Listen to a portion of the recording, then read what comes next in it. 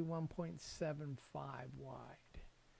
So I'm just going to come in here. I want these to be 31.75 wide and 30 millimeters tall. And then I'm going to draw a bisecting line. And I want this bisecting line to go straight up the center, and I need this line to be 42.48. Now, if you're asking, well, how did you come up with all these different sizes and measurements? Well, basically, I'm just take a drawing or anything that I can find from plans or whatever, and I draw them. Or I draw it to fit my need. If I have photographs, I try to make basic intelligent measurements, and I basically try to get these figured out.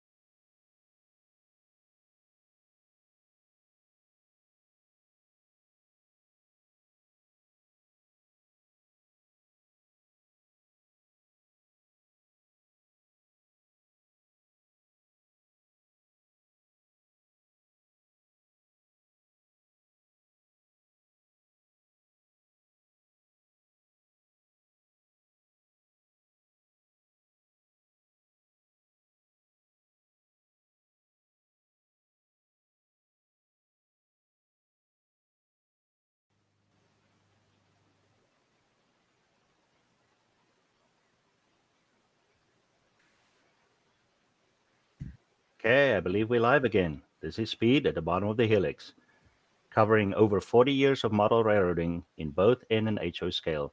Our next presenter models the Colorado Front Range focusing on Colorado and Southern Railroad from Loveland to Colorado Springs. He works as a field service engineer, repairing robotic and laboratory equipment, which is why he built his own laser systems. Today, however, he will show us how to make the drawings that these lasers need. Welcome to Mike Deverell. Thanks, Pete. So right now we're probably in one of the golden ages of model railroading, with the ability to basically 3D print or laser cut anything we need. So we're going to take a look at this presentation here. Let's make sure I can share it. All righty. So this first building you're seeing on the background, this is some of my when I first got the laser and was working on it. You'll see some of these right here. And laser drawing is really quite simple. And so it's about keeping it simple. Now, if I could just make the thing go.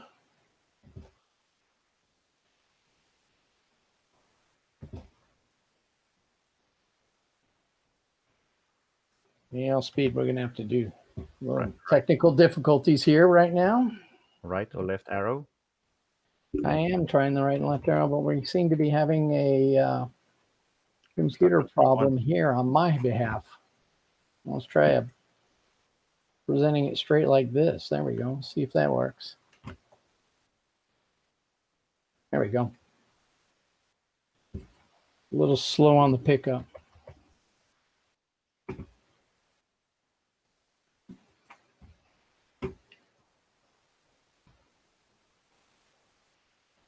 There we go.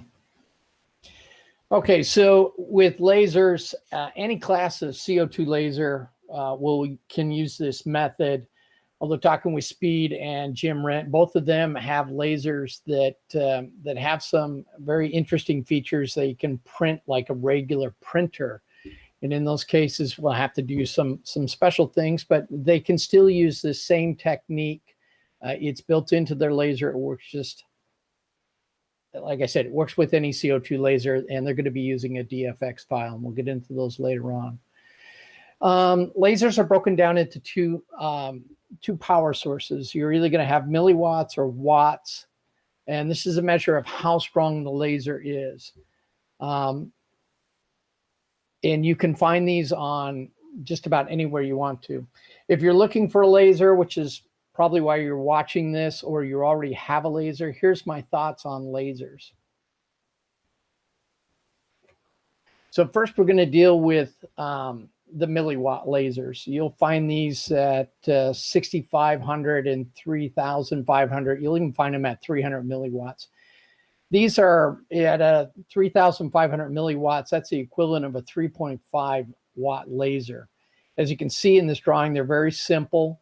They are really used for cutting paper and engraving into paper more than anything else. You can cut 16th inch MDF with them. You can find these usually for a couple $100, maybe a little more than that. And if you just want to experiment a little bit and just deal with paper and cardstock, these would work really fine. This is a K40 laser. This is the very first laser I bought. These are available all over eBay. They range about $400 now. They say that they're 40 watt lasers, but the tube is only about 35 watts. You can overdrive a tube up to 40 watts, but you're cutting the life expectancy of those tubes. Laser tubes are just like light bulbs. They do burn out after a while. You have to replace them, so overdriving them will shorten the life of those tubes. You can also find additional lasers that are bigger than the K40. When I first bought my first K40, they were about a 6 by 6 inch area that you could cut with. Today, they're now sitting about 8 by 12 is what you'll find them to be standard. You can get larger lasers, and the cutting bed is really what you're paying for. Lasers, you're going to find them between 40 and 50 watts are pretty standard on eBay. The next one you could do is maybe DIY, build your own, which is what I did. There's plenty of plans out there on YouTube.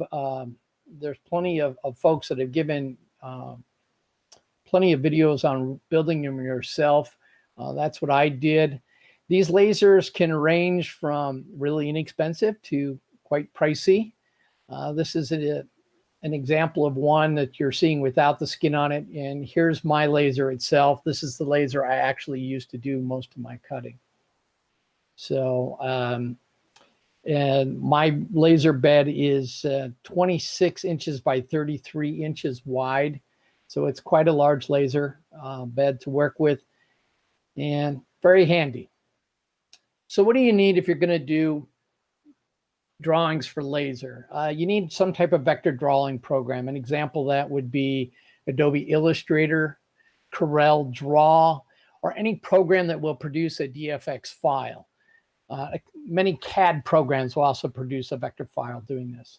A DFX file is a file extension for a graphic image.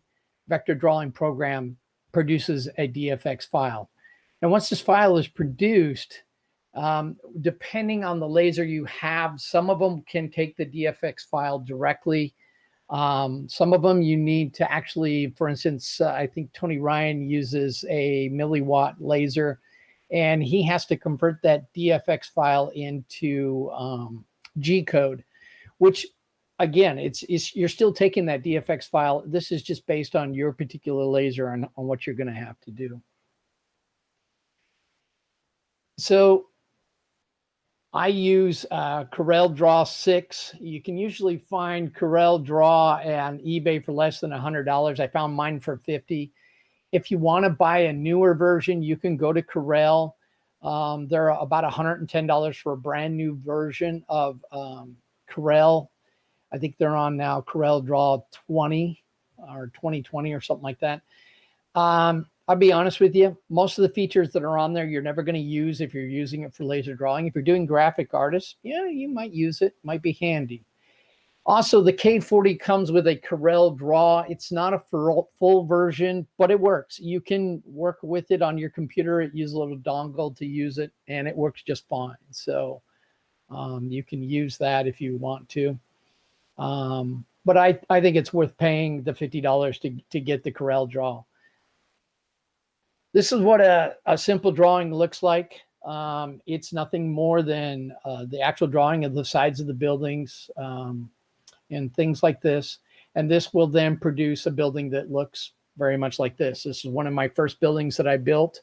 It's just a simple garage, but it's nice to work with it. And when working with these type of lasers and drawings and different projects, the real learning is going to be from drawing and then experimenting, drawing and experimenting. So eventually you'll get really good and you'll figure out how your laser works, which is really the part that you're going to have to do. The drawing is the simple part. It takes the most time. But then once you're doing that, taking that drawing to the laser and actually learning how it's going to cut the material and everything is what's going to be really the tricky part of all.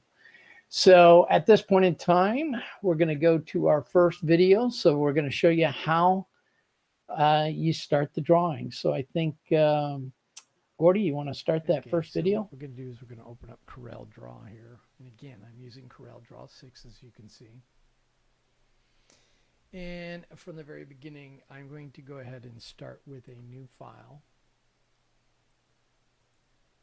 The custom format here is designed to fit on my laser. So the measurements that are there are the actual size of the bed of my laser. You can work with different sizes, but I find this just to be easy. That way I know that when I start, it's already going to fit onto my laser bed if I have any questions. So we're going to start by drawing this garage. Now, the way that the laser understands what to do, or I should say how you're going to control it, is by the drawings and colors.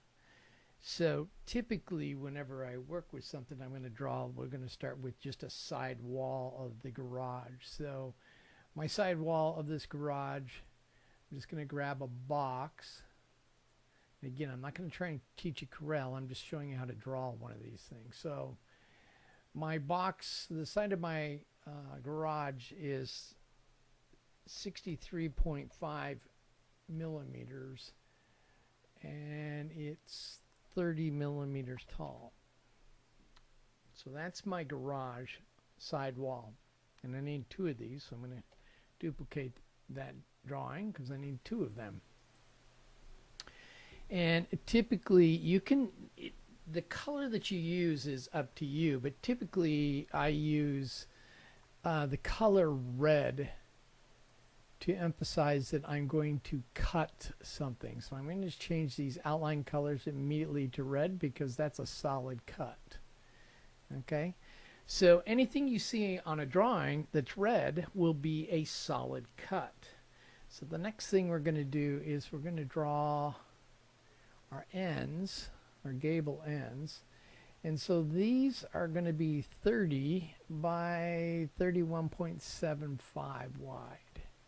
So I'm just going to come in here. I want these to be 31.75 wide and 30 millimeters tall.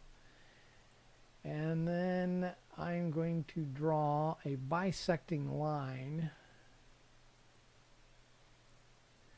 And I want this bisecting line to go straight up the center, and I need this line to be 42.48. Now, if you're asking, well, how did you come up with all these different sizes and measurements? Well, basically, I'm just take a drawing or anything that I can find from plans or whatever, and I draw them. Or I draw it to fit my need. If I have photographs, I try to make basic intelligent measurements, and I basically try to get these figured out, you know, through sizes of windows or car tires or things like that that I can use that are in a photograph, and I'll use that to basically decide what size to make something. So I've got my end gable here. I'm going to need 2 of these. So I'm going to duplicate this again. There's 2 of them. And this one of these has a door on it. So what we're going to do is we're going to make a door that is, I've got a cheat sheet showing me how to do the measurements here, but that's okay. Well, I want it 23 wide. And so I'm going to make this 23 millimeters. And then we're going to put this up into it. And I'm going to center it. And that definitely needs to be taller. So we'll say that's how big our door is going to be. I need to get rid of one line here. There we go. There's my 2 gable ends. And I'm going to group these together just because I like to be able to grab things and not have them get away from me or split apart. And again, I'm going to turn these lines all red because I'm going to want these cut out of my material. So we'll go to red. There we go. So now I have my 2 sides and my gable ends, and now I need to draw in some roofs for these things. I'm also going to make sure that this is on the same, there we go, parallels that. That looks good. Bring these just a little closer. I know you're like, well, what's all the deal? You'll see in the end when we go to put the siding on the buildings, I try to line all the lines up so it makes it nice and easy when I'm doing the siding. Okay, so now I need the roof material, the 2 side panels for the roof. So I've measured these out, and if you ever had a question, you could actually take this and you just measure from this node to this node, and you can see that I am at 20.39 millimeters. So we'll undo that. So I want to make sure that my roofs overhang some. So we're going to make them 25 by, and I happen to know those are 63, so I want them 25 by 65.5. So we're going to go into here. Our length is going to be 65.5. And our height is going to be 25. There we go. There's my one of my panels. We'll duplicate that again. There's 2 panels. And again, these are going to be cut out, so I'm going to make their outline color will be red.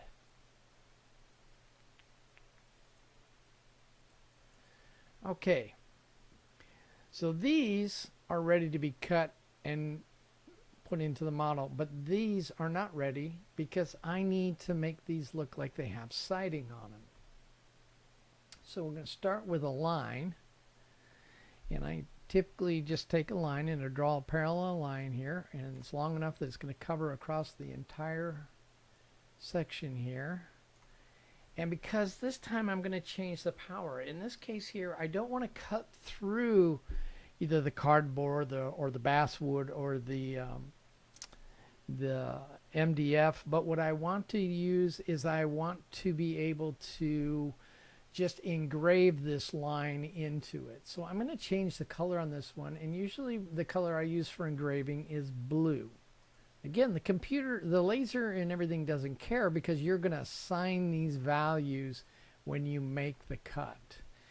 Now I want a bunch of these together, and I need to have them approximately 1.7 millimeters apart, which works out to, I believe that ends up working out to about an 12-inch spacing. So I'm just going to put this one right here. I'm lining that up, making sure it's lined up with my, there we go, perfect. And now I'm going to delete this. Actually, I'm going to set this right here.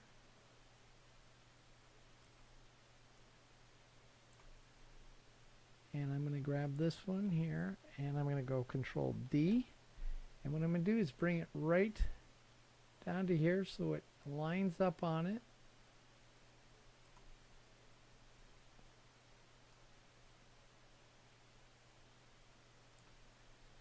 There we go. And then I'm going to zoom out here.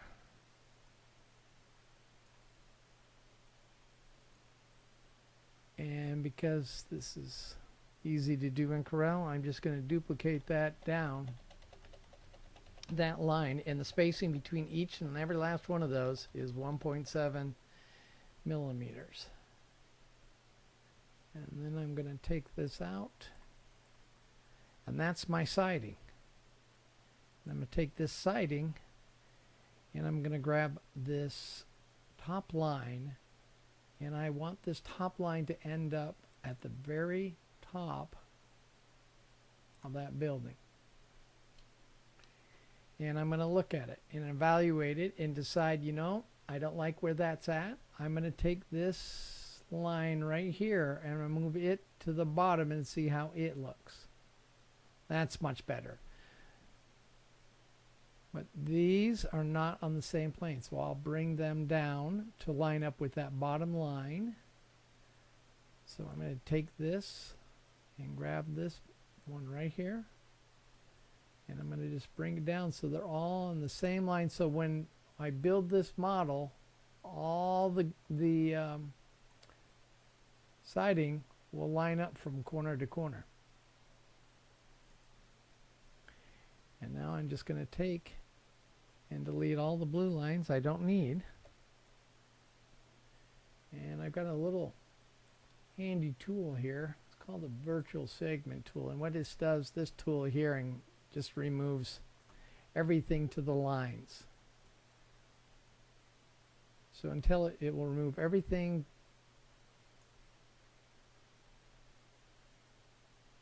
till it runs into another line, just like so.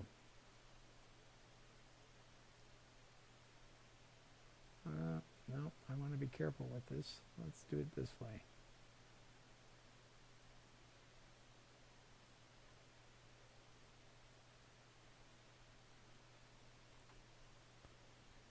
And we do that one more time here. And then we do this right here. Okay, all my siding is done. Oh, I don't need this in the center either. But I'll be careful because I don't want to delete any of my red lines. And we move this line right there. There we go. So all my garage siding is ready to go. So if I have a door to draw for this garage door, we're going to take this garage door. I'm going to just draw this just like so. And make sure I've got it where it needs to be. So this is the opening I have. But I need my opening to be a little wider and a little taller. So instead of 23, I'm going to make this 27. That'll give me 2 millimeters on each side. And then I'm going to make this a little taller by making it 27 tall. There is my garage door. And what we're going to do with this door is we're going to put, make it a 5 panel. So if I have, and let me remind myself how big this is, 27. So let's divide 27 by 5 panels. So then we know it's going to be 25 and some change. So 27 divided by 5, 5.4. So I need a line that is 5.4 long.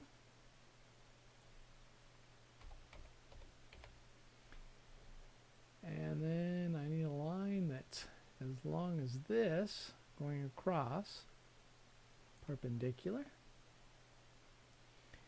And I'm going to grab this and just set it out of the way for beginners. Put this in the center. There's my first panel. Whoop. And we're going to grab this and set it right there again, making sure that it's touching. Then I'm going to grab this line right here and I'm going to duplicate it. And I'm going to bring it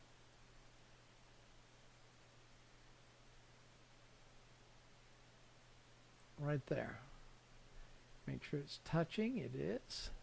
And then just go duplicate, duplicate. There's my garage door. Take that out of the way and delete that. Now I want some lights in this garage door, so I'm going to draw a couple thin ones here. And I think we'll go with 10 by 3. And I think we can get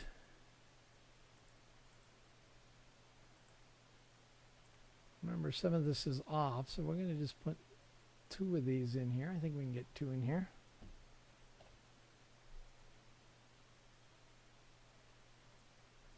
There's my garage door. Now, things we want to do. These boxes, this box, and these boxes here all get cut through. So we'll change their color to red. But these black lines I want to convert to blue because I want it to scribe into this. So I'm going to grab that line, that line, that line, and that line. And we're going to convert their colors to blue. There you go. You now have, now I gotta group this together so I can move it as one. So now I have a garage door, my gable ends, my roof, and everything. And then we're ready to go to the laser. And that's how you do a drawing for a laser. It's a simple drawing, nothing more complicated than that. Now the issue is, this is easy, and these are some of the first projects I would start with if I was learning to do this, is to do something like this.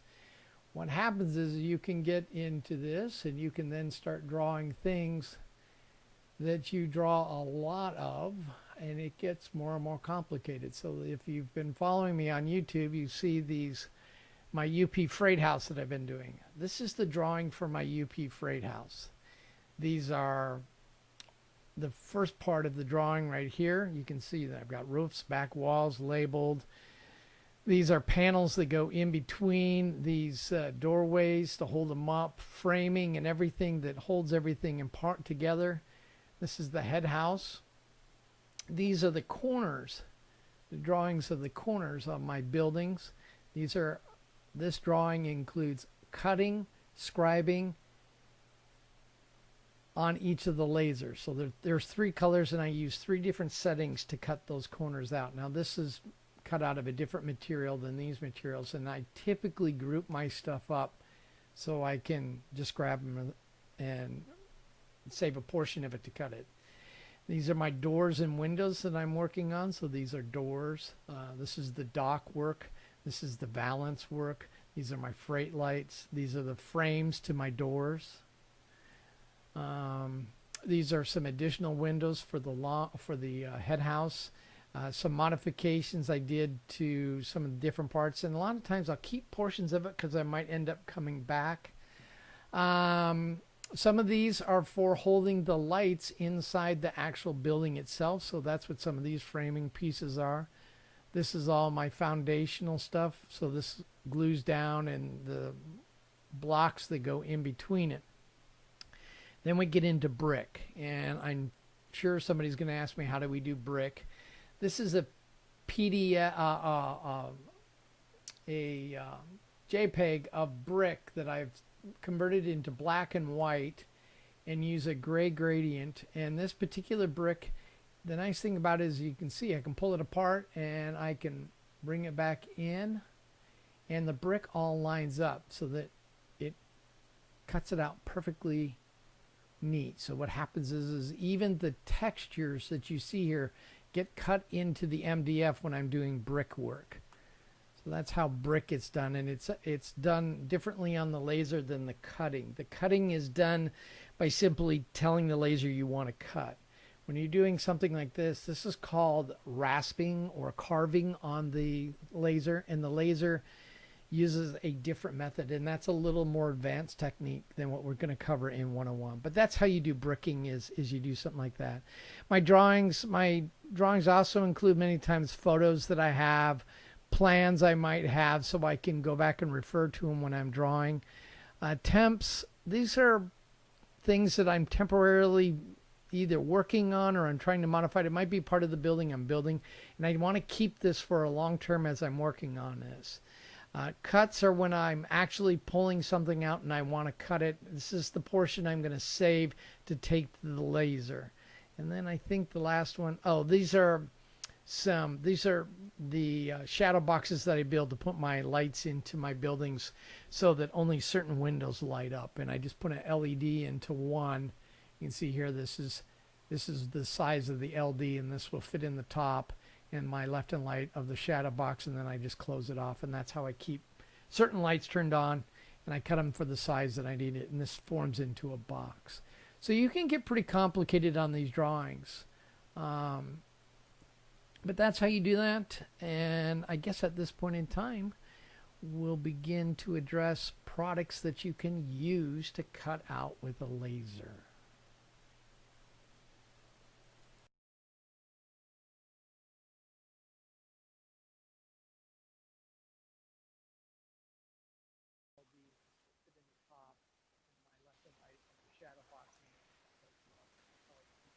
Certain lights turned on, I cut them to the size and I need forms into it. So you can get pretty complicated. Mike. Yep. Alrighty. So ready? Okay. So what can we use to build with? My favorite product is MDF, and I use 1/8 inch and 16-inch MDF. And also another product that falls into that MDF family is a product called Polyback. And you can find it online. And this is MDF that's about paper thin. And it works absolutely fantastic. If you take a look at like the doors or my window frames that you find on these houses in the buildings, they're oftentimes made out of this polyback.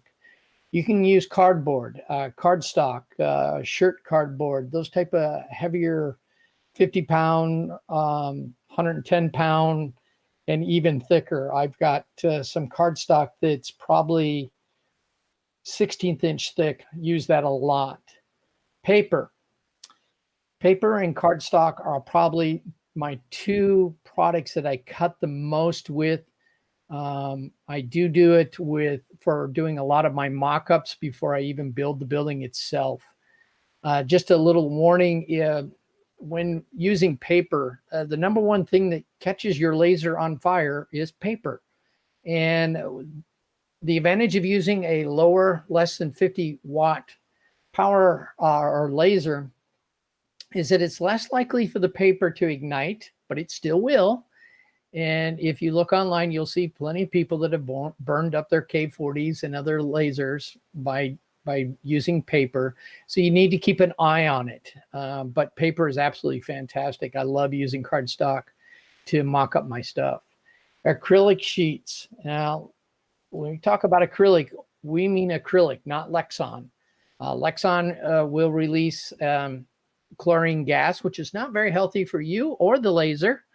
But if you use acrylic, laser works absolutely fantastic with acrylic. And if you have a source for acrylic, it's a great product to laser cut and work with. It's expensive if you have to buy it outright. That's why I use MDF. So, take a look at acrylic if you want to use something like that. Basswood. Basswood is what's typically used for a lot of these laser cut kits. My feelings on basswood is great with the exception of it's a natural material. So unlike MDF, which is very uniform throughout the entire product. So when I laser cut or cut bricks into my MDF, it's even and it's consistent throughout the entire piece of wood. Where if I use basswood, there are soft and hard spots in them. So it will create a little difference in them. It's workable, and obviously the manufacturers do it, but basswood's awful hard to find in sheets that are 24 by 30 inches. So just being fair with you. So we're going to go to the laser at this point in time after I've selected the product I'm going to use. And I use Lightburn software to control my laser from the computer. As you saw back, excuse me, when I was showed my picture of my laser, I have a computer that sits right by my laser that has my Lightburn software. I just take my DFX file and I just simply plug it into the computer, load it up into Lightburn, connect it to my laser, and voila, I'm controlling my laser. I can simply take a USB stick and stick the DFX into my laser controller, and after uploading it, I can control it straight from the laser controller itself. I have to go through and pick the powers for all the for all the colors, but I think at this point in time, what we'll do is we'll give you just an overview what Lightburn software or any laser control software works. So go ahead, Gordy, and shoot that second video on. So this is Lightburn software. This is what I use to control my laser typically. I don't have to. I could actually download the DFX file straight into the laser, and then I can set my powers and everything based on the colors. The laser recognizes that as well, and it will do it. But let's just go through what I do for myself when I'm cutting. So the reason why we picked all the colors is that's how we're going to control the power of the laser. So the first thing I'm going to do is I'm going to import my garage that we did. Now this is not the exact same drawing we did because I wanted some different colors so I could show you how this works. So I picked these colors because these are the colors I use typically on my laser. I use blue, red, yellow, green, black, Those are pretty much the 5 colors I use. And as you can see over here, these layers are set up, the cuts are set up based on the color. So you see black, I have a black line in here. It's right there. There's my black line. And I put that there purposely so I would have the black show up here. And this is the order in which it's going to cut. Excuse me. So typically what I do is I want to do any engraving first and then do my cuts last. So red's always going to be on the bottom of my cuts, and it's going to cut it in this order. So these colors will, the power on here, the speed and the power will change based on the material I'm using. So if I'm using MDF, cardboard, acrylic, any of those type of products, I've got a book that I keep track of what my settings are at. Now, these settings are only good for my laser, and that's because I took the time to check and see how they work on those particular products and what I wanted to achieve. So typically I don't use black, because black I use, as I showed you in the brick, my brickwork is a grayscale, and it uses black to gray. So the black I use for doing my brickwork, and that's why I typically don't use it for drawings. I use it for just doing my brickwork. And these powers are set up based on what creates the best brickwork for my product and what I'm trying to work with. So you can see here I've got it set at a speed of 100 millimeters a second, and I'm running at 20% power on my 90-watt laser. So that's typically what I use.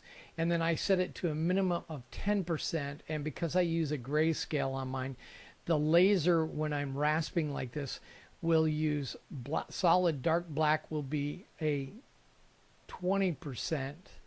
And any gray color, the minimum, the lightest gray that it will cut on will be 10% of the laser power. And that's how it cuts the brick and makes it work in that fashion. So that, again, advanced, we're not going to worry about that right now. The other thing we have here is my blue. So I can, I need to say, okay, this, if I pull my blue, this is typically what I use to scribe a line in my MDF. No matter what density the MDF is, I use a 12% power at 12 millimeters a second. So that's why I always use blue for that type of stuff. Yellow is set for 16th inch MDF and cardboard. I will use this speed right here, or nope, correction. Blue is slow. No, yeah, this is what I use for cardboard. Yellow, I'm sorry. And it's 50% at 20%. So it's moving so fast that it makes a nice clean cut, doesn't burn the line, and doesn't leave much soot when it goes through with air assist on. And then this is my typical cut for 1/8 inch MDF. I'm running at 8 millimeters a second at 27.5. Will make a straight cut through on my 90-watt laser. So that's just in and that's what the laser knows. I programmed these in, so when it sees these colors, these are the powers that it's going to dial into the laser, and it's going to literally go right down the line. So it's going to cut blue first, so it would cut all these lines first. Well, it'd cut black first if I had one, so it'd hit this, and then it would hit these lines blue, and then it would go to the yellow lines and cut them, and then it would go to the red lines and cut them all out, and voila, that would be our model, and we would be done with it. So the drawing is where all the work is done, and the laser just does everything else once you've got it programmed and dialed in and you know exactly what it's going to do. So at this point in time, I guess the next thing is, has anybody got any questions? We'll answer them. So let me hear from you, and we'll start with that.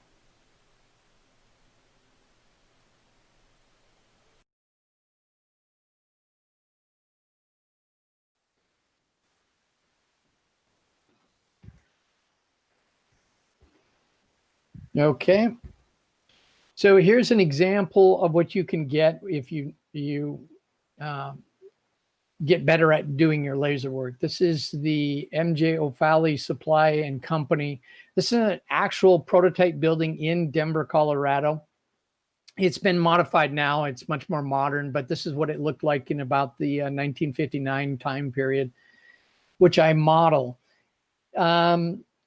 You can, everything on this was done with a laser, and it's all out of MDF. Even the stenciling I did out of painter's tape, literally stenciled the letters into it, then taped it onto the building, and then painted it.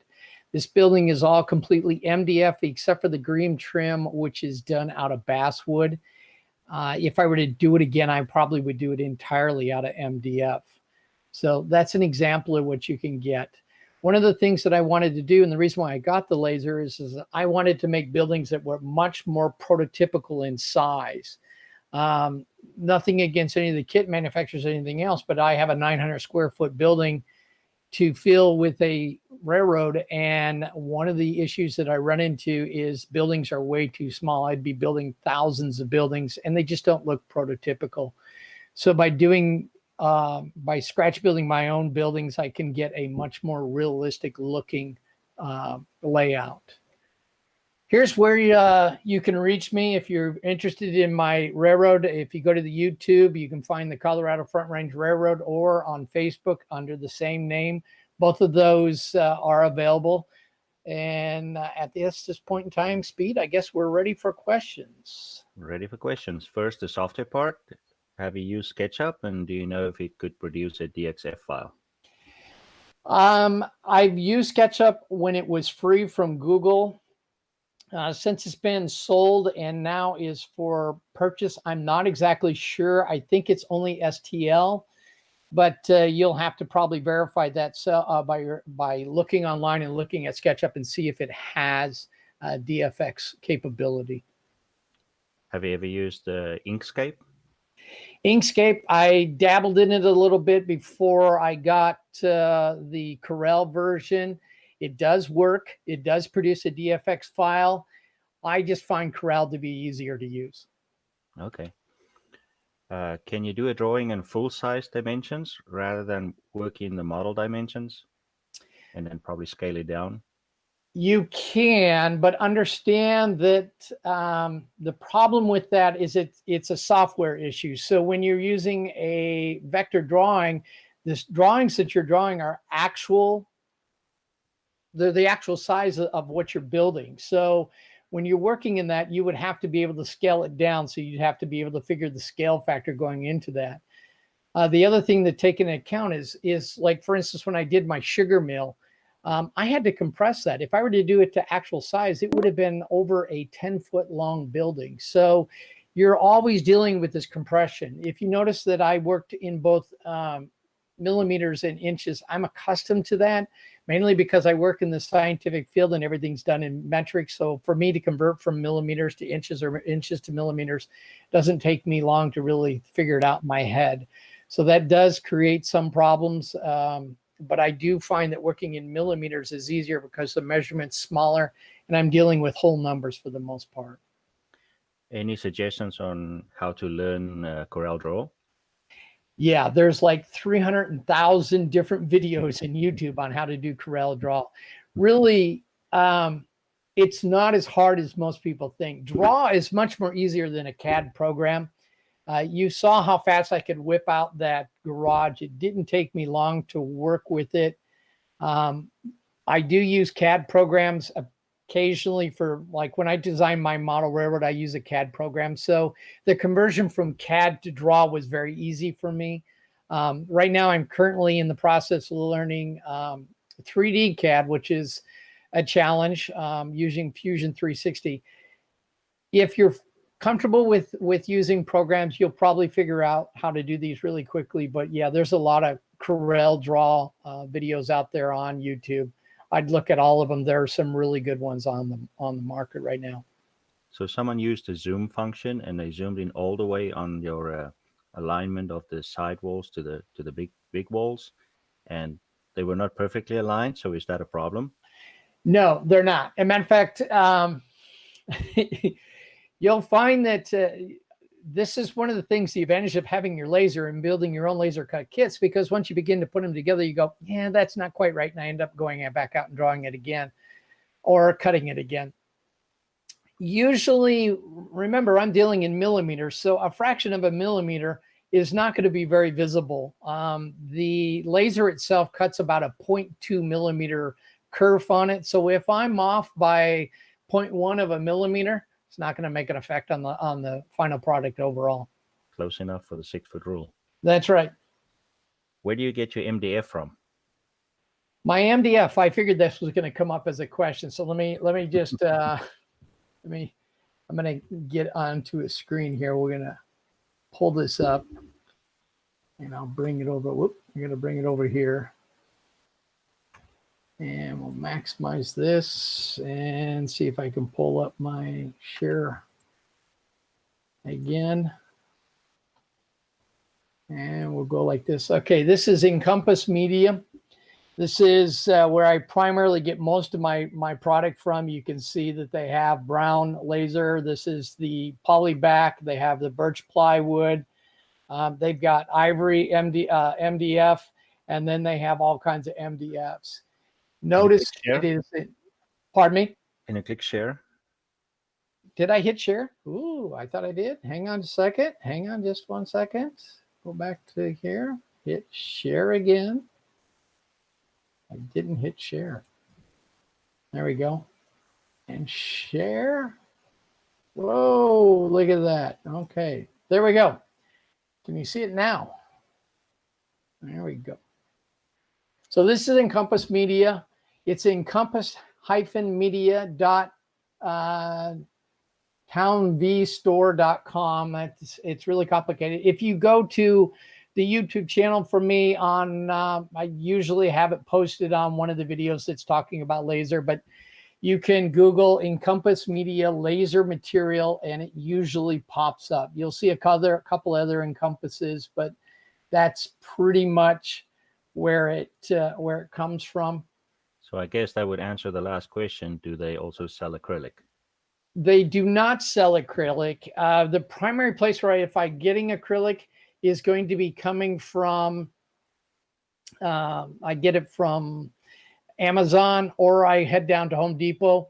I can cut on my laser up to a 1/4 inch thick or 10 millimeter acrylic. Both of them work really well and they produce an absolutely fine finish. Cool. Well, Mike, thank you very, very much for your time and showing off your skills. That was the end of our questions. Oh, fantastic. Thank you for having me. And I look forward to the next person that's coming up. Pleasure. Merchandise that you can buy at, and now I have a blank. Look at the slides in between this one and the next one, and you will see where to buy product. Use discount code NMRAX20.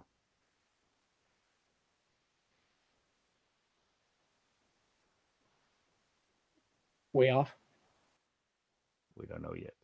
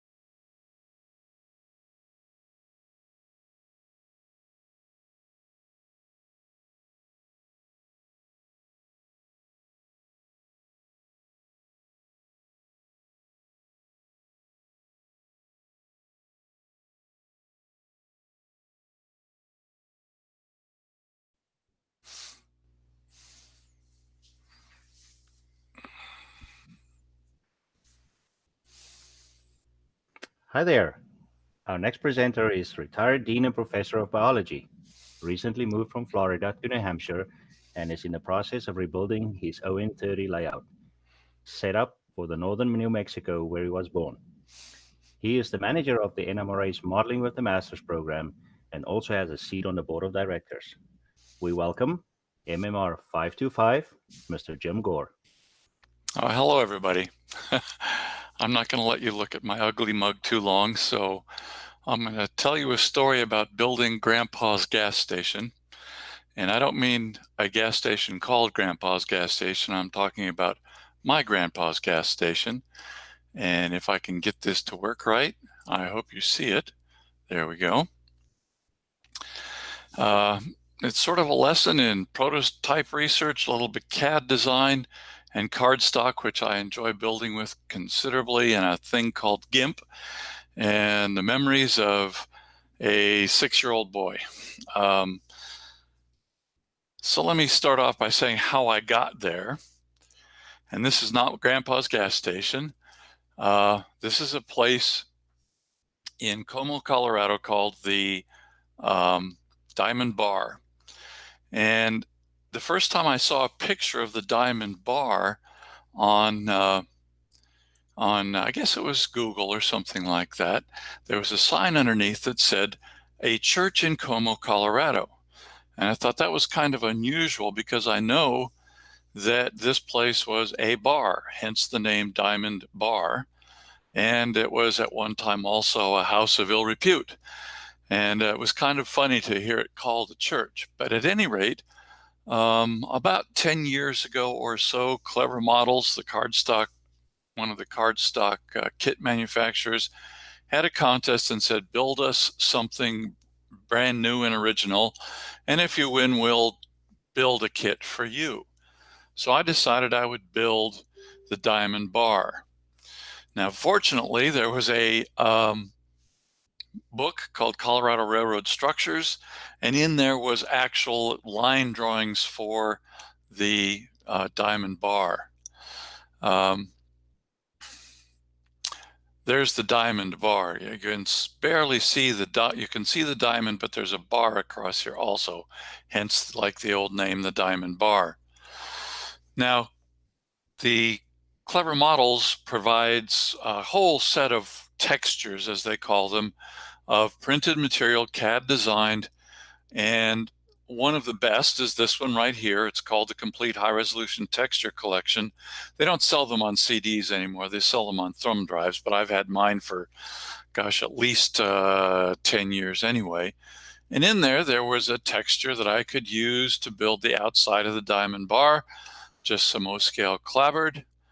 There's the O-scale standing seam roof, and there's the double hung windows.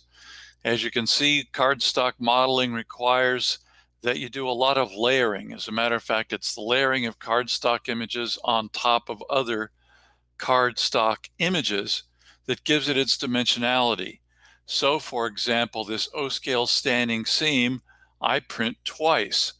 Once to create the template to build the roof, and then once to cut out each and every individual seam and overlay it on the same one that was the base cardstock. And you can see the windows, for example, are actually built of about 6 or 7 layers, and if you glaze it, it's 8 or 9 layers. So ultimately, over a period of about 3 or 4 months of evenings, I built the Diamond Bar as it was when it was a bar and brothel, if you will. And you can see here, it's a little bit easier. This is the Diamond Bar, and it looks a little bit church-like, I suppose. Ultimately, this became a service station in the 1920s into the 1930s before it was abandoned at Como. So it's a pretty easy medium to work with, and you can add all the kinds of details that you can add to any other kind of a structure, despite the fact that it's built out of cardstock.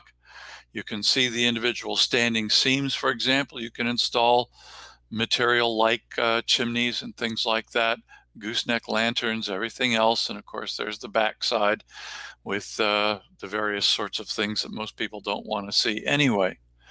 Well, I was fortunate enough to have won the contest, and so they said, what do you want us to make? And I said, well, design me Grandpa's gas station.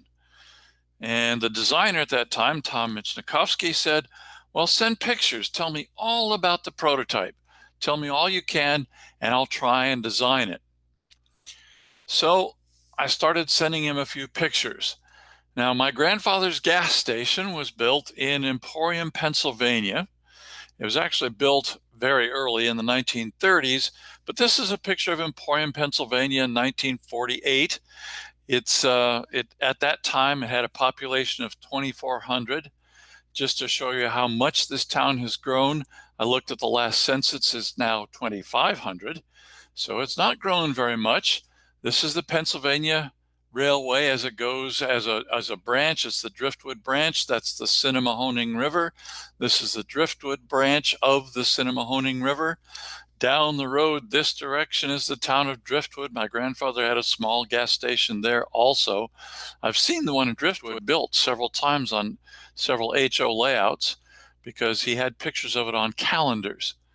The only industry of import in Emporium is right there. That's the Sylvania plant. It did something important during World War II. That's all I know. I don't know what they made other than vacuum tubes. But I'm not really interested in the Sylvania plant. That's the one lone spur off the Pennsy there. I'm interested instead in that little tiny structure down there. That's Grandpa's gas station, the Gore service station. My grandfather built that in the 1930s. It didn't quite look like that then. This is about 1946.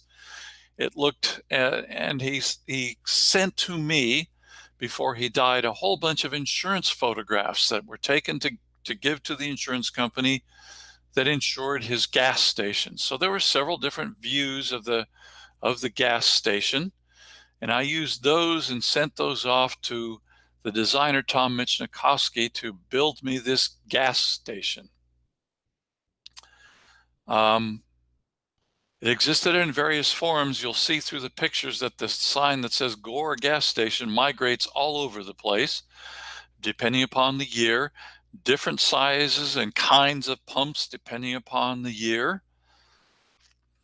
Here it is a little bit earlier in its existence, and you see the Gore service station sign has moved across to a different roof. Here it is before the service bays were built. Very different kinds of pumps and things like that, but it's still the same old place. Brick roads. Interestingly enough, this is Main Street going down through Emporium, Woodland Avenue this direction, and even the base of the gas station was brick. The Gore service station there, again, the signs migrated around. I'd love to see some models of this old style pump, but I don't have them. So I had to buy something a little more modern when I installed mine. So I thought, well, I'm going to get this thing right away and I'm going to build it. It turns out that it took about 5 years later and it still wasn't even close. And so I wrote to my friend Tom and I said, Tom, these are famous last words. Just send me what you have and I'll figure out the rest. So about I'd say a week later, I got this single file. And I looked at that and I said, what the heck is that? And he said, well, it's all of the layers on a single file. And I said, well, how do I separate them? And he said, well, it's simple. You just put it on your Photoshop program and you separate them out. You separate out the various layers and print them out. I don't own Photoshop. When I discovered how much Photoshop costs, I know I didn't want to order or own Photoshop. But I did find out something about something called GIMP. GIMP is the GNU image manipulation program. It's freeware, at least when I bought it, it's freeware. I checked a couple of days ago, and I think it now costs $4. But it's essentially a freeware version of Photoshop. And Fortunately for me, it has a very shallow learning curve, at least for my purposes, and I was able to separate out the layers relatively quickly.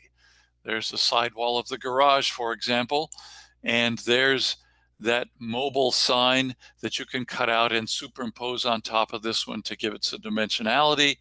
You have to remake those windows. I printed this out about 4 or 5 times to get all of the layers to make a 3-dimensional window. There's the opening of the service bay. I cut this out a couple of times so that I could cut each and every letter out and superimpose it on top of those. For those who think that it's cardstock means it's simple, I always tell people, as a computer modeler during my academic career, we used to have a sign in our lab that said, computer modeling is fast, efficient, and accurate. Pick any two.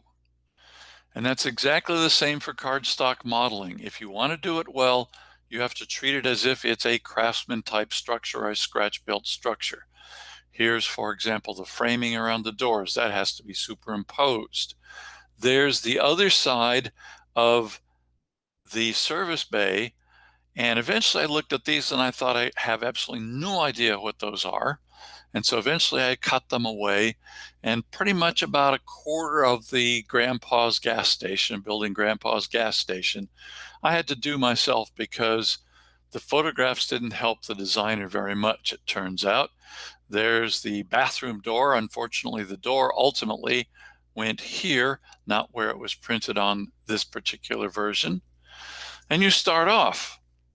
Now, one of the things that people worry about cardstock model is structural integrity. And so the layering actually builds structural integrity.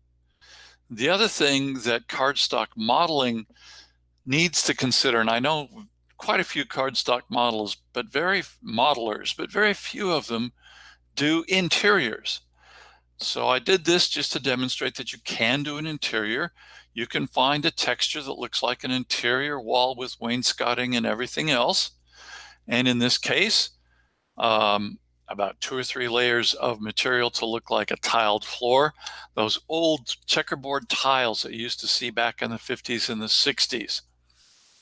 These tabs with the red dots on them are gluing tabs, and you can either create them yourselves. Sometimes the models will have them built in. These will ultimately support the roof, for example. But I'm worried about the interior right now. This is a pretty typical interior. This is the interior as I remember it as about a 7-year-old boy. I do remember, for example, the Coca-Cola machine. I remember the gum dispenser. I remember the candy dispenser. And one thing that I discovered later on was that my grandfather loved a good 5-cent cigar. And so he didn't have a cigarette machine, but he had a cigar machine that dispensed about 6 or 7 different brands of cigars. So there's somebody in there sort of wiping his brow because it's a hot day in Pennsylvania. There's a service counter and everything else. All those good things that you want to see in the interior of a gas station. This is the door off to the office, which is back here. The bathroom is back there. That's the ladies' bathroom. The men's bathroom is inside. And we won't get into why that occurs. Roofing is the same type of procedure. Here's the external roofing with this very strange looking shingle pattern. There's an undercoating or an understory like that so that you have an underlayment that fits upon so that then it becomes thicker and thicker. I use 110-pound cardstock, and 2 or 3 layers makes it a fairly solid structure, even though you've got an interior for it to go over. Here, for example, is one of the supporting roofs. You have 2 or 3 layers. Here's that thing all cut out. Eventually, you paint the edges of this white material with some kind of an acrylic paint or something like that. It gets glued on top of that, again, to give it some dimensionality. So there's the office. And you start adding details and things like that. I know that it looks a little warped here. I have no idea why it looks like that, because on the original or the model itself, it's not warped. But nevertheless, here's the office, and you can see inside some of the detail in there. It's illuminated with an LED, so people can look and see that it's illuminated. I also added a screen door because during the summer the main door was only opened for at the beginning of the day and the end of the day. You went into this office through that screen door. Again, it's a cardstock piece with a piece of screening behind it to make it look like a screen door. Now we get to the building of the open bay or the garage. This was kind of an interesting part because I had no idea what the other side looked like. I must admit I had to sort of make that up based on what I could see of the photographs. This picture was taken in 1945, 1946, and you can see after the war, after the end of World War II, not a whole lot of brand new cars were on the scene, at least in the little farming town of Emporium, Pennsylvania. There are a lot of old cars from the 30s, a few early 40s cars, but mostly stuff that had to survive through the times of rationing in World War II. So there's the side of the garage. It's got 3 windows and things like that. Now those windows have some good structural integrity because, as I said, they are about 7 or 8 or 9 layers. This windowsill is 3 layers, for example. The top sill is 3 layers, for example. The windows are 2 or 3 layers. So it adds some structural integrity there, but there's not much integrity there. And again, I wanted an interior. So I needed some interior material. So I searched through my CD file, and it turns out there's something called O-scale studs and plywood. So if I cut that out and put that on the inside, I've added some structural integrity.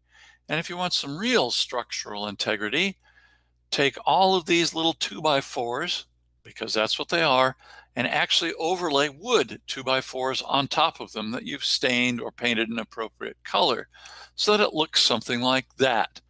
So now you've got a wall that has some real structural integrity, some wood, you've got tar paper, you've got the windows, and it makes a pretty strong and firm wall.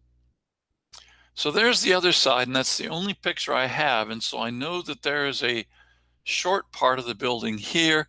I thought at first that was a tall part of the building with a brick chimney there. It turns out that's the house behind or across the street. That's not the part of this structure. So that's a little bit of investigating you have to do too. Here is the air pump. It took me a while to figure out what that is. So we'll go on. Clapboard siding, little white clapboard siding. Again, with the 2x4s all framed in. And there you start putting this thing together. These doors, unfortunately, they don't roll up and down. I had thought about trying to make them roll up and down, but ultimately I decided I'd allow it to look something like that, with one door down and one door as if it were open all the way, because you're going to fill the bay with something else.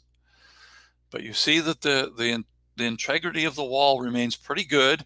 I lived in Florida and I had these things on my layout for as much as 15 years, never warped or anything else, as long as you've got a good air-conditioned space. There's the back side. That is a piece of 40 thousandths sheet styrene to make the floor, because I wanted to spray paint it a good solid concrete gray color, and so the structure sits on top of that styrene floor. This part of the shop was a welding shop, I discovered later on. But you start putting the interior material into this floor. Again, my grandfather at that time did not have a lift, so if you are old enough like me to remember what it was like, you didn't have a lift underneath here if you wanted to change oil. In fact, there was a pit underneath. You walked down the stairs, they drove the car in over the pit. Sometimes you couldn't even get out of the pit, but you stood in the pit and did all the oil changes and things like that from underneath the pit. My grandfather finally got a lift about 1958, 1959. Until then, there was this service pit, and then there was other material here.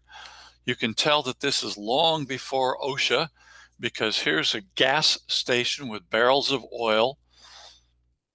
being heated by a coal stove, which never would happen today. There's oxyacetylene there, never happened today. Stacks of tires, things like that. Here's a good old interior of a good old gas station. Of course, you got to have a few risque calendars and things like that on the wall. There it is in that direction. You can see that it's easy to work with. Cardstock is easy to work with. I had a friend ask me once, well, why don't you just use wood? And I said, well, it seems to me that cardstock is made out of wood. It's just pulped and pressed and made into a different form of wood. At any rate, here it is. If you really want to go to the effort, you could actually cut and overlay all of these clapboards to give it additional dimensionality. Usually good shading by CAD design, you don't need to do that. And again, of course, LED lit interiors and a little circuit. I can't even remember where I bought the circuit from to show the welder inside. And you can see the brick base, and that is cardstock as well. Cardstock printed by CAD design.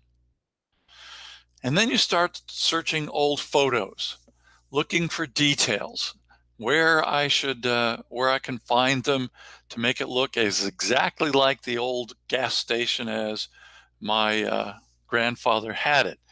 Now that dapper young fellow there isn't really a detail I put in. That's my father. As he was about to go off to Pennsylvania State College, it wasn't Penn State University then, Pennsylvania State College, where he majored in engineering, a very strange engineering degree at the time called I can't remember, something anyway. It was nuclear engineering, and he was whisked away and sent off to a place called Los Alamos, New Mexico, to become part of the Manhattan Engineering District, which is where I was born then, in northern New Mexico.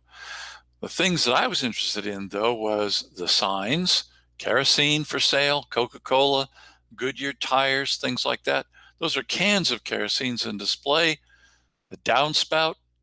So that's what I was interested in. Those were things that I wanted to put onto my model of the gas station. Oops, going the wrong direction here. So there's the Gore service station, and I started looking at these things in front. What else do I need? Well, there are stacks of kerosene. There are tires. Have to put some display tires out there. These pump islands had racks of oil and things like that. One of the things that bothered me for a while was that. It took me a long time to figure out what that was. At first, I thought that was somebody sitting on a chair, their head in their hands. And it took me about a year to figure out that those are oil pumps. And so eventually I had to put some oil pumps into the gas station. So, oil pumps.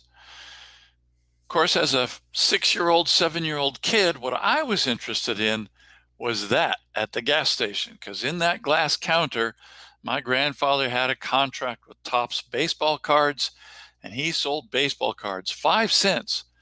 Now they had penny cards also, or penny packs also, 1 pack for a penny, and you got 1 card and 1 piece of the world's worst bubble gum. If you spent 5 cents, you got 5 cards and only 1 piece of that terrible bubble gum. So I usually tried to save up my pennies so I could get 1 pack at 5 cents. Now I was lucky enough to get 4 of those. For those of you who might happen to know about baseball cards, that's the 1952 Mickey Mantle rookie card. And about 8 months ago, one of those sold for $1.4 million to a collector. I will say that I had 4 of them. One of them I turned into my tuition at the University of Colorado. So maybe it's worth it, maybe it isn't, but at any rate, that's what I was interested in my grandfather's gas station. Not much else until I decided I wanted to build a version of it.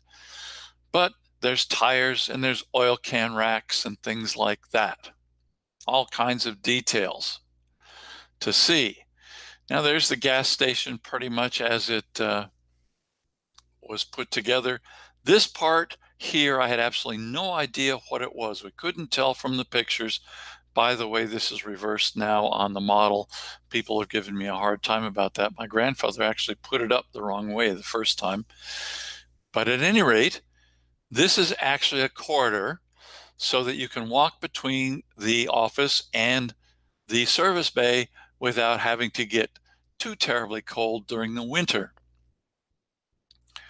Tires again, lots and lots of tires. Somebody looking at a motorcycle over there, and there are those oil pumps. So yep, there are oil pumps there. And here's an old, oh, I believe that's an old Triumph or a BMW. At any rate, there are those oil pumps. And so here's more or less the finished version. And you can see some of the details, some of the old type style cars and things like that. Something that a lot of people, particularly young people, ask me is, what is this piece of wire that's laced around the gas station? Well, if you're my age, you know exactly what it's for, because when people drove in, it's just simply a wire inside of a tube. When you crossed across it with your tire, it rang a bell inside the station, because this is back in the days before self-service. This is when there was a nice attendant in a uniform who came out, checked your water, changed your oil, and filled your gas up. Now, the price of gas back then, for those of you who might wonder, was 22 cents a gallon. Yeah, it was pretty expensive back then. So at any rate, there are all kinds of details to be put in there. There's the side of it. This car is actually a Russian car. This is a Gaz, but it's actually based on a license from Chevrolet. It's a Chevy. So at any rate, the only source of water was a well outside. So if they wanted to fill up, for example, this tire tank, they had to take it out in a great big oil can, in a big water can, things like that. There's a 1952 white gas dispenser. I had to put that in. There are the two tanks down below. There's that air pump on a stand, and a couple of gentlemen who are about to fill the tanks with two grades of gas, only two, regular and ethyl. People always think that's kind of funny. Why was it called ethyl? Well, if you're a chemist, you know it's tetraethyl lead. Tetraethyl lead gave this an octane of about 93, 94. Regular had an octane of about 91. This is an old Revell kit, by the way. I think I paid on eBay about $5, $6 for it, and had it sitting on the shelves for years, waiting for an appropriate time to put it on my layout. And there's the gas station sign that sat at the corner of Main Street and Woodland Avenue. This was kind of an interesting sign, because I looked at that mobile gas station sign and I saw a couple of words there that I didn't understand. SOCONY-vacuum. And looking at the sign and having learned French in high school and at university, I thought, maybe that's a French word, Socony, or something like that. What the heck is Socony? Well, I found out with a little simple search through eBay or through Google. That stands for the Standard Oil Company of New York. That's not French at all. And vacuum is the vacuum oil company makers of Gargoyle machine oil. Gargoyle machine oil was a mobile oil product, and so they sold Gargoyle machine oil and various grades of oil for the automobile. Well, that's how the gas station looked until 1956. Then the crash occurred, and this has got nothing to do with the stock market. This has to do with the layout of the town of Emporium. Again, the gas station is right there. This is Main Street, heading down towards the Cinemahoning River, down towards Driftwood this way. Main Street crosses the Driftwood branch and goes this direction towards the town of St. Mary's. This is Woodland Avenue. My grandfather's house is right here. Here's the gas station. if you go across the town or go across the street coming from St. Mary's, you go across this bridge and you have to make a choice. You either turn slightly right and go down Main Street, or turn slightly left and go down Woodland Avenue. At about 11 o'clock in the evening in July of 1956, two gentlemen who, as my father said, had a little bit too much medicine, went straight forward and right into the gas pumps at the gas station. And I was visiting my grandfather at the time. I got to be the first person to run around the corner of the gas station and watch 2 or 3 gas pumps go up in flames, and then fed right into the gas tanks under the gas station, and a gas station went up in flames. That's why there's lots of insurance pictures of the old gas station, because by the time it got rebuilt in 1958, it looked like that. The old Art Deco gas station of the late 1950s, early 1960s. I put this picture in also to mention some other details. There's a white picket fence and actually a shrub sort of hedge along the back of the gas station. My grandmother didn't want to watch the gas station from her house, so she also planted some very large pine trees also to sort of obscure the picture of the gas station. So I had to include those on the model as well. So I see I've taken about 10 minutes early, and actually I'm done. That's how I built Grandpa's gas station.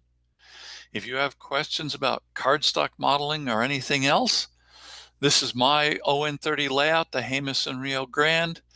And this is the old yard in my town of Santa Fe before it became bits and pieces as it gets transferred up to New Hampshire here. I'll rebuild my layout in about another year or so.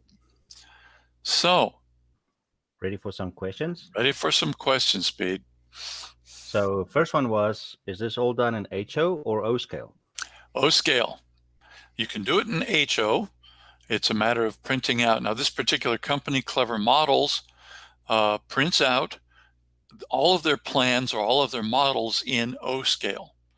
But all you have to do is tell your printer to print it out in 48/87 scale, and it's HO. Nice. Someone wants to know, what did you use for the screen on that door? Oh, interestingly enough, I used a set of my wife's old stockings and simply stretched them taut so that you could actually see the weave. And I stretched them over a frame. I spray painted them with some fixative. It was Krylon matte finish, I think, and then spray painted it a gray color. And when you took it off the frame, it didn't snap back because the fixative caused it not to snap back. And then I just glued it onto the frame. Cool.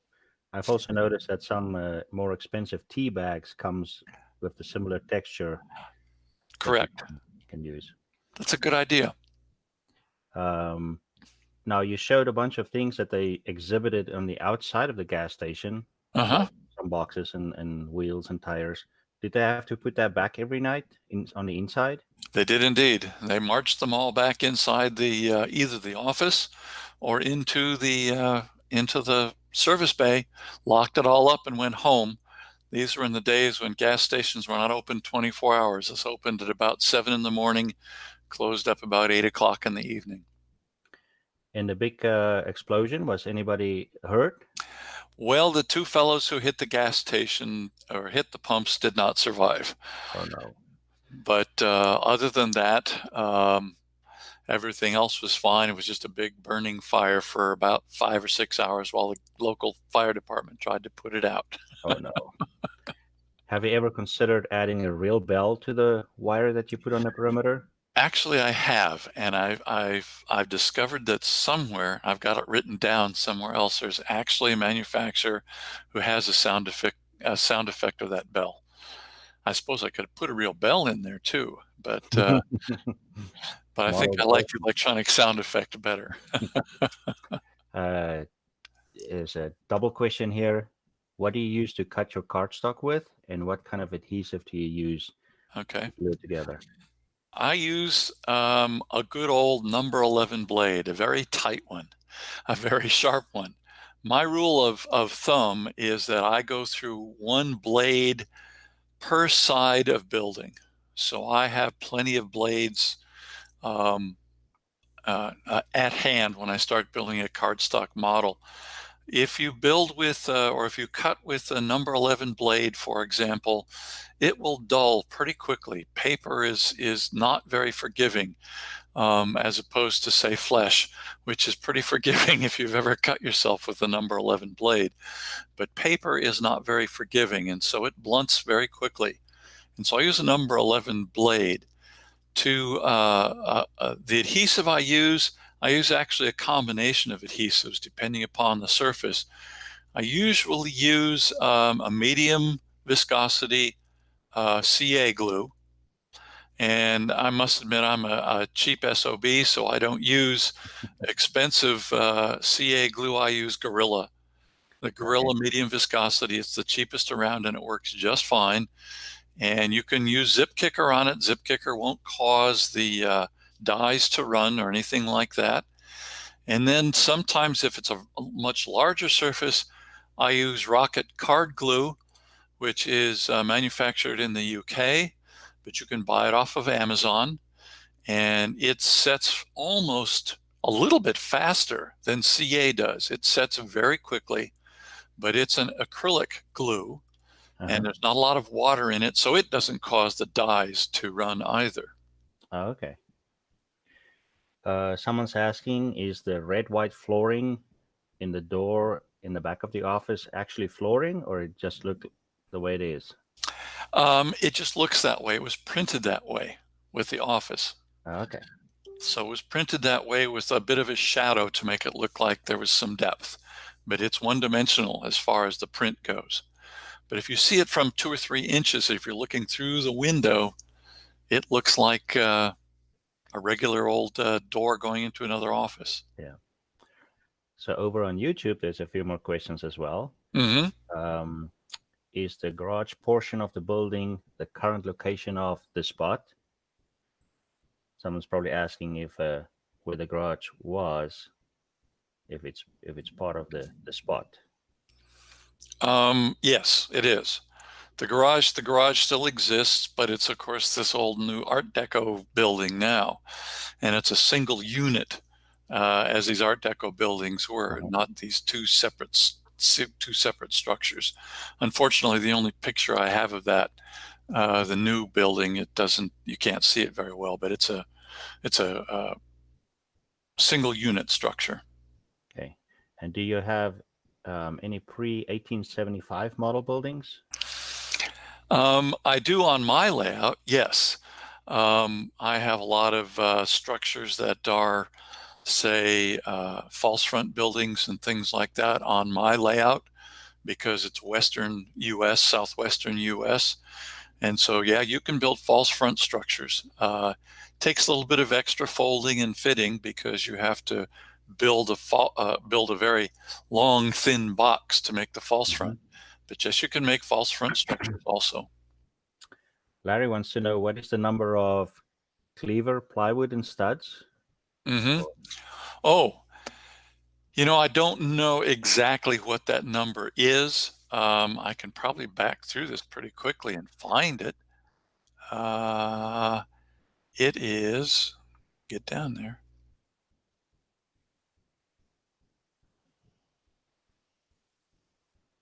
No, gotta back up. There it is.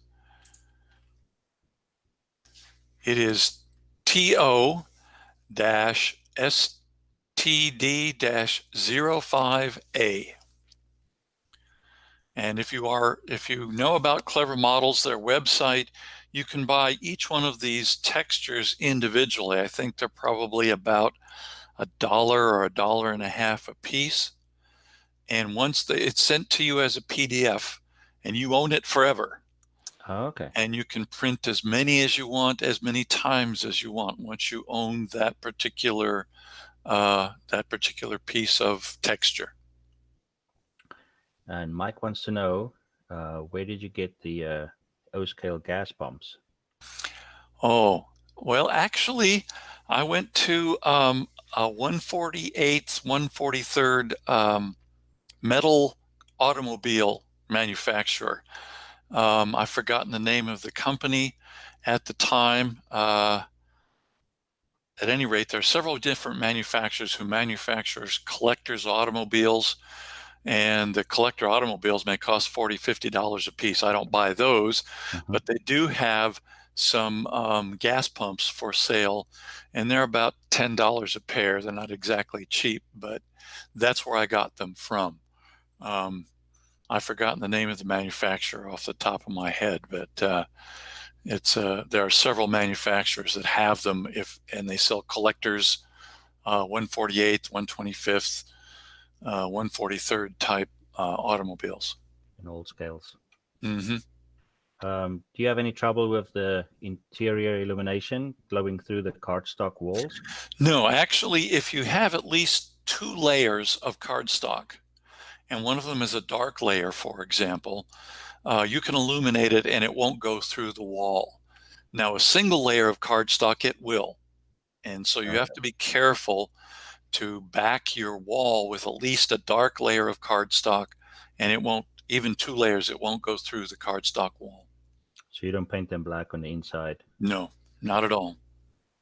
Someone wants to know, because they don't know about this video going on YouTube yet, but they want to know if you have other videos on YouTube.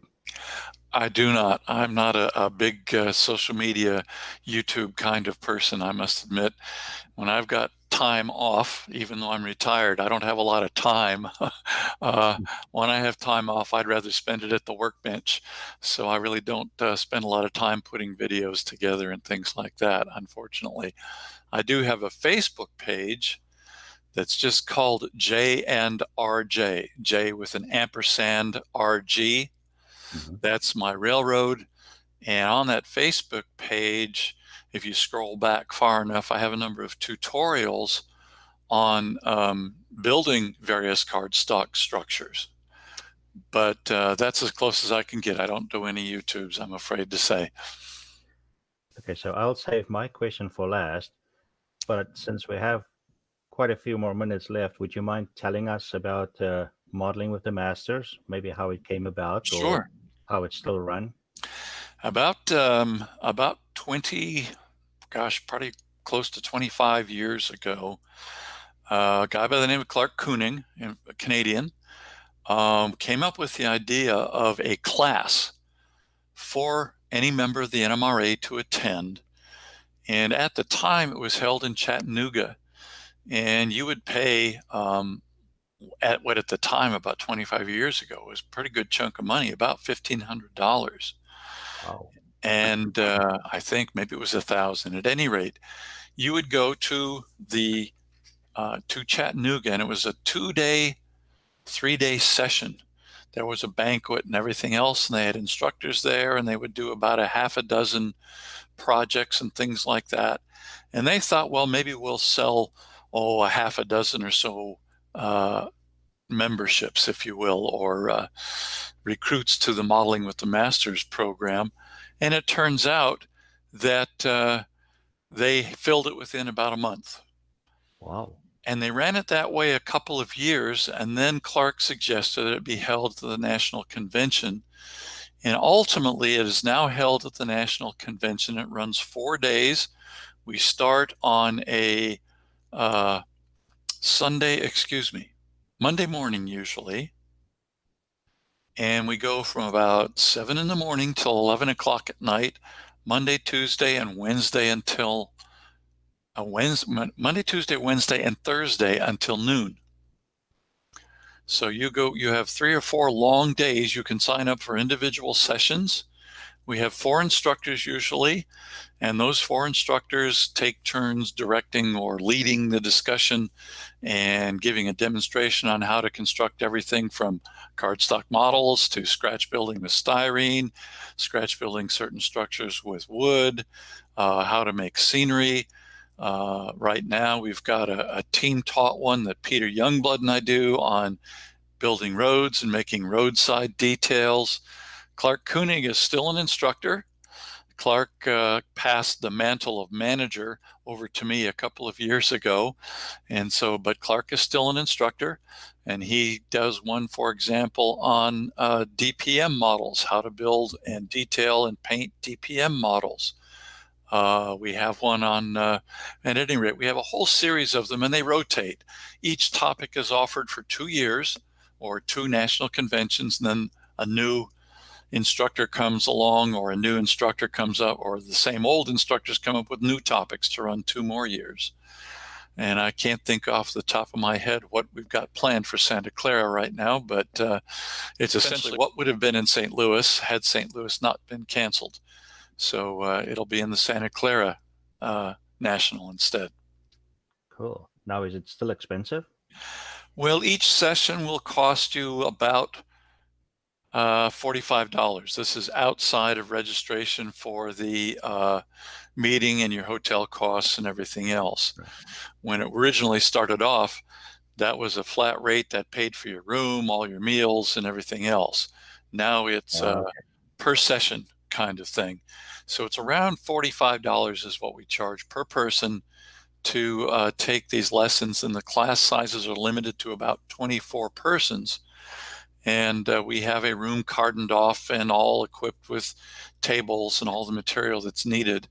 You're paying for the material. You're not paying us. We don't get paid to instruct you or anything else. We do it out of the goodness of our heart and our enthusiasm for model railroad modeling and things like that. And we get, we get just satisfaction out of it. We don't get paid. You pay for the materials. Really, really nice. Okay, so my last question is, you still have 3 of those baseball cards left, right? Mm-hmm. So what you going to do with the $3 million? Yeah, well, they're not graded as essentially mint and extra fine, so they wouldn't go for that $3 million. I have no idea. I'll probably will them to some of my offspring, I guess. I don't know. I always held them in reserve in case somebody winds up wanting to go to a very expensive university that I can't afford. But they're all out and on their own, and they're doing quite well. So I have no idea what I'll do with those cards.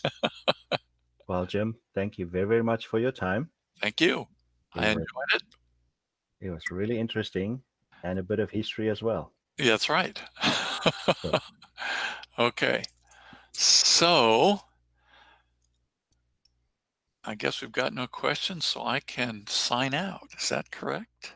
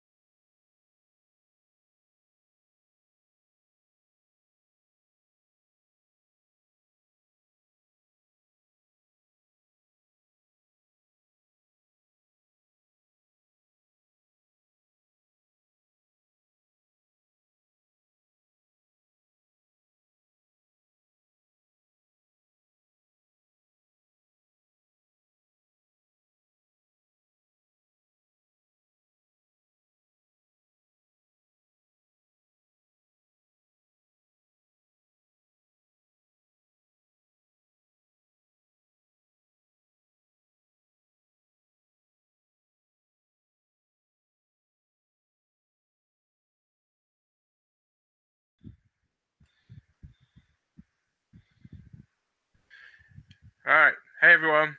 It's Gordy and Speed. We're just having a little break while we just wait on our next person to knock on the door of the studio, and we'll bring them in. So we just thought we can't do the spin the bottle or spin the sandpaper wheel as the Aussies had, because they failed to tell us how it works. So we just spun it in the helix. We spun it in the helix instead, and Speed has a question for everyone to answer in the chat. So go on, Speed. Would you, or do you, put sound, or don't you put sound in your engines? Okay, so sound or not sound? That is the question. I suppose you should also put the scale in your answer, because probably Z-scale, that's quite an important question to answer, but I know the Z-scale sound. Yep, so sound or no sound, and your scale that you model in the chat. Let's go. And while we're there, let's talk about our merchandise. So if you want to support NMRAx, you can do that by wearing a fantastic t-shirt. We want to get you with the latest fashion, all ready to rock and roll for when train shows are back and when club meetings are back on in the coming months. Certainly in other parts of the world other than Orkney, that will be happening. So you go to daylightsales.com. It's daylightsales.com. You'll see the adverts rolling, and you can go and order yourself a t-shirt, sweatshirt, hoodie, polo shirt, towel, mug, everything you want. Coffee mug, very important for NMRAx because we work 24 hours a day. The fun never stops at NMRAx, so coffee is really important. I suppose you can put other beverages in there if you so wish, but that's all there. And we have a special discount code, which is NMRAX20, and I'll give you a 10% discount for today. So that's NMRAX20. Go use that code, get yourselves a nice discount. Get yourself some merch. Some of the proceeds of all the sales will come to the NMRA and will be used to support the NMRAx events, which there is a lot going on outside of just our Facebook and YouTube live events. Reminder that we have another one of these events in 2 weeks' time on June the 27th, 6 till 6 again at Eastern. All of the time zones adjust based on that. And in July, we have Gateway X, which will be replacing the National NMRA Convention, which would have been held in St. Louis. So we're calling it Gateway X, provided by the NMRAx team. And we're still looking for clinicians. If people want to get involved and offer to do a clinic, then please do. We're always looking to grow the team. Team of clinicians currently sitting around 90 clinicians. So the more the merrier. Get them in there. And that'll be running until 11 p.m. Eastern every day.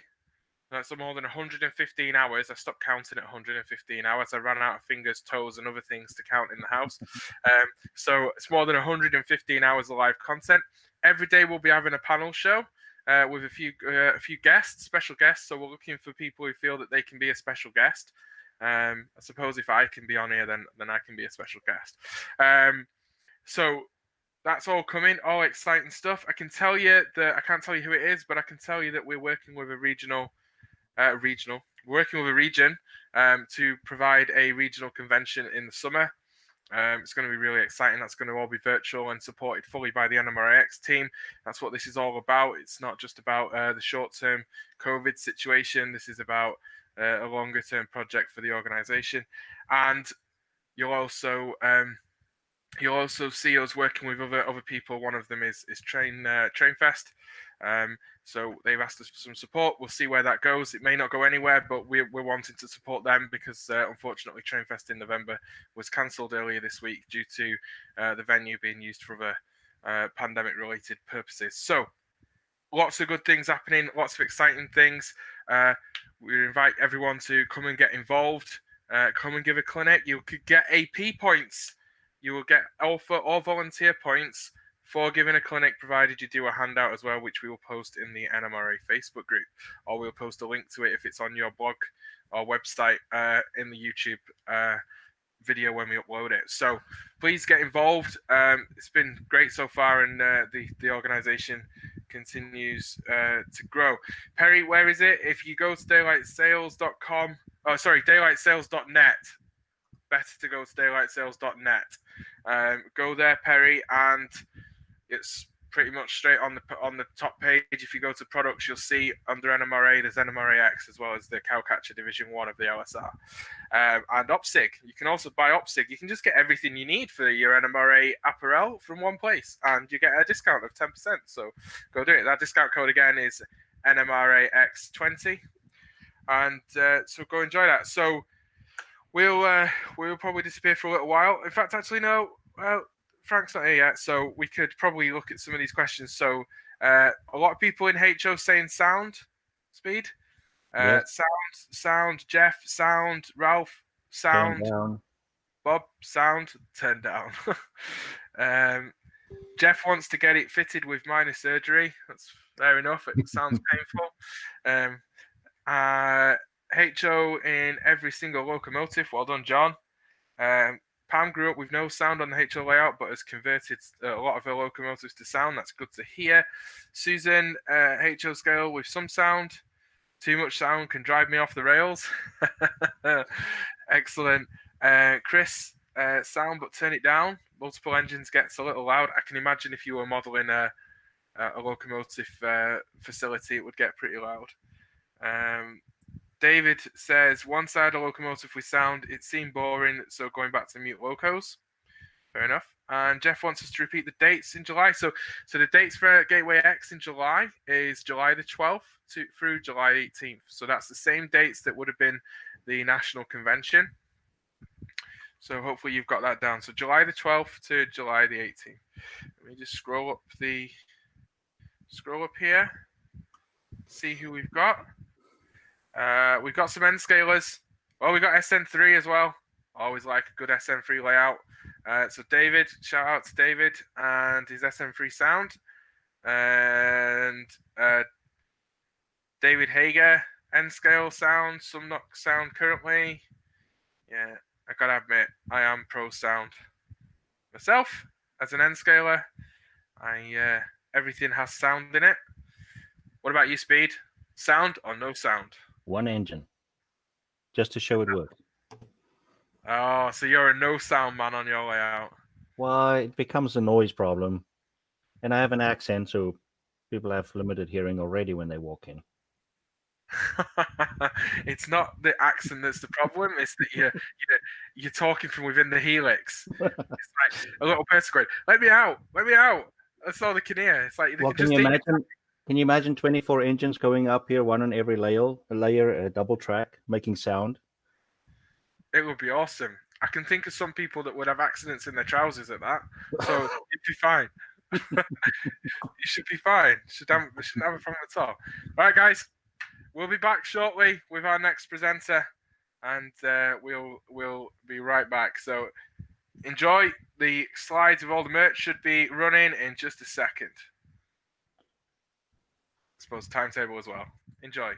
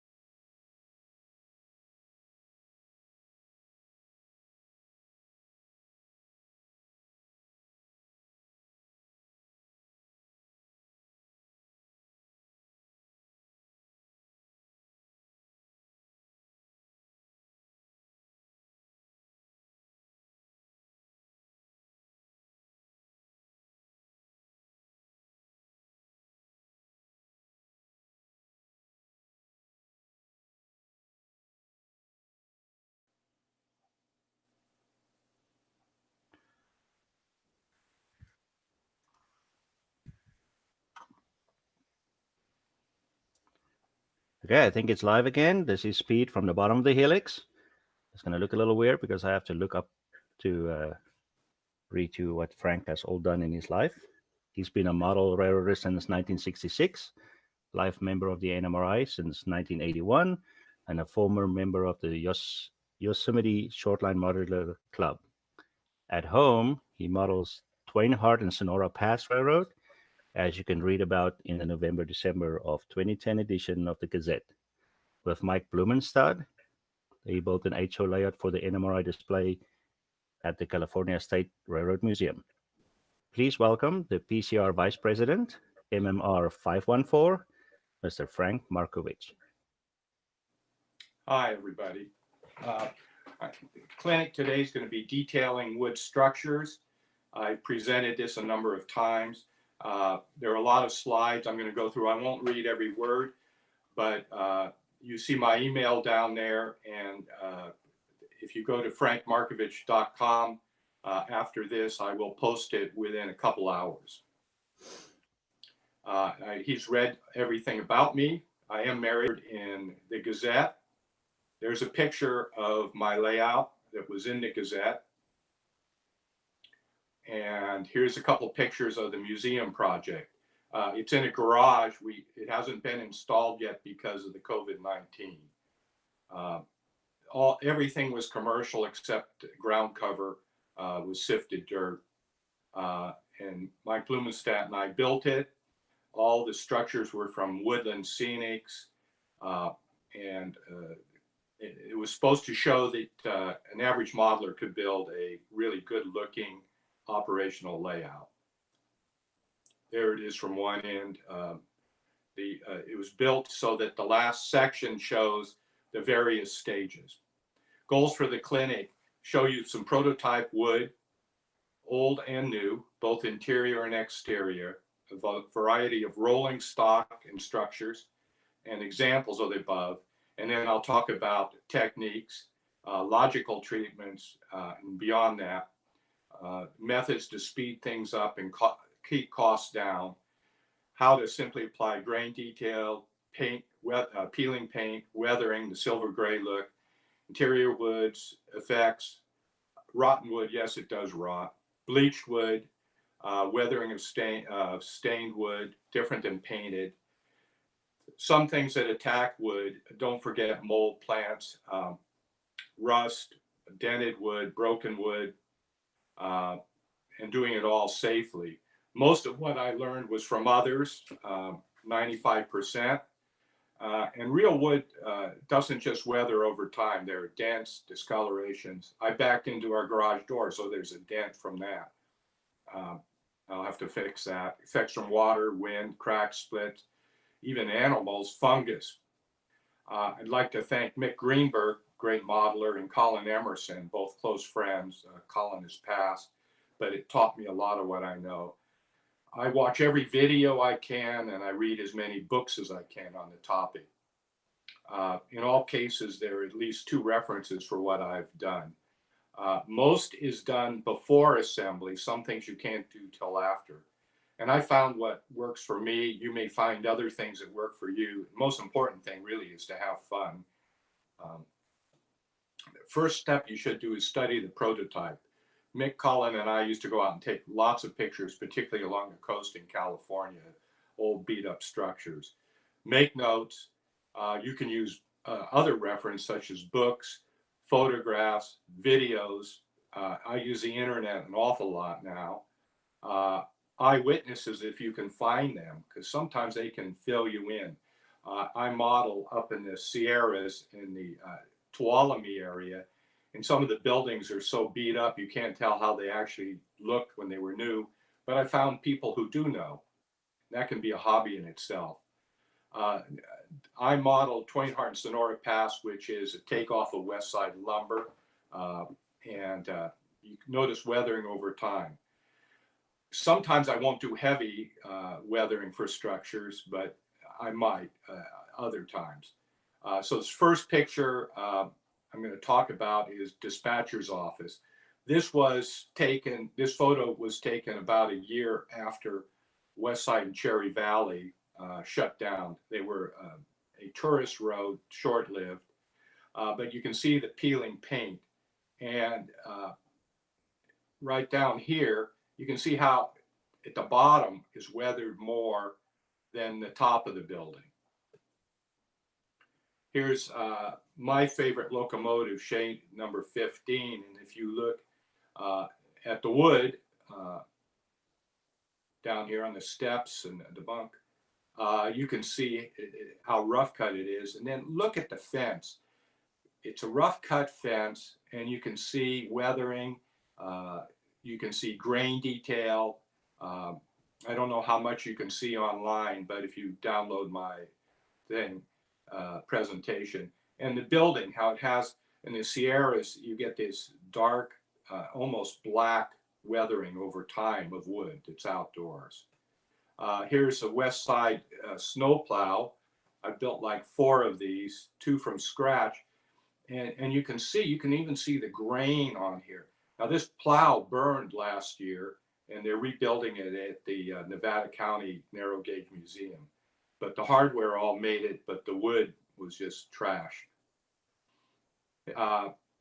This is good because you can see a lot of different textures here, and not just of wood, but even of the metal. Look at this, just all rotted here. You can really go to far extremes. If you actually did this on a model, it might be too much. People would think you were exaggerating. Here's indoor. Again, this was a car shop at West Side Lumber, interior. And there's a few things you can see. You can see that sometimes the bats came off. And you can see how the weathering came through the walls on the side, different discolors. This was a few years after West Side itself shut down. There's exterior of that. And again, look at this black, okay? And the various shades. This has stain on it, but these originally had stain, but it's no longer there. There's another shot, but look at the water tank up here, and look at the weathering, the white from the minerals seeping through and bleaching. And you can get that with stains, and even I've even used bleach and then put it under a light. Make notes, write everything down. That's really important. I have books of notes. Real wood. I've tried to make other materials look like real wood with mixed results.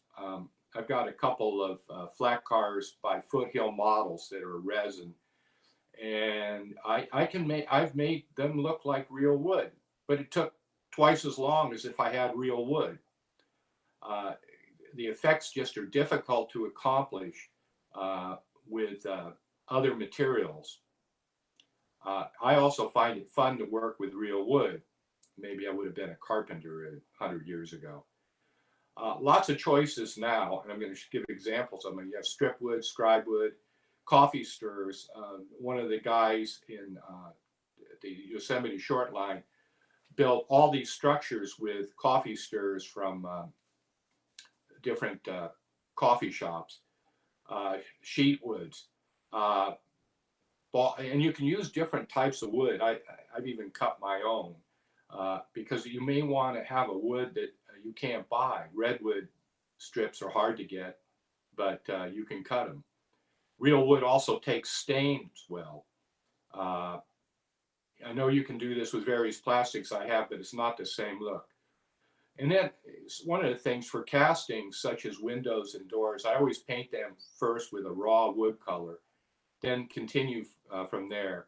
Flow quill, cyan gray is a good choice, but there's pale wood. Basically, to get a 3D effect, you want to see some depth in the wood. And because of the modeling, you have to exaggerate a little bit. Model logging, and most of those are where there was snow in the winter. And then the other thing, it's fun to add as much as to a model, as long as it isn't totally overdone. You should look at times to some of Chuck Doan's stuff to get an idea of how far you can go. Stuff's beautiful. Here's some examples. The Yosemite Short Line, and you'll see some of the boardings aren't even fairly even, not perfect. Wood is worn in many places. It brings a flat car to life. There's a flat car, and you can see the grain detail. You can see the individual boards. I like board by board usually, but you can also see the grain detail. This was built missing. Uh, you can do a lot of ways of knot holes. You can use a old soldering iron or wood burning. I like detail. This is scribed wood. It really, now obviously the doors and windows are board by board. To try it, I will do it because it's easy to break them. There's a pickup. You put it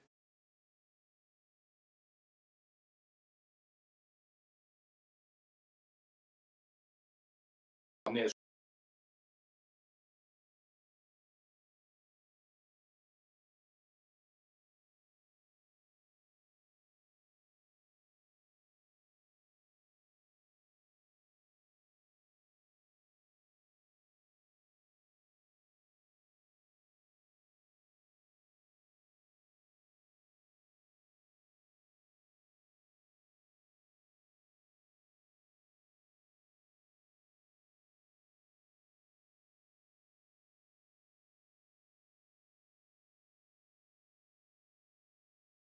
Show, and I have broken windows.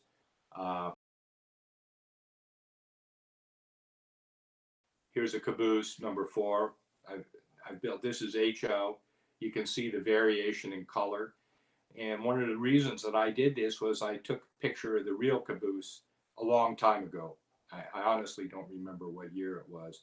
And that's how the wood looked on the side. This is all, in this case, it's scribe wood, but I really worked it. Next thing, here's some models by Mick Greenberg to show some peeling. That, and he uses the, or he used the rubber cement pickup. A close up of a window. Okay. Now, one of the things I did a number of years ago, I made a sheet where I took wood and both strip wood and scribe wood, and I made a chart of the various things I did. I almost always start with a gray wash, a stain. And if you can get, there's a number of examples of light stain. Stain, really, the first one works best if it's a some sort of alcohol or base, something other than acrylics. And I used to use the flow quill driftwood, which you can't get anymore. I will confess I have 2 quart cans still. I started with 4, I'm down to 2, and I still use those. So here's different examples of peeling paint. Here's some rotten, look at the bottom. The boards are, I just worked it really a lot. This is sort of fun. You can do it while you're watching TV or listening. I listen a lot to books on tape, and I'll work the wood then. And then questions before you start, even with a kit. I do more scratch building than kits, but even with a kit, you need to ask, is it new or old? Is it in disrepair? How long has it been in service? Has it been taken care of? The era, makes a big difference what era it was. If it's before the 1900, there's certain types of things. And in fact, the framing is different. Lots of times, instead of 18-inch center, it's 24. Location, I'm in California in the foothills. The climate, well, the climate where I'm at is cold and snow in the winter and hot and miserable in the summer. Actually, not miserable, but it's hot. What it was used for, okay? What, are you going to put in interior? Plan it from the start. And then the framing, examine the wood that you get. If necessary, sand it smooth unless a rough cut is desired. I like Kapler. I really prefer Mount Alberta, the wood that I use, but I've used various woods. Could be scraps, coffee stirs. They are hard to distress, but they look good. And I even like using siding. I don't want everything. I don't want everything to take a long time. Um, sometimes when I had a project that took me months, I'll go to something that takes me a week at the most. Scale. Wood grain on Z would never be same. And G, you better do wood scale or it's going to look unrealistic. O, S require a little more than HO. But I've built 2N scale layouts and I've edited on the structures. I've edited add grain detail at times to those. Must look real. You don't, unless you're trying to get the caricature look, make it look real. Let's go back, sorry. You might want to exaggerate a little to bring out effects, just like Hollywood does. Or don't do it quite as much as a lot of theirs, but some. Must fit into the layout. Structures, work real dirt. Bury your structures. When stuff is just sitting on top, drives me crazy. Put some dirt around it, or put bushes if you don't want it. Put bushes or something to hide it. Planning. I do a lot of planning. I was an engineer and a musician, and as an engineer, I did a lot of planning. So here I built this tool shed. There's just the first page of plans. I drew out everything. Okay. And then I plan it out. So I even talk about how I'm going to stain it and stuff, and how, what I'm going to do. I'm going to add details like knot holes. This is for the same project. Here's the color. I'm going to spray a West Side color on the walls, like you saw that first building. I have to confess, I use the scalpel as much as I use the number 11. I put down India ink. I used to use grimy black, a thinned out version, but now I can use Indian ink or and I use chalks. I like the Hunter stains. Hunter has a really good silver stain that I've gone to now. When you use a stain, you let it dry. I'll stain it and let it dry a week before I do anything else. Tools, X-Acto knife number 11 blade. I buy them by the box. File cleaner. When you got a large amount, you can do that. Wire brush. And I'll talk about, I made a tool that I started a long time ago to make it easier, where I put 5 to 7 blades in something and use that to weather. I've used the Ponce tool for nail holes. I said it's not my favorite. My favorite actually is an old drafting pencil for nail holes. I can't show you today, but I normally would. I use a lot of brushes. I use a lot of inexpensive brushes for dry brushing and stuff where you don't need a good brush. Hobby ruler. I use old t-shirts cut up to apply paint quickly. I use lots of scales and weights. I use a ruling pen for applying super glue so I don't use too much. I use a lot of T-pins for holding parts down. Rubber cement pickup. Hairspray, another way to do it is hairspray. I use hairspray a lot for trees, but you can use it for peeling paint. You spray some on, you put your other color over it, and you pull it back. Salt also works. You can lightly get a little saliva on your finger and salt and put it on there. You spray or pad paint on it and pull it off.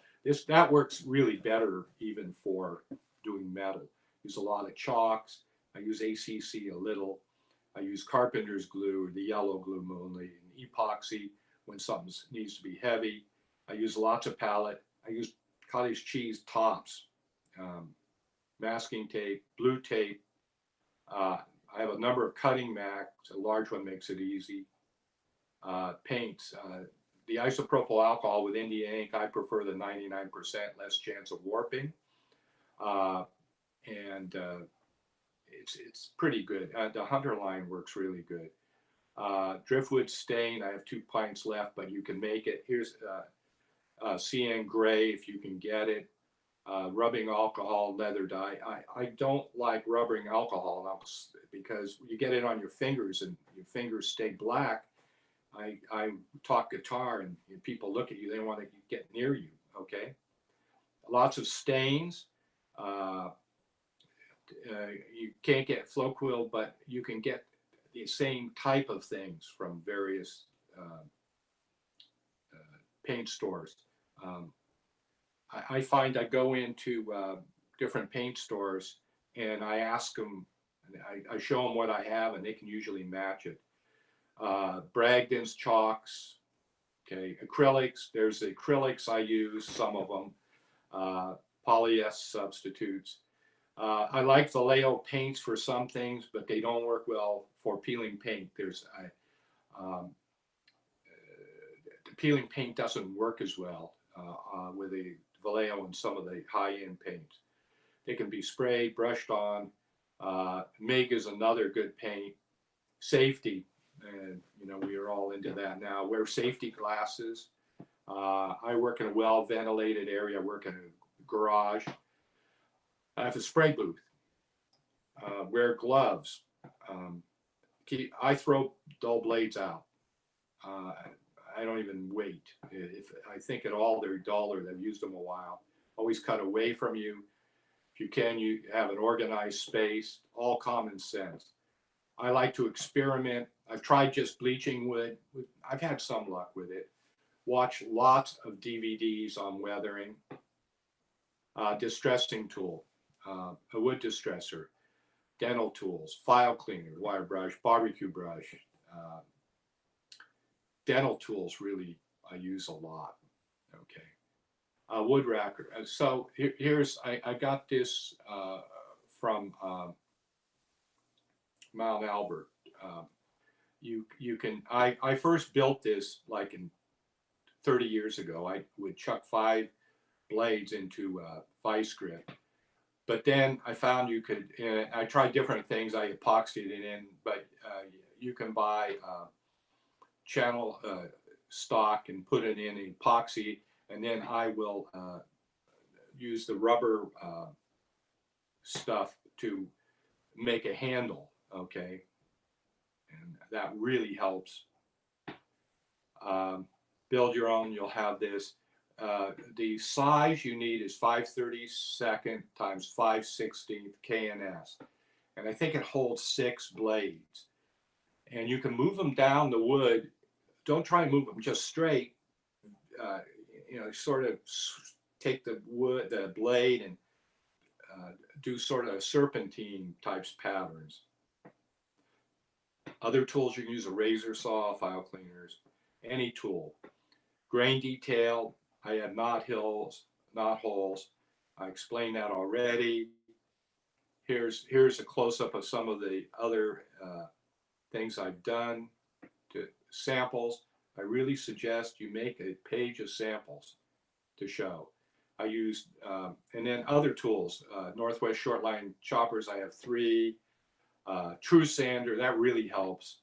A disc sander, small disc sander, a cut-off saw, duplicator, good for good scribe siding. I use lots of single-edge razor blades to cut the wood. It's better than X-Acto knife. Again, modify windows and doors. I like to scratch build them, but if you have a lot, it will take a lot of time. Again, the bottom of walls should have more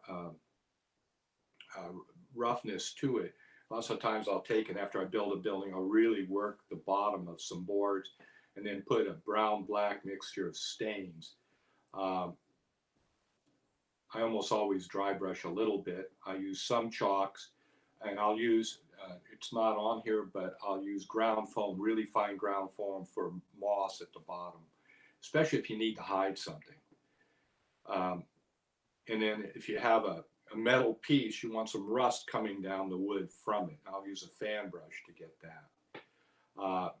Here's the various methods of peeling paint, salt. You talked about hairspray. Another thing you can do is spray on some alcohol and then immediately try and cover it with acrylics. Acrylics won't stick and you can pull them off. Okay. Another way, get an old t-shirt or similar material, fold it up, get just a little paint on and then dab it on and don't try to cover the wood. You can leave spots that look like peeling paint. So I've seen guys that do marvelous jobs on it. I've done it. I think the rubber cement works best for me. After all is done, you can add in some chalks. Remember, more weathering towards the bottom. Light coat of India ink. I don't use actual dull coat. I'll use the Tamiya instead. Dull coat will fog up after alcohol. Krylon or the Tamiya flat finishes work better for me. The Tamiya is really nice, but it's not cheap.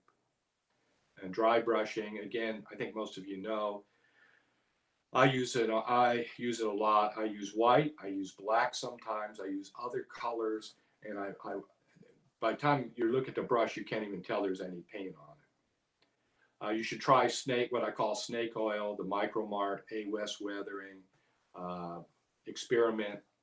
You can get good ideas from some of the kits, magazines, books. Green Frog, Daryl, Huffman, Paul Scholes all have. The internet has a lot. Magazines. Like if you're waiting in a doctor's or dentist's office, that's where you can do a lot of reading. Clinics, other modelers are my source. So you can contact me there at frank@frankmarkovich.com. My website is frankmarkovich.com. Makes it really easy. If you're in the if you ever come to the San Francisco Bay area, you can contact me. I'm here about 2/3 of the time, but we also spend a lot of time with grandkids. So any questions, you can ask them now. There are a few. Can you hear me? Okay. Yes. Have you used regular wood stains from the hardware store? Oh, yes. Minwax. I've used Minwax a lot. Then you gotta.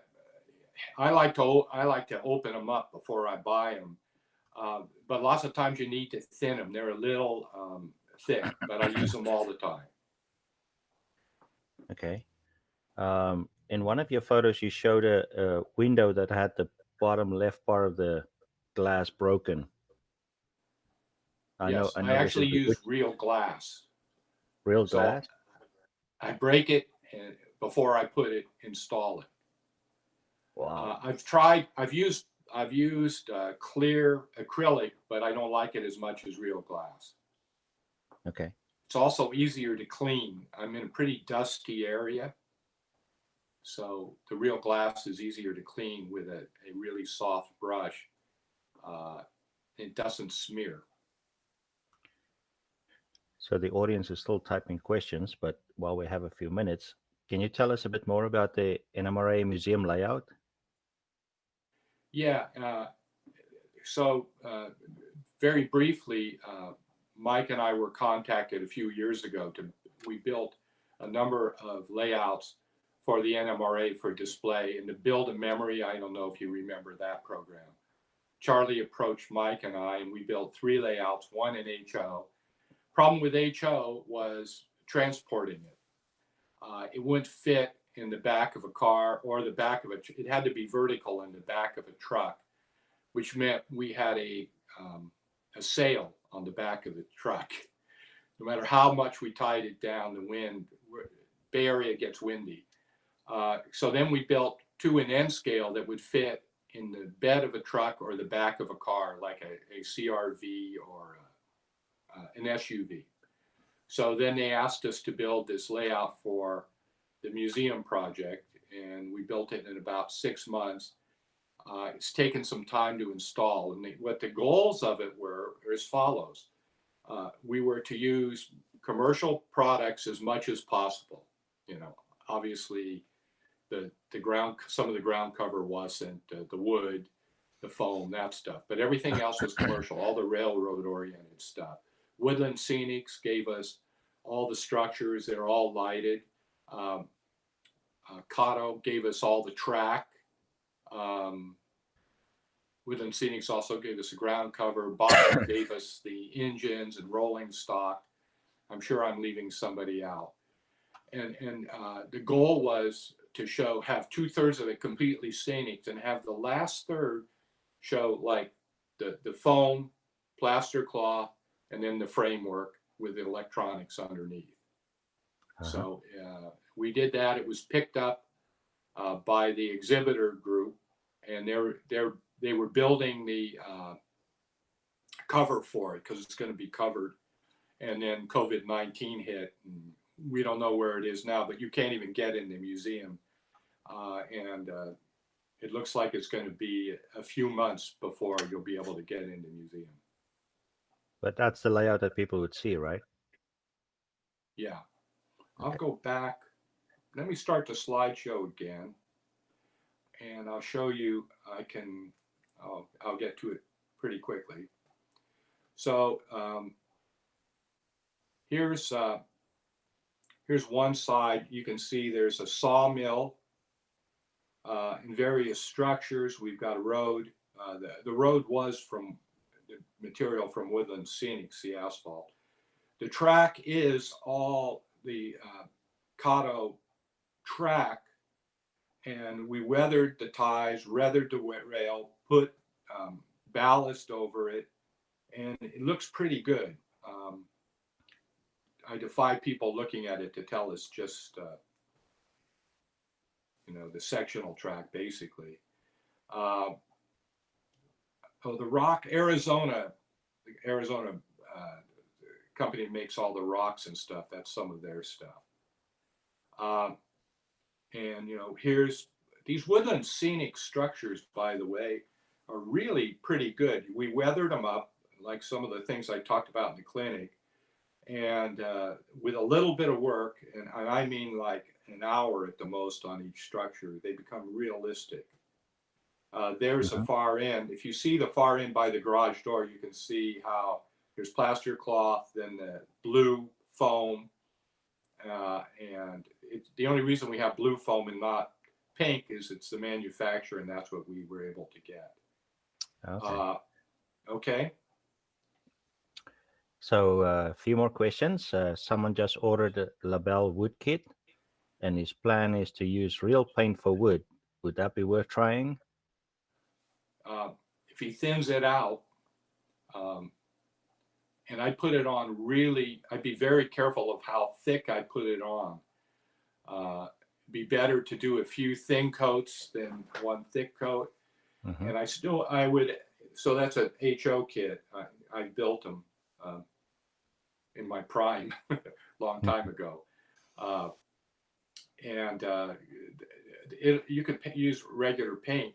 The acrylics are, even the inexpensive acrylics that you can get at Michael's and Hobby Lobby are pretty good. You thin them with a little bit of water and they look really good. What I would do is take a piece of scrap and try it first before I painted anything I was going to spend a lot of time on. Okay, so he also got a Tichy stock car, and he wants some suggestions for weathering it in the 1910 era. Well, the first thing I would do is use a silver gray stain as a base stain, very light. And then I'd use various, and you can buy these like at the hobby store or at, actually I would go to a hardware store, light stains, and dab it on, try and go a lot of thin, thin it out really good, a lot of thin rather than one heavy. And every time after you do the stain, let it dry at least a few days, because the stains should be petroleum based, not water based. So they need to soak in and dry. So gray first or stain first? Well, the gray will be stained, but a very light silver gray.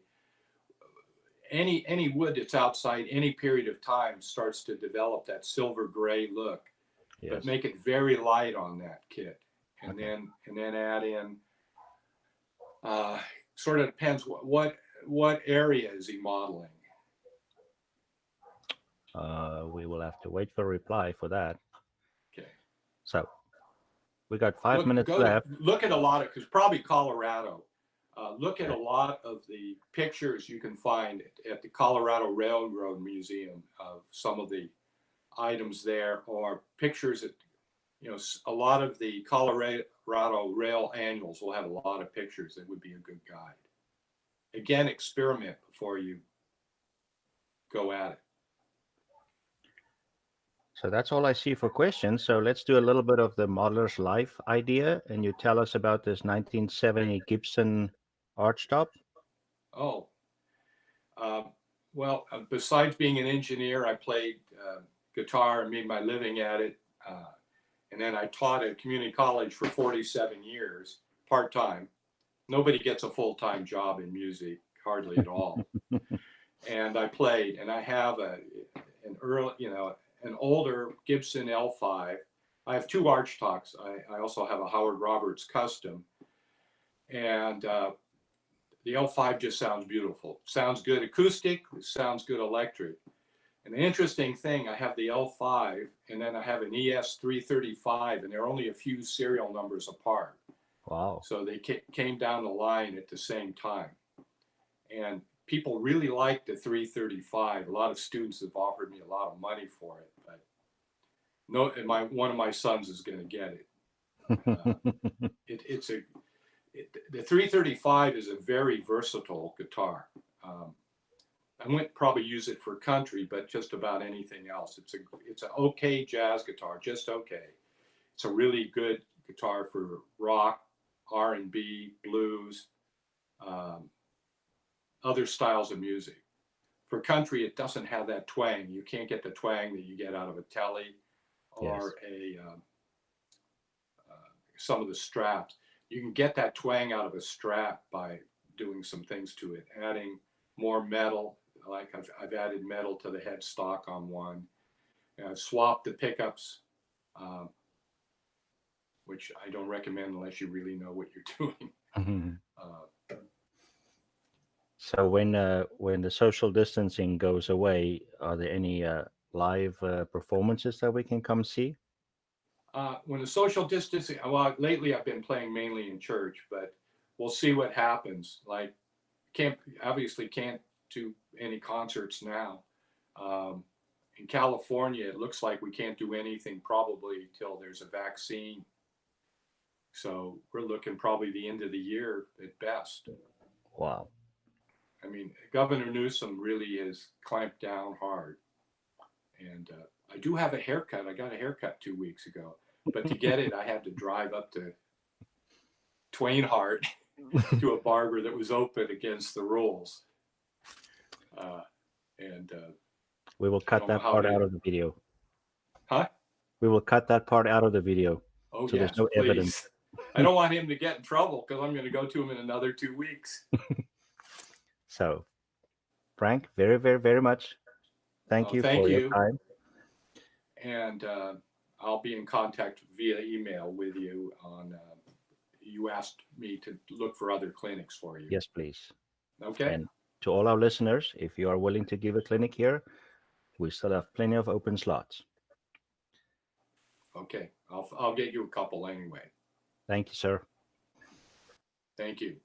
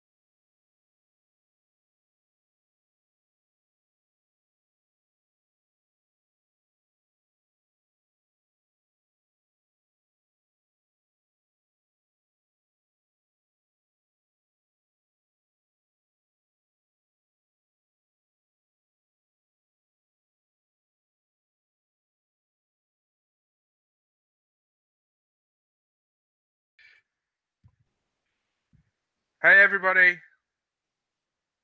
you're back with Gordian Speed, and we have spun the sandpaper wheel that the Aussies did not provide instructions for. Typical.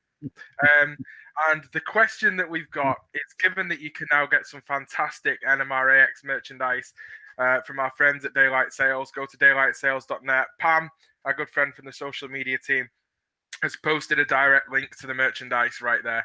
And you can get a discount using NMRAX20 as the discount code.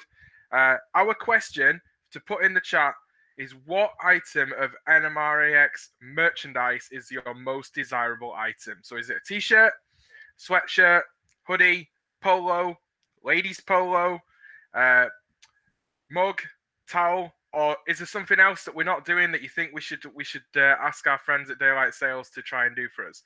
Pop it in the chat. We'll check them out in a little while. We're just going to get John set up ready for his clinic, and we'll be back shortly.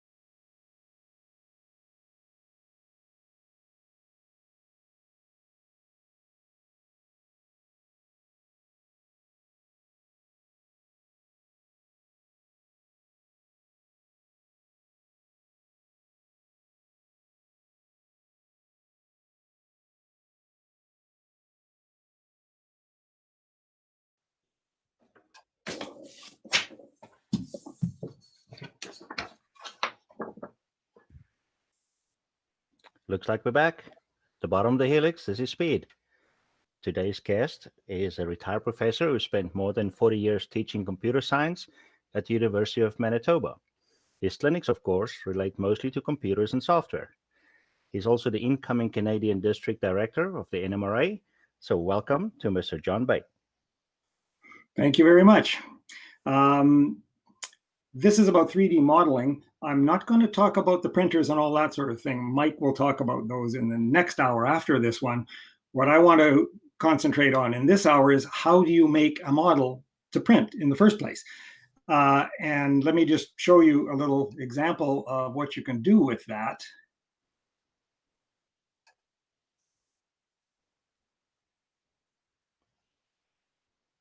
This is shamelessly stolen from the NMRA magazine, and I encourage you to join the NMRA and get the magazine if you're not already. And somebody wanted to build this particular very strange old locomotive. As you can see, it's got a lot of unusual parts. And so to make those parts, this particular individual did 3D printing. So there's some of the things. There's some more of the things. So printing the whole locomotive in one go, that's not practical, but you can print all of the, the side frames for the trucks and the little bell thing and ends and so on. Here's a long hood that he wanted to put on something.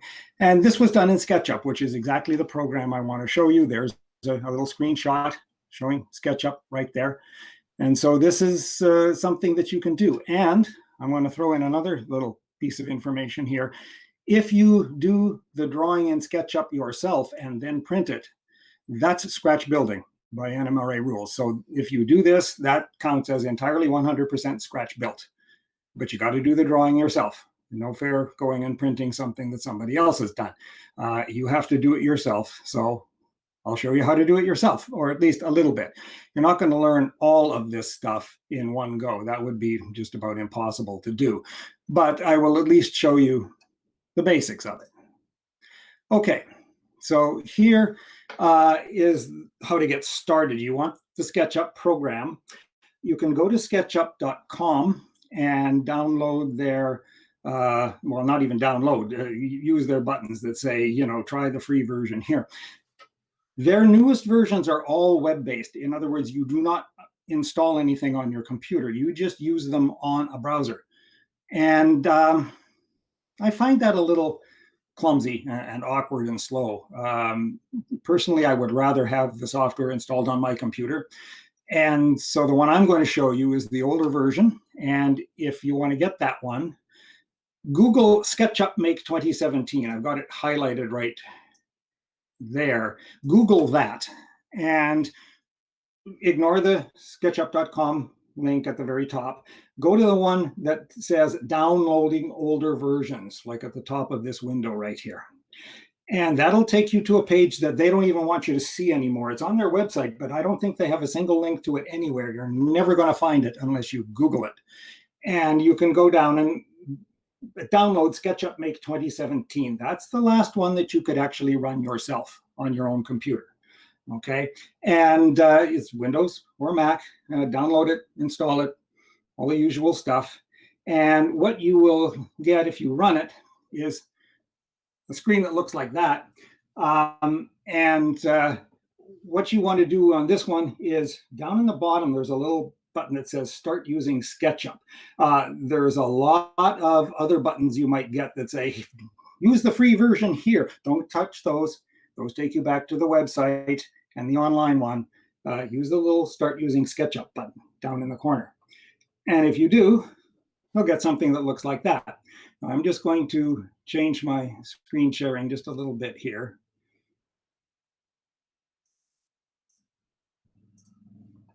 And just show you that window. Okay, most of the rest of the time I'll be spending just showing you how to do things in this window. First thing you want to do is, this guy is giving you an indication of scale. He's 6 feet tall. So we're working in prototypical scale units here, not model, millimeters or something. But click on him and hit the delete button on your keyboard because we don't really want him around. Okay, there's a blank screen. Now, I'm going to spend a fair bit of time talking about the basics of things. and the fundamentals. Most of these tutorials, and there are a lot of them out there on YouTube. SketchUp themselves has a whole bunch of tutorials you can see, which are excellent, but they mostly show you the fancy stuff right off the hop. And when things go wrong, you don't understand what's happening because you don't understand the fundamentals. So I always want to start with the fundamentals. So here's some fundamentals for you. First of all, you're looking at a three-dimensional space, but on a two-dimensional screen, which really requires a little bit of visualization. So there's three axes, the red one, the green one, the blue one. Think of them as red going side to side, green going back towards the horizon, and blue is the one that goes up and down. Remember those directions because you will need to use them when you're drawing something. Okay, I'll show you a bunch of the tools, which are these things right along the top. And most people start with the fancy ones, but I'm going to start with the pencil, which is the line tool. You can get that by hitting the L key on your keyboard as well. And with this, you can draw a line. Now, second big fundamental thing in SketchUp is you don't drag, no dragging. To make a line, you will click in one place, like the origin there, and move the mouse someplace. Now, my hands are not on the mouse at all here. You're not dragging, you're not holding the mouse button down. I just clicked in that one spot.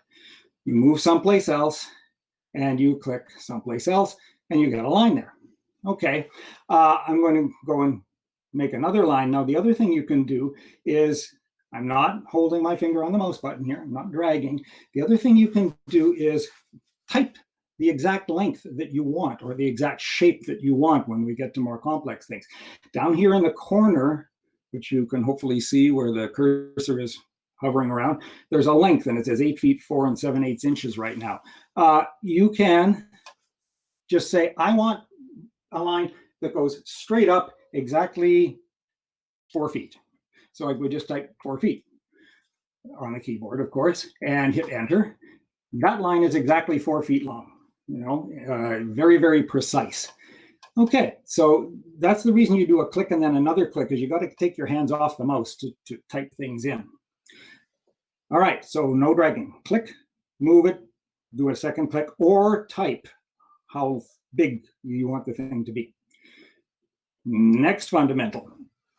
When you draw lines that form a closed loop, so lines that go back to where they started and they're in the same flat plane as these are here, you get what's called a face. So there's a face. All right. The whole idea here is to use these faces, think of them as infinitely thin pieces of styrene or something, and you're going to use these faces not to make an object, but to make a mold for an object. You have to think you're making a mold here. That's a very important thing to keep in mind. Okay, one important thing about faces, which is also a fundamental that they kind of skimp on a lot, is that there's a front side and a back side. So this is the front side of that face, and that's the back side of that face. Can you tell the difference? Well, the back side, if you're looking straight onto it, is a light gray, whereas the front side, if you're looking straight onto it, is white. But you spend a lot of time looking at faces at an angle, and they're all gray. How do you tell the difference?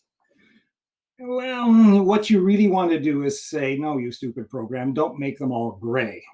I'll show you a trick to make the back sides a bright color, red or yellow or something.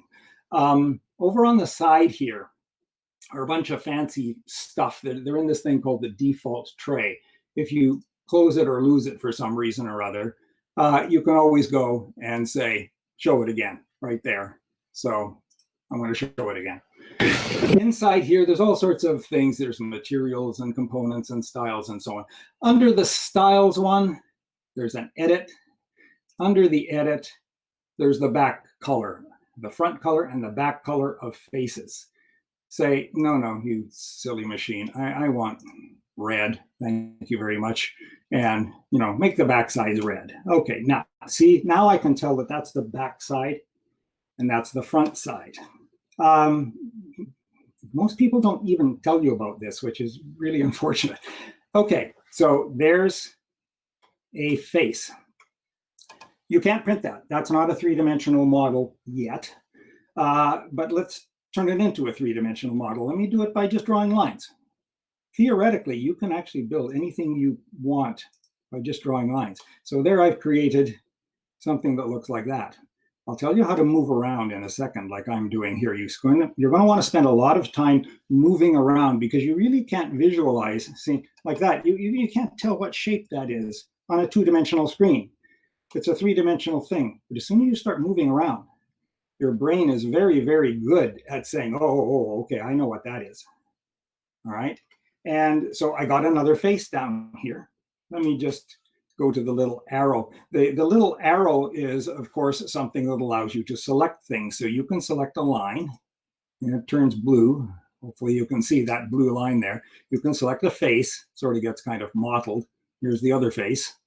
And by double clicking, sometimes you want to select a face and its lines that form it. A face is always formed by lines that go around it. So there's a face and its lines. If you triple click, you'll get everything. All the faces, all the lines, the whole shoot and match. Sometimes you want to do that too. So here's two faces. Let me draw one more line. And there. And now I've created a solid. Now I haven't created a solid. I've created a sort of a mold. That you can 3D print. You can go and tell your favorite 3D printer, okay, print this thing. And you'll get this shape printing out. Now, it's very important that the outside be the front of the faces, and the inside be the backs of the faces. Let me delete this face. You can select anything and just hit the delete key to delete it, which is fairly self-explanatory. Notice the inside is red. The outside is blue. That's how it tells what to print. It will print towards the red sides of all the faces and not towards the white sides. So here, it'll print the insides of it. If you screw up, let me do something here. Let me select the whole darn thing. And if you right click, you get a whole bunch of contextual pop-up menu things, as almost every program in the universe does. And one of the things that's in here is reverse faces. I'm going to turn them all backwards. And if you happened to create something and you got something that looked like that, what that would actually tell a printer is print the entire universe except what's in that box. You're not going to do that very easily. That's just not going to work. When you go to print something, it's very important. I'm going to select it all and reverse it back again. Very important that everything be white. Don't see any red, okay? Assuming that you've done the trick to make the darn thing red. Sometimes you might just get one face that's backwards. You can't print that either because it can't figure out, well, wait a minute, you want to print this side of that one, but that side of this one, and it doesn't know what to do. That's unprintable. You can't print that. There are ways of fixing it. I'll show you some ways of fixing it, but you can't print that thing. So lines can create faces. Faces are what you need. In fact, it's all that you need. What I'm just showing you, you could theoretically make the most complicated model going with just those tools and just what I showed you. It wouldn't be easy. It would be a real pain in the neck, but you could theoretically do it. Okay, so there is some of the basics. Selecting things, the axes, the red, green, blue axes, the line tool, making a face, and so on. Okay, let me show you now. Let me just blow all that away and start from, whoa, not that fast. Okay, and start from scratch here. I'm going to make a rectangle, and I'm going to start building a building here. So I'm going to make it, I want a 20 by 25 foot outside shell of my little building. Maybe it's a yard office or something. So let me introduce you to the rectangle tool. It's this one right here, or click R for rectangle. And once again, you can click someplace and then just start moving, but don't worry about getting the whole thing. Just type in the dimensions.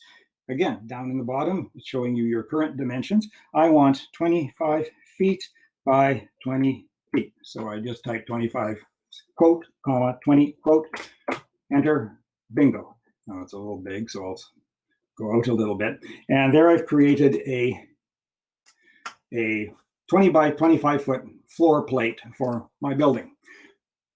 Now for the tool that they almost always show you right at the start, which is this one. It's the push-pull tool, and it's how you take any two-dimensional thing and make it three-dimensional, which is really the starting point for all of this. With the push-pull tool, you always have to take a face. And I want to click on this one. Again, no dragging. I just clicked on it. And just move up. And you can extend or extrude a face at right angles to that face, however much you want. I want to go exactly 8 feet 6 inches. So I want to type in 8 feet 6 inches. And there's my building with exactly the size that I want, the perfect right angles at all the corners. You print that thing, it'll be way better than probably you could ever do with a piece of styrene. And there's the starting point of my building. So the push-pull tool is the way that you create things that are three-dimensional. And it will automatically make the insides red and the outsides white when you do that. So that's nice until something goes wrong, and then maybe that's not so good. Now, let me show you about all of this moving around stuff that I've been doing. A fundamental tool is this orbit tool, which will allow you to, move your eye, your camera around and look at things from all angles. This is the, I don't even know what they call that thing. It allows you to move something straight up, down, sideways. It's not orbiting. You're not going around the thing. You're just putting it in a better position on the screen. And there's the magnifying glass to let you zoom in and zoom out. Nobody actually uses those, okay? The real thing you want to do is have a mouse with a clickable scroll wheel. And then while you're busy working on your model, all you have to do is press that middle mouse button. Presto, you get the zoom thing. Or not the zoom thing, the orbit thing right away. And let go. Suppose I was in the middle of drawing a line. I'm drawing a line from here, and I decide, oh, wait a minute, I want to look at it from over here. Okay, so I do that. I let go. I'm still drawing a line. I haven't left what I was doing. You can orbit things while you're working, which is really almost essential. Likewise, if you go to your middle mouse wheel and click on it to get an orbit, hold the shift key down and you get a pan instead. That's what it's called, pan. And you can move it up like this. And of course, if you scroll the scroll wheel, you zoom in and zoom out. It'll zoom towards exactly whatever spot you're on. So if I want to see that corner over there, I can zoom in on that corner, or maybe this corner or something like that. Get rid of that line. So that's how you zoom around, and you spend a lot of time, do this lots. Every time you do something, look around, see what it's looking like, see if it looks correct. Okay, so there's a starting point for my building right there. But if I printed that, what does my mold look like? My mold looks like a solid box. You're going to get a imagine an HO building or something that is a solid block of plastic. I don't think you want that. You want, thin walls. You don't want a solid block of plastic. You're going to be charged if you print this thing either from your own pocket or to Shapeways or something by the quantity of plastic or material you use. No, I don't want that. I want this thing to be hollow. Well, let's look at the bottom of it and say, I want to make most of this bottom go away. How would I change this face?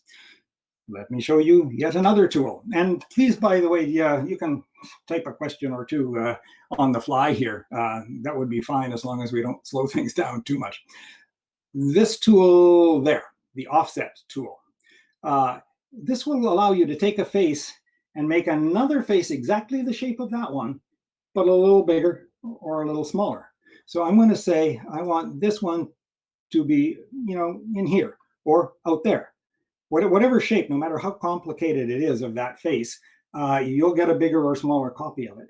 So I want to move it in a little bit. I want 6-inch thick walls. So again, type it. I strongly suggest, rather than free-forming anything, type in prototypical coordinates of whatever you're trying to do. Keep it accurate. Otherwise, things might go a little funny from time to time. Okay, so now I've got this face and this one. I've got a sort of an outer rim face, that's one face. It's rather a complicated face. And this one, well, that push-pull tool is not just called the pull tool. It's called the push-pull tool for a reason. I can take this face and I can push it just as well as I can pull it out. I can push it back. And here's where the measurements come in. I know that wall is 8.5 feet, so I'm going to push it back only 8 feet. And now I should have a nice hollow box with 6-inch thick scale walls all around. Once again, I like to do this, remove one side of my mold so I can look inside, just delete it, and then look inside and then put it back. And so you can see, look down the edges there, you can see the 6-inch thick ceiling and the 6-inch thick walls, and you can see how this mold looks. Remember, you're building a mold, not an object. Okay, so I've got, when I print this, I don't have like double walls or anything. I just have 6-inch thick pieces of material.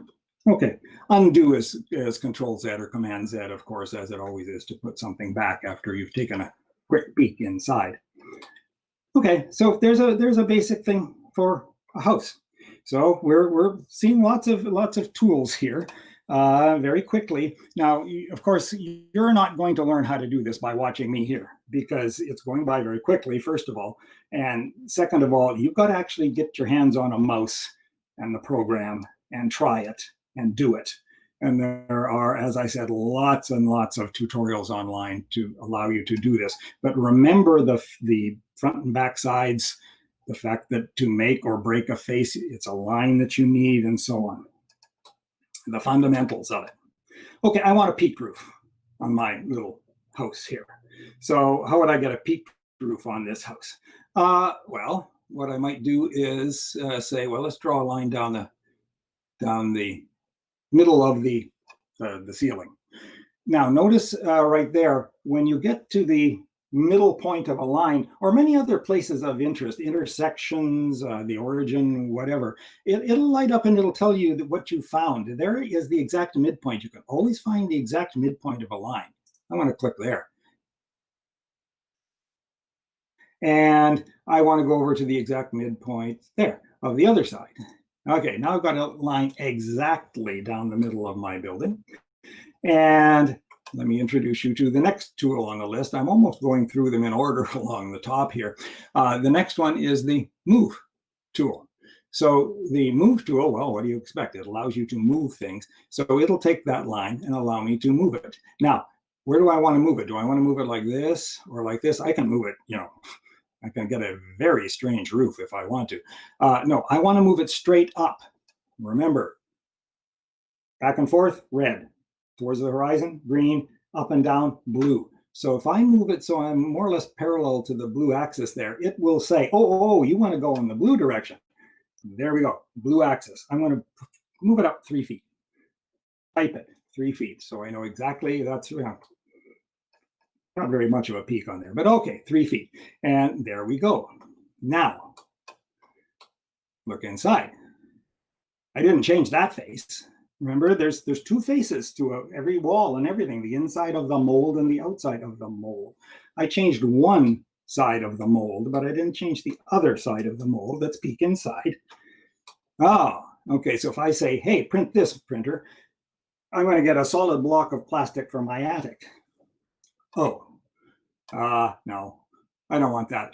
Well, while I'm looking inside, why don't I just do the same trick on this face right here? So see, this face here is the other side of the mold for my ceiling or roof or attic. I'll just do the same thing here. I'll draw a line from, there's the center point, over to the center point over here. Where is it? There.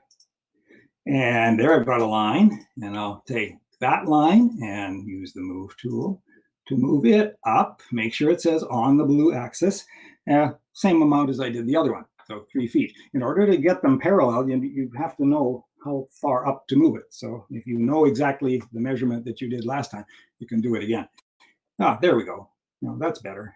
Now my mold looks a little better. Look at it from underneath. Yeah, there we go. That's more like it. Now, I can't use undo to put that face back that I used to peek inside. How do I put it back? You would be amazed how hard it is to find that information with a Google search or from SketchUp or whatever. But if you know the fundamentals, it's really simple. Oh, just draw a line from anywhere to anywhere on the edges of that face. There you go. Because I now have a whole bunch of lines that enclose this area, and it will always automatically make a face whenever you do that. Likewise, I have a whole bunch of lines over here that are enclosing that piece of this plane, and so it'll automatically do a face there. Now I've got two faces instead of one here. I'm two-faced, I guess.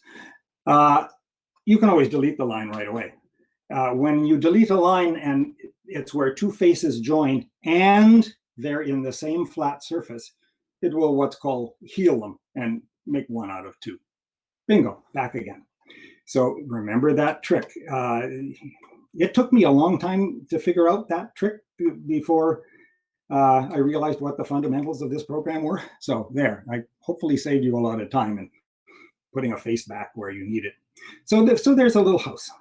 Let's do just a couple more things, and then I'll show you how you would actually get this thing printed. How about we make a doorway? Suppose I have a scale, well, 3 foot wide by 6'8" high. That's a fairly standard size for a door. How would I make a door here? Well, how about we draw where the base of the door is, say about there. And I want to draw a little rectangle there. And I want to make it, 3 feet by 6 feet 8 inches. Just type it in. And whoops, wrong way around. Okay, well, let's try that again. Only hit the right thing. I think I was hitting the ceiling up there is what I was doing. Okay, so oops, I didn't get it the right size there. Now let's do it right. Okay, that's on the edge there. And that's on the edge there. Good. Okay, 3 feet, 6 feet, 8 inches. Oh, it's putting it in the wrong direction again. See, there's the trouble with 3 dimensions is on a 2-dimensional screen, is it can't necessarily always tell exactly what you're intending to do. Okay, well, I wasted enough time on let's just draw it on the dimensions there. Okay, and guess what? Yeah, how about my little push-pull tool? How about I push that up?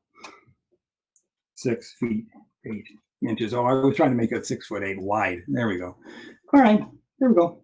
There's a door, or at least a hole for, pasting in your favorite door from your parts box or whatever. You can also make a very realistic door by doing all of the little slats and things yourself if you want to as well. But the push-pull tool will do an awful lot for you. But not everything. Let's just say, I want to make a chimney up there. So let's do it a couple of ways, the right way and the wrong way. It's always more fun to start with the wrong way. So suppose I thought to myself, oh, hey, well, I just need to draw a rectangle, come on, there, on the face. Come on, there. And like that, and then use the push-pull tool to pull it up. I don't think that's what I was going for. Remember, it'll only do something exactly at right angles to wherever that face was to begin with.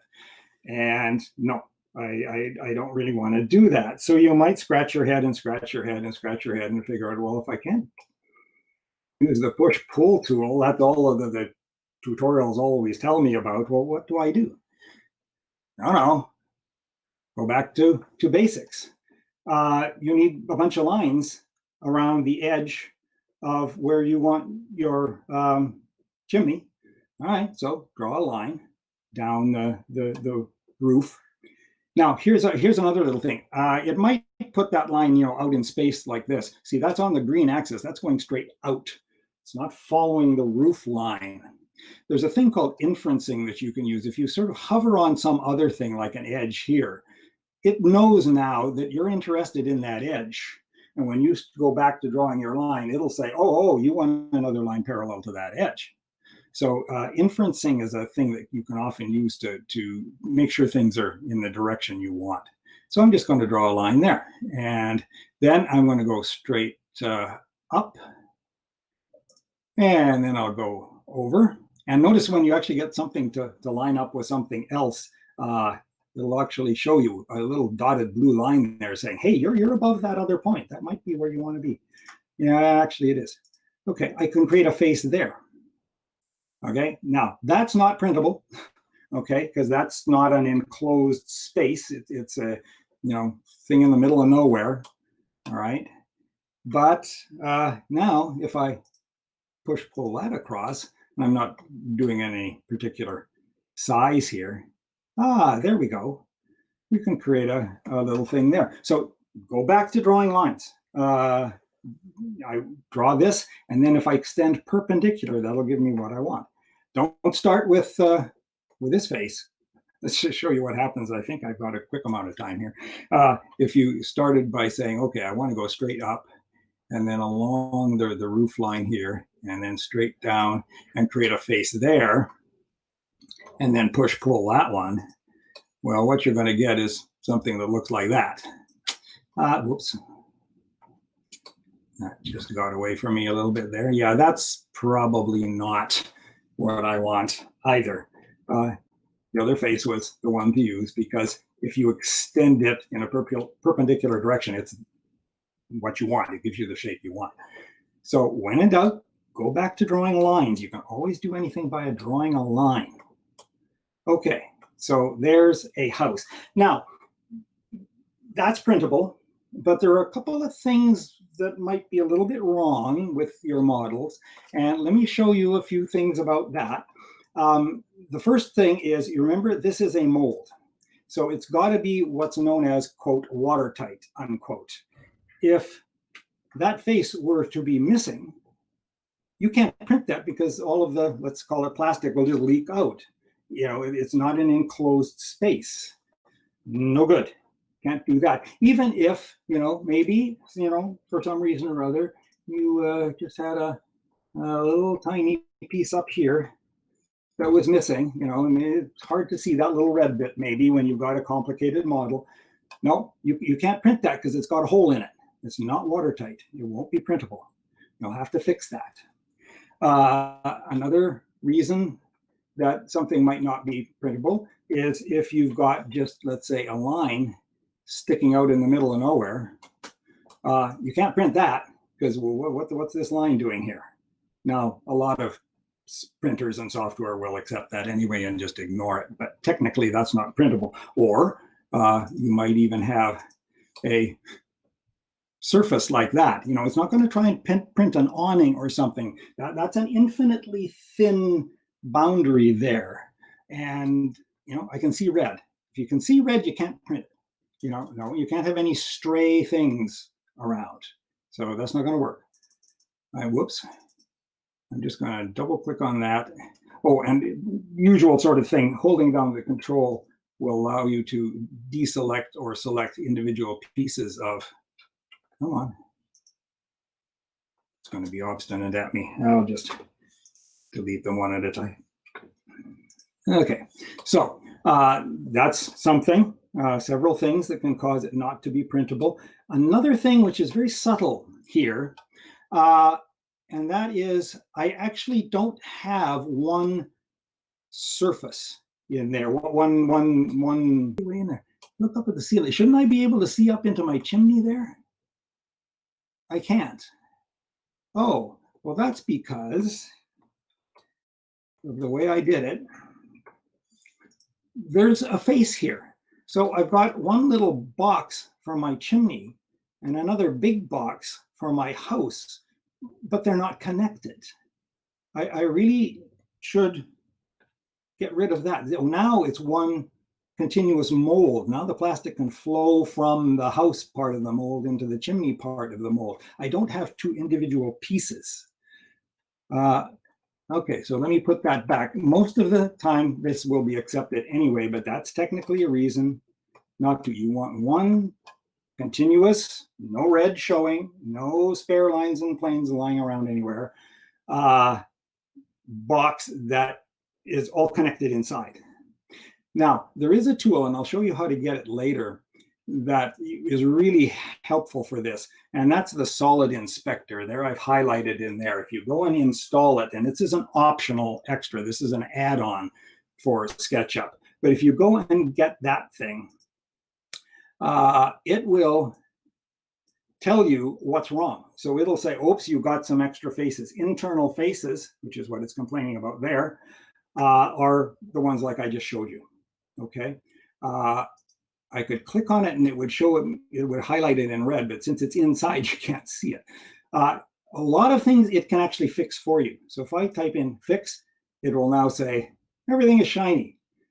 Extra marks if you can tell what TV program that's from.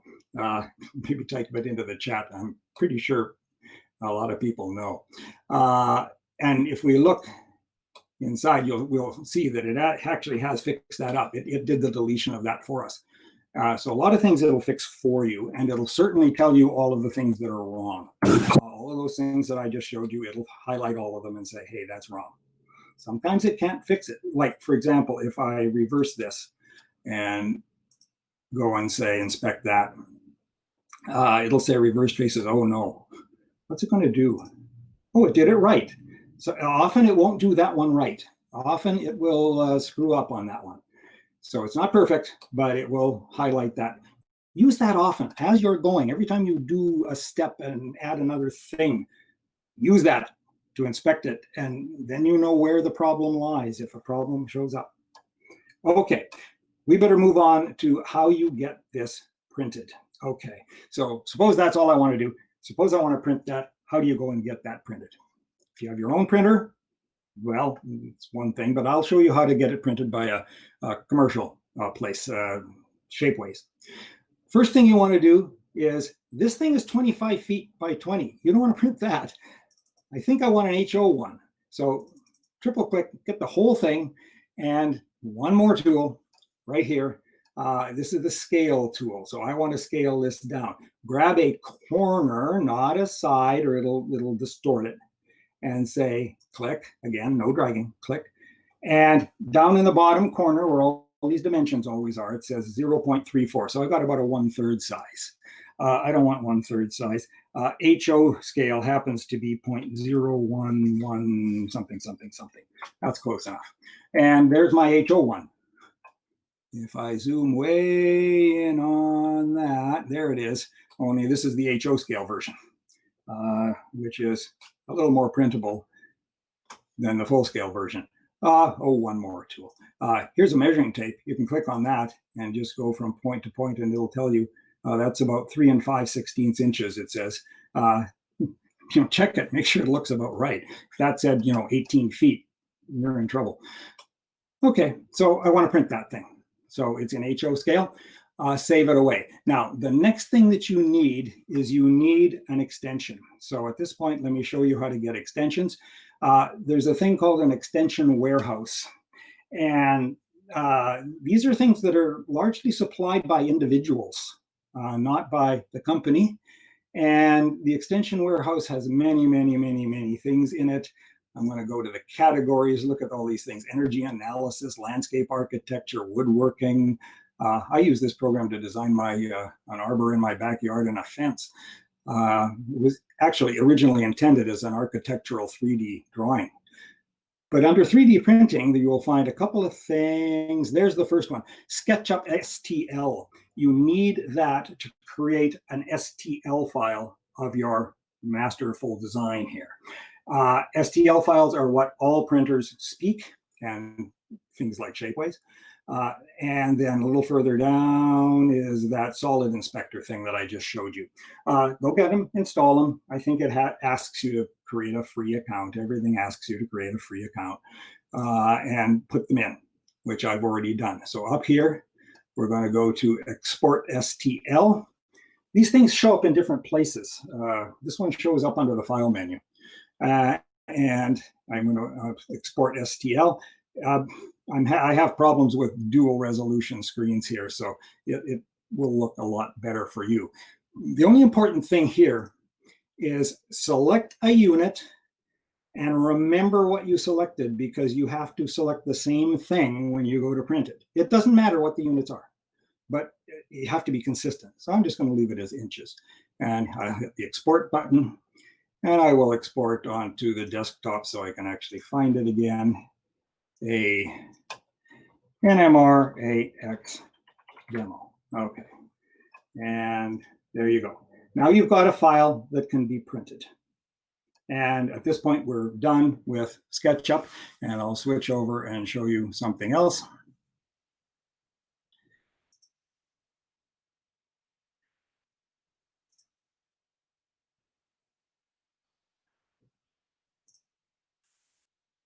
Guess it's that one. Okay. No, it's not that one. Wrong one. Let me get the right one here.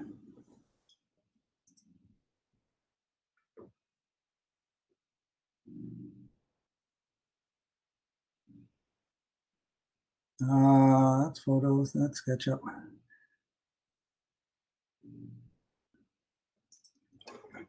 Okay, so again, you have to have an account, you have to log on. So all I do to print that thing is go and say, upload a 3D model right here. I'm logged in. And when I upload a 3D model, it'll say, okay, choose your file. So I just choose a file or drag it there. There's the NMRAx demo. And now it will upload that file and it will do a lot of those checks that I just did using the extension. So it's going to, subject your model to the fine tooth comb here. And that's okay. Oh, and I hope I got did I get the dimensions right? I think oh no, it's in millimeters. Oh, well. I probably want to do that different because notice it's not 3.3 inches, it's 3.3 millimeters. It's rather tiny. Perhaps I would rather do it with the right thing. Okay, units. Let me do that again. Select the units first. It doesn't matter which one, but just make them the same as what you saved it. Upload that thing again in inches this time. Correct my error. All right, and so it'll upload that, it'll analyze it, it'll make sure that it's a printable thing. I wonder if it's going to complain because it has the same name as the other one. It just might. Oh well, if it doesn't react soon, I'll have to go over here and go back. Oh, here's an HO scale one. Okay, this is another one. Let's just say I want to print that one. So here's one that's, it's almost the same as the one I just did. This is from a previous demo. And it'll show you what volume it is, how much support structure it needs to print it, how much space it needs in the machine, because these guys cram the machine absolutely full. And the more of their machine you take up, the more they're going to charge you. The part count down at the bottom, make sure that's only one. If it's not one, if it's 2 or 3 or 4, you've got a bunch of disconnected pieces, as like I had with my chimney there at one point. Make sure that says 1. And here's the sort of cost versatile plastic will do for, most larger sorts of models. For fine N scale stuff, which I'm in N scale, I'll go to the fine detail plastic. Now you can see the cost is rather large to print an HO building in that fine detail stuff. But if I shrank this down to N scale, that would be about $30 for N scale, because N scale is 1/8 the volume, the plastic of an HO scale. And if you're an O scale, well, got a bank loan. Notice you can get it, printed in steel or aluminum. They've taken gold off the list, or maybe it's only if the thing is small enough. But a gold version of this would, I think I saw $20,000 or something like that. I think most of us can't afford it. So you can pick your material. Let's go with a versatile plastic. You will often get some options, like if I want to print a pink one. That sure doesn't look pink on my screen, but okay. And different finishes. I think the white one had, it had a choice of finishes. They can smooth it out and make it a very smooth finish. So you go and select your options, and then it's the usual add to cart thing, and get out your credit card, and away you go. And about a week or 2 later, you'll get in the mail a printed object. And away you go, building your locomotive or your building or whatever. A whole building is not really all that practical a thing to do. Pieces of it may well be, like the stuff I showed you at the very beginning. Probably not, entire buildings in larger scales. but there's how you would do it. There's how the whole thing would work from start to finish, from getting the software to using it, the fundamentals of it, how to get it printed. And Mike is going to come on in a few minutes and talk about, well, how to print it on your own printer, mostly, and he'll talk about other things too, I'm sure. So at that point, I think I will just stop sharing that and go back to the screen and see if there are any questions. Of course there are questions, like any other new technology. So, first one was when you created the walls, someone wants to know how thin can you make those walls, or how thin should you make those walls? It depends on how you print it. Those different materials that I showed you, they will each have something buried in there where you can find specifications on it. So that fine detail plastic, you can get very, very thin with that. Suffice it to say that you can get quite thin, but if you go too thin, it becomes not very structural. It will your building won't stand up very well. So in that little particular building there, a 6-inch scale HO wall was way thicker than it really needed to be. But when I shrank it down to N scale, I wouldn't want to go much thinner than that. Yeah, basically check the materials, because they all have different properties. So someone asked if this tool can scale things, and if you need to enter the measurements in inches or millimeters. You can choose to work when you're building the object in whatever you want, meters, feet and inches, millimeters, whatever. You can work directly in modeling size coordinates, or you can work in prototypical scale size coordinates. Since most of us are building parts for a locomotive or a car or a building or something, it's nicer to work with those sorts of measurements, and then afterwards shrink it down by 1/87th or 1/160th or 1/48th or whatever your favorite number is, and turn it into your scale model at the end. So within the last clinic I did this thing for, I scaled the same building that I just did down to, I did an HO1 and an N1 and printed each of them separately. So you can scale it by whatever you want. You might have to do the math. The math consists of taking 1 divided by 87. It's not very big. Do you send all your printing to Shapeways, or do you have a local printer? I'm in Canada, and there's Shapeways, there's Sculptio. Sculptio, unfortunately, their cross-border shipping is absurdly, ridiculously high. So Shapeways, it actually ships to Canada relatively cheaply by comparison to the other ones. So I use Shapeways not for any other reason, but just because I can get it. Okay, so how long does it typically take? Not that long, couple of weeks maybe. It depends on how full their machines are at any given time. They have a big queue of things waiting to go into their machine, so it's more of how busy they are. Okay. And can you do curved shapes? Sure. Yeah. I could. While I'm talking, I'll just fire it up in the background here. Which leads to the next question. Can you make people with this software? Well, people are extremely complicated shapes, so you can make a rough approximation of a person, or if you're lucky enough to have some sort of a 3D scanner where you can scan a person in and get an actual mesh, it's called, of dots on a person, you could do it that way. I wouldn't want to go into trying to make a person myself, because that would just be too complicated. I always answer that question with, how small a circular cell do you want to start with? If I can share my screen again. Yeah, no, go away. So yeah, what happens if you draw let's say a circle, and I can just maybe pull that up and make a cylinder out of it. So, there you can see a nice curved shape. Mm-hmm. It's not really a curved shape though. If you look at it very, very closely, you'll see that what it really is 24 lines. So this is circle that's actually approximated by 24 line segments. If you want it smoother than that, you can increase that number, and you can say, no, give me 48 or 96 or some other number, and make it finer and finer and finer. But you'll get just more and more and more and more and more surfaces.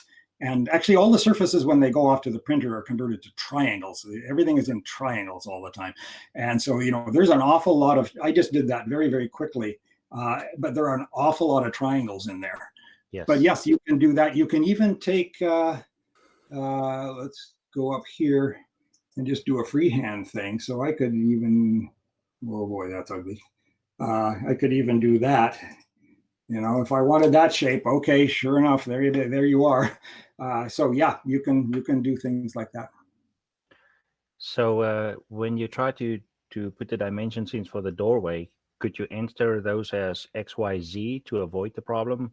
No, because all I was at that point, I wasn't drawing anything three-dimensional. In fact, you're never drawing anything three-dimensional. You're always drawing a two-dimensional rectangle or circle or weird shape like I just did there, and then extruding it, but that's only in one dimension as well. You're never directly working with 3 dimensions all at once. It's always one or two at a time.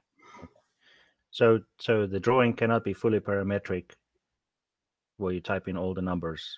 No, but you can, of course, the parameter can be your scale size at the end, right? You can scale it to whatever you want, or scale pieces of it while you're going, draw something at this size and then scale it.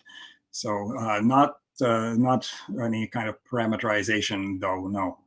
Okay. Do you know if you can turn something like your chimney on and off if you want to print another building without a chimney, or do you need to delete the chimney and save?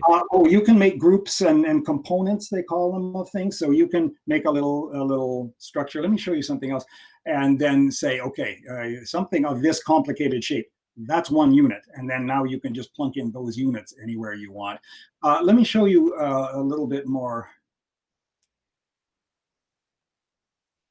complicated thing. So that building that I showed you, the starting point of, here's a more finished version of the thing. So you can go in and you can create siding with a little triangular sort of. The very next question was, how about texture and shingles?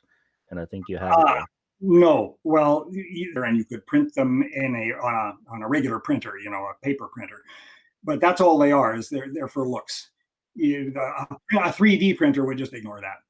If you want color, texture, anything on a 3D printed model, get out your paints or your standard techniques and do it that way.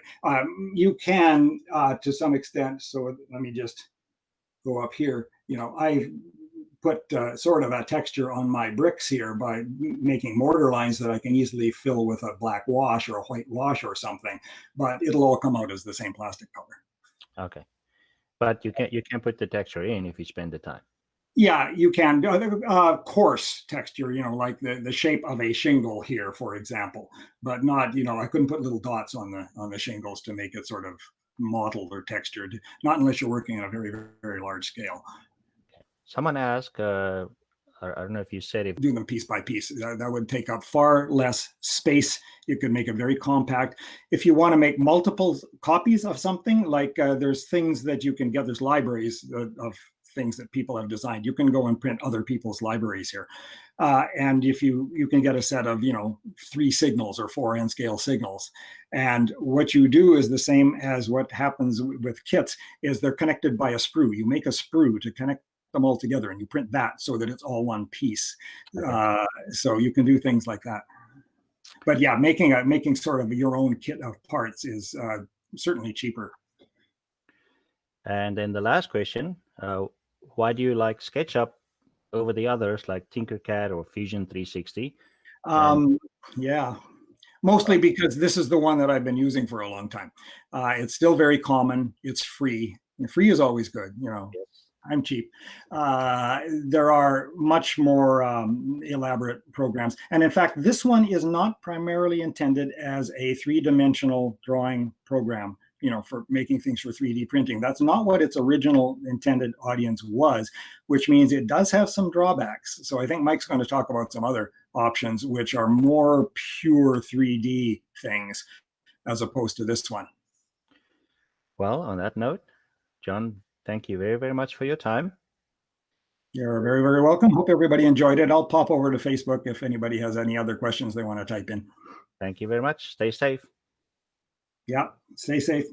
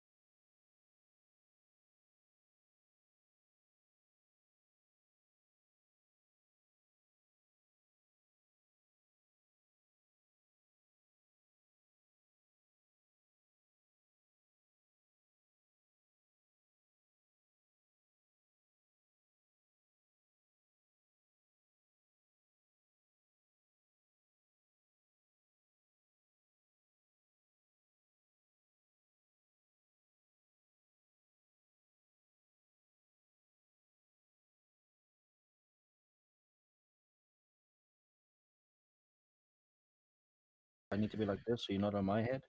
No, the audio's going on. All right, everyone, we're back. It's Gordy and Speed. We are running a little bit late, but Mike is in the room and ready to rock and roll. But before we can go to Mike, we have to ask you the question from the Wheel of Sandpaper. And the Wheel of Sandpaper says, have you already started 3D printing? And can you give us if you have, tell us what you've 3D printed? What model did you model? And if you've not, is our clinics today inspiring you to give it a go? And if you give it a go, what are you thinking of modeling? So, if you've already used 3D printing, what have you done? If you're thinking about doing it, tell us you're thinking about doing it, and what are you thinking about doing? I would be really interested to hear from you. Stick your answers in the chat. And when you've done that, while we get Mike set up, why don't you go over to daylightsales.net, go to the NMRAx merchandise, get yourself an order in there, and if you put in NMRAx 20, that's NMRAx 20, you get a 10% discount. So every purchase of NMRAx merchandise supports the project. Speed? 20 would be 20. 20 again. 20. All right, guys. We'll be back in a minute.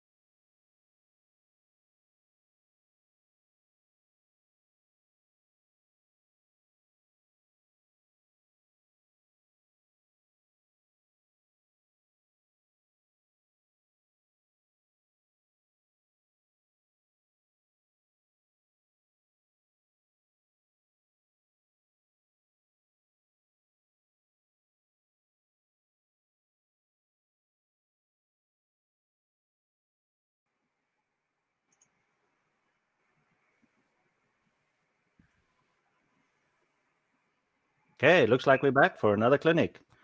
This is Speed at the bottom of the helix. Our next presenter, of course, an Eagle Scout, Lone Star Region Division 1 Director, and Chairman of the 2023 National Convention to be held right here in Dallas-Fort Worth.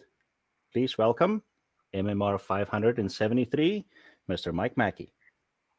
Hi, Speed. Hello, everyone. It's great to have you guys joining us today. We're going to be talking a little bit about 3D printing from a practical standpoint, and I'm going to give you as much information as I can here. Recently did a clinic for some folks over in the Southeast region in Birmingham, Alabama, and whenever I did, I was able to do a 4-hour clinic for them. So we're going to cram a bunch of things into the next 40 minutes, but we're hopefully going to try to make this as simple as possible.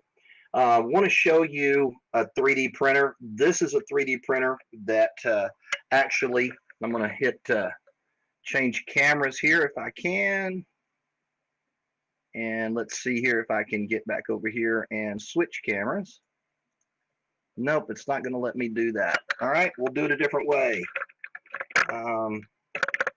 We're going to do it like this right here.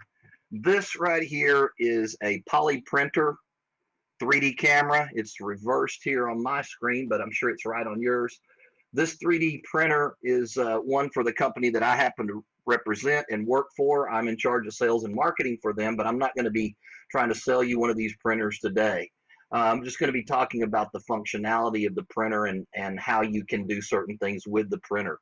All of the items that you see right here on the desk right here in front of you were 3D printed. The story that I'm going to share with you is the fact that I fell in love with a military train at an ops group up in Tulsa. A guy by the name of Jim Sinclair has a military train on his layout in Tulsa, and I fell in love with that train. I decided I wanted to have a military train, and if you can find the Roco or the Keebri military vehicles that were printed and made and injection molded from years and years ago, if you can find them at a swap show, you're looking at probably $35 to $50 each, meaning that if you've got a 50-foot flat car, you just spent $150 on a load if you put 3 items on that particular flat car. So that being said, I decided I was going to try to come up with a better solution. Let me put this like this, and now I'll have it there, and it won't be as difficult to see, and you can be able to see it a lot better. That's in focus. Looks pretty good there. Now, I decided I was going to go out and through a friend of mine, he was working at a makerspace, and he goes, "Why don't you 3D print some things?" So I said, "Okay, let's try to do that." I did that, and whenever I did, I fell in love with 3D printing. With 3D printing, you can do a lot of things. This particular vehicle right here was 3D printed. I did not draw this, and I will show you in just a minute how you can come up with this.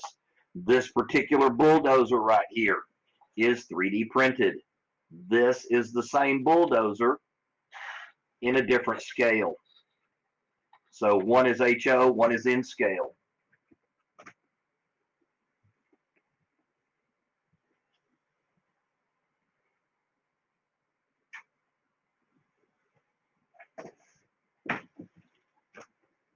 These Jeeps and tanks are also 3D printed. And you can do a lot of different things here, guys, and girls for that matter, because I know we've got some ladies joining us today. These particular pieces right here, this particular tank that you're looking at right here, this tank was printed in 3 parts.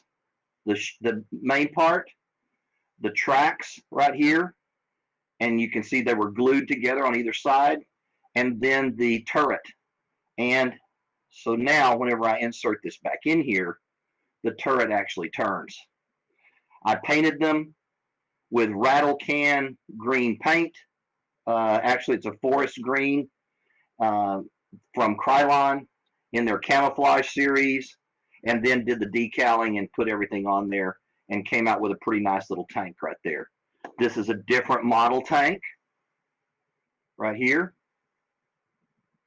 And you can see it's the same environment with the hull, the main hull of the tank, the tracks, and the turret right there. I will tell you that when I started looking at this from an economic standpoint, I can buy these vehicles and spend the money and just have the vehicle. Or if I decided that I was going to have to pay $35 or $50 this tank, let's just say $50 for a tank right here, then I'm going to be looking at $150 for a load.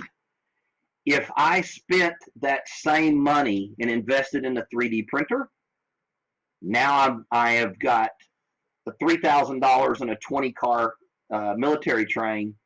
But if I spent that same $3,000 on a printer, now I can print so many other things, such as, let's see here. Here is a bumper for the end of the track.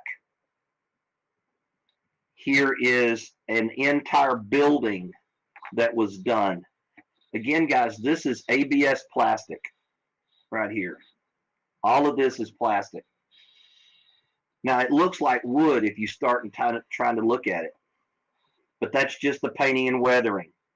The pallets on the side, the crates, the shading and the exterior shed on the back that looks like it's got sheet metal on the top of it. That was 3D printed. The barrels on the side right here that you see. All of this stuff is 3D printed. When I started looking at it a little bit further, here is a baggage cart that I printed in HO scale. I can then come in here and start looking at other items, and I'm going to bring some very interesting things in here. Here is a bag, a piece of luggage. I've got all different kinds of luggage pieces right here in HO scale. I've even got cinder blocks. I'm going to put this down here so you can really get in here and take a look at it. But this is a cinder block that was actually made on the 3D printer with the holes intact. And it came off the printer just like you see it right there. A bathtub in HO scale with the, on the very front of it right here, it's kind of difficult to see. But if I bring it up here to the camera, let's see here, it's a little bit out of focus, but the faucet and plumbing areas on the bathtub are even there on the printed item. Here's a pot-bellied stove. Here is a crate and barrel. My layout in my train room, which I'm broadcasting from right now, is a 39 by 19 layout in HON3 and HO. Believe me, it swallows detail parts like a black hole in space. This is a grandfather clock, and if you really get in here and look at it tightly, if you were to get a magnifying glass and start looking at it, you can see what time it is on the face. You can see the pendulum and the weights inside the grandfather clock. The funny thing is, I have had my 3D printer for, let's see, about 20 months now. And in 20 months, I have drawn 3 things for printing. All of the things you see here in front of you, this loading dock, complete with the underframe and everything like that. And I want to show you several different things. If I can get this, get Werribee to work with me here. There we go.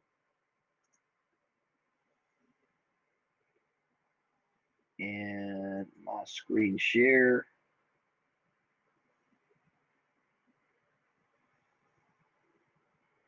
Well, we're going to go over here and minimize that.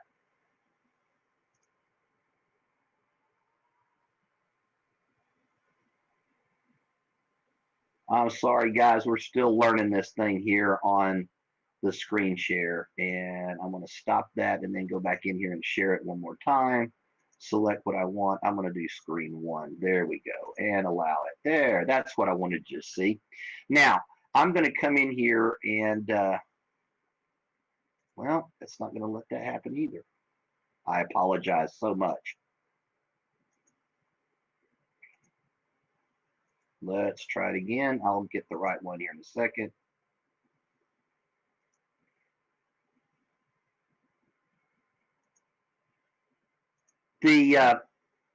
In sharing this screen here,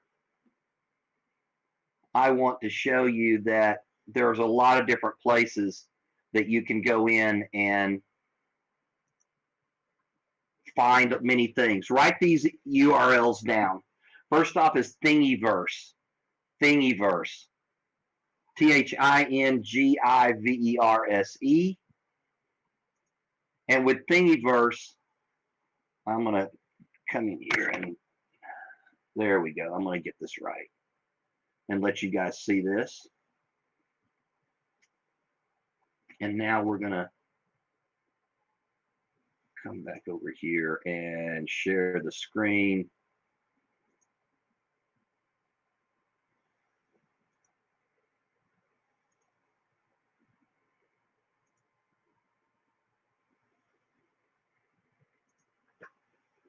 Well, I'm having a little bit of technical difficulties, guys. I'm sorry right here.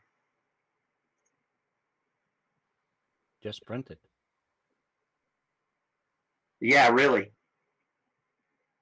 I'm trying to launch my camera, but for some reason it does not want to let me launch the camera here and get back to my main camera. Now, I'm not sure exactly what's going on. Let me, if I can share again. It says it's not, my browser's not liking this. It's not going to let me screen share. I've lost my camera. Speed, I may have to relog into Whereby here. Okay, we'll wait for you. Let's see here. Clear the cookies. Remove that. Cycle here. Give permissions. If you guys in the audience have any questions, please type them into the Facebook group chat or in the YouTube chat. I think that's what they call it. We're seeing a tank car. I remember the tank car. Let's have a look. What did we get? High page. Well, Mike just sorts himself out. Now it looks like I'm back partially. I'm not sure. Yeah. So let's have a look. What else do people want? I can't scroll back now. So, Chassis system C27 and a C27A caboose. whole caboose. Yep. I hope that's Z scale. It's going to get expensive. If you get that if you get that printed in gold, I want to see it though. Well, if you think a caboose is hard, how about a 484 Reading T1? Wow. Yeah, what scale? That sounds awesome. That sounds really cool. Not specified. How about a boxcar door? I think that's a cool thing. I think that's a really cool use for 3D printing. I think if you're upgrading some older models and you want it to be very specific. Guys, I'm sorry here. I'm not, if for whatever reason, it's not liking my camera all of a sudden. Bear with me a second, guys. Very good. Yeah, I think we're looking at Mike again. I think that yeah, I think 3D printing for detail parts is the way to go, especially as more and more of the detail parts we maybe used to get in pewter or in metals are no longer available. I think it's really cool. 1-to-1 scale. Bernard wants to do 1-to-1 scale. Can you guys see me now? We can see We you. can see your chin. All right. So we're going to turn around here and look at the camera right here and look at this as best we can. Now, I want to show you guys here on Thingiverse. Is that being broadcast now, Gordy? Yes. Yeah, it is. Just let me make it a bit bigger because it's really difficult for people to see that. Is it? Okay. Well, then let's do it a different way. We're going to come back around here and come Move back away. around here. Then. We can move away a little bit from the screen. That might help. Hang on just a minute. Let's try that. How's that? It's probably better, yeah, because we were only seeing like the blue circle. So that's your full screen. Go ahead. All right.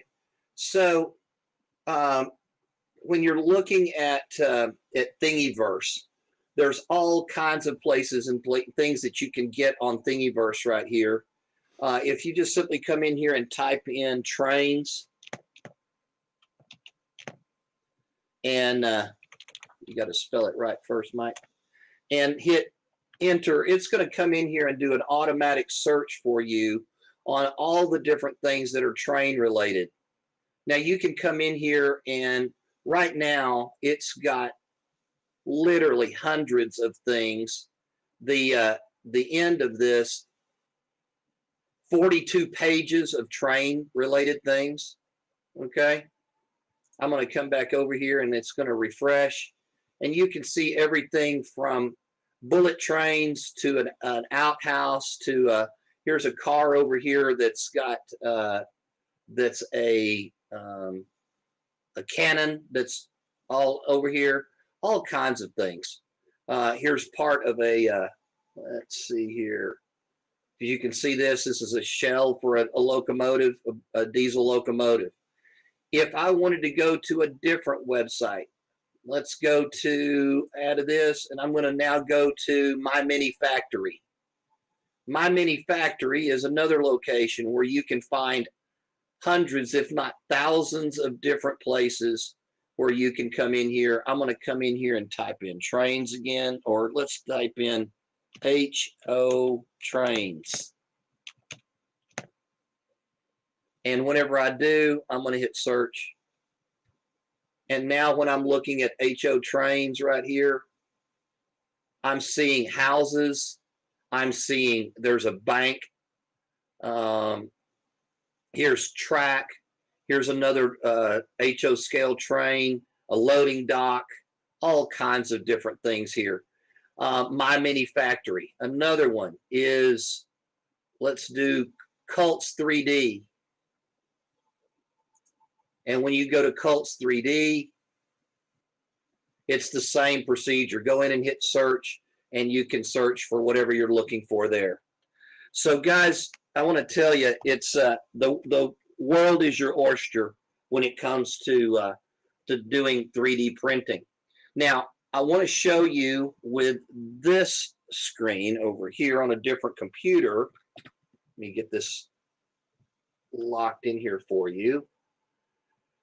I'm going to go in here, and one of the things that I'm currently printing and making here is a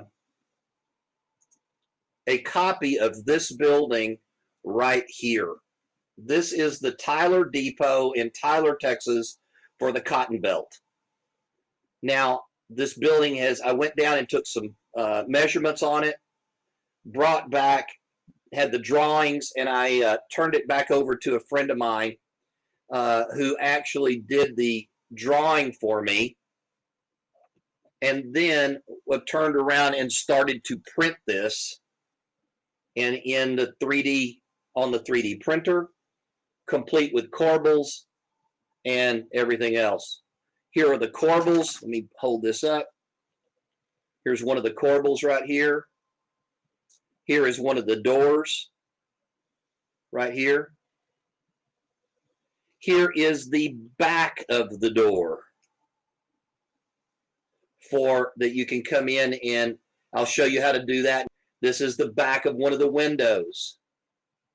Here is the front of the window right here. So I'm making this building. It's coming to me, and I'm starting to get it all printed out. And if I can get the lighting a little bit better here so you can see it. It's actually, I've got it painted. and I'm doing all kinds of detail work on it, complete with an interior detail. Now, with the 3D printer, all starts with the STL file, just like John was talking to you about. Now, I'm going to bring up the passenger door right here and open that into a program right here that's called a slicer. Now, the slicer, this particular one is KISS Slicer. You can, there's a lot of different programs that you can use for your slicer programs. But this is, this one in particular is KISS Slicer. And if you look right here in the middle, I'm going to zoom in here. This is the HO scale door right here. Now, if I wanted to make this bigger, if I come over here to the right-hand side, I can come in here and right-click and scale by X. So if I want to make it 2 times larger, okay, so let's say it's in HO scale and I wanted to take it to O scale, I'm simply going to click OK, and now I've got the same door in O scale. If I wanted to right-click and scale it by 1/4, now effectively I've, whoop, that was, pardon me, I just 4 times the thing. Let me scale by, let's see, 0.5. That takes it down to O scale. And then 0.25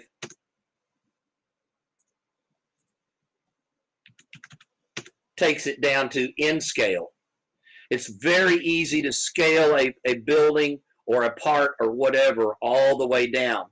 Now, this particular slicer right here is set for a print bed that I have. It's 229 by 229 by 229 millimeters. If I'm going to take this back to my original size, I can simply come back in here and reload it one more time for that. Let's scroll down to passenger door. And it's reloaded. Now the beauty on this particular one, I'm going to go ahead and double the size of it and make that. And you can see right here on this side, if you can, I don't know if it's visible or not. There we go. You can see the size that we're working with. If I wanted to change the exact size and I wanted to say instead of 0.39 millimeters tall, which is the height off of the bed right here, from the bed up is 0.39 millimeters, and I wanted to make it 0.6 millimeters, I just made it twice as thick. I can come in here and look at this, and with my 3-dimensional tool, I can come over it, under it, around it, and through it, and I can even get underneath it and look underneath it. Now, here's how I made the back side of the doors. One of the things that I can do here on this, I'm going to go back in here and let me change file types. Instead of that door, let's go to, let's see, we'll go pressure tanks. And all right, so there I've got some tanks. I'm going to kill the passenger door. I can, since right now I'm looking at these pressure tanks on the bed. If I want to change the orientation of them, I'm going to right-click on this slicer, transform the mesh, and make the y-axis up. And now it's changed the orientation of those tanks right there. But here's the thing. Let's say I only wanted to print a portion of the tank. So now what I'm going to do is I'm going to lower my mesh on the z-axis. And whenever I do, I'm going to take it, let's see, lower it by 11 millimeters. And now if you look at it, right there is halfway on the bed, print bed. If you notice the blue line right here, that is the print bed. and whenever it's right there even, so the red line right here is going halfway through the cylinder. Now I've lowered it halfway. It's only going to print from the bed up. If I want to go back and make it full height, then I'm going to come back in here, and there you go. It's now back up to above the bed. Now, another thing that's really great about a 3D printer is if I only want, I'm going to bring this back down. I'm going to bring it, lower it in mesh by 0. And now it's back on the bed level surface. I want to print more than one of these. So how am I going to do that? Here's my count feature right over here on the side. Okay. And I'm just going to increase that by 1, 2, 3, 4, so that whenever I come back, now you can see that the software has now multiplied that print by 4 times. The next thing I'm going to do is prepare it for the printer. In order to do that, you have to do what's known as slicing it. You notice right up here at the top, it says slice. And what that's actually doing is taking it and making it, doing a, if you will, an MRI of the item being printed. You can see it's going all the way up, and it's taking little bitty slices. Point on this particular slicer for this particular printer, it's making 0.125 or an eighth of a millimeter slices, and then it's stacking those on top of each other. It's making a sandwich, if you will, and it's taking all of those slices and stacking them one on top of the other. Now, once it's done that, we can go ahead and save it. Now I'm going to come back over here. I've already got a file getting started over here, and I'm going to change over to the actual printer software. Now the printer software here, if you're looking at it, I can come up here and choose my file, open a file, or click recent files. And in this case, I'm going to do a partner desk with a ticket stool. It's loading that up here on the screen. It's going to tell me over here on the side that it looks like it's going to be able to do that in 4.4 minutes and 47 seconds roughly. And I'm going to go ahead and hit print. Now, if you'll look over here on the side, you'll see that the bed is currently at and this is set for ABS. That's the type of filament that I'm using on this printer. And if you look at this, you can see in the back, you see the roll of filament. There's different kinds of printers, and I'm going to talk to you about that while this starts printing. But this particular printer filament is brown in color. So we're going to come back over here, and I'm going to hit the print and execute button. So let me do that, and then we're going to let you just sit here, and we're going to talk for just a minute. And I'm going to talk to you about different types of printers while this gets started. All right. So we're going to hit print, and it's going to start printing. A couple of things to think about whenever you purchase your printer. First off, what are you going to be printing? Now, the important thing to understand about 3D printing is, and I like to use this analogy whenever I'm talking to people about their printers, is that use the right printer for the job. You can build a house, and when you build a house, you can use a hammer, a claw hammer, a ball peen hammer, a sledgehammer. You get the idea. But what's the best tool for the job? And when you're looking for a printer, you need to think about those same options. If you're trying to do very, very fine detail in N scale, I will tell you right now, do not choose a filament printer. You need a liquid resin printer. Now, there's pros and cons to all different kinds of printers, just like there's pros and cons to a Ford tractor versus a John Deere tractor. So you need to think about that whenever you're making your purchase. This printer that we're printing on today is a filament printer. It is probably a second tier or a prosumer type printer. Roughly cost, well, the cost on this was $28.95 brand new. You can buy printers as cheap as $300 and put them together yourself. Now, I'll tell you that when you get a print off of them, it looks like something that you printed on a $300 printer. You can get a Yugo or you can get a Ferrari. Maybe most of us need to be somewhere in between. So when you're choosing your printer, make sure you're choosing the right printer for the job. The pros and cons, all right? A liquid resin printer, once you start printing with whatever resin you're using, it's got a very definite shelf life, but they give you great detail. So that's a really good fundamental thing to understand. A filament printer is not quite as good a detail as you would have with a liquid resin printer. However, you saw some of the things that I was giving you as examples here. And if you're printing in larger scales, a filament printer is going to do a real good job for you. Filament printer is normally not as expensive as a liquid resin printer. The filament has an indefinite shelf life, provided that you keep it dry. Now, let's talk about filament for just a minute.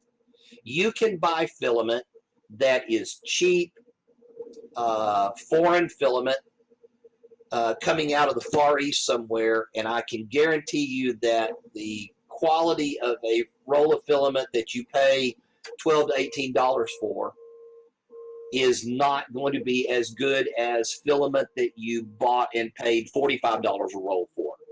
It's quality control. It's the quality of the plastic they use whenever they're making the filament in the spool. Another thing you need to look at when you're buying filament is what is the filament that's half kilogram, and they charge just as much, if not more, for a half kilogram as some really, really nice kilogram rolls. So think about that whenever you're buying your filament.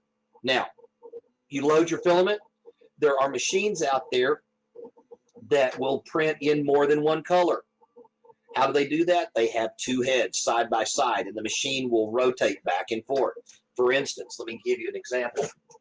This is a Baby Yoda that I printed on one of our machines.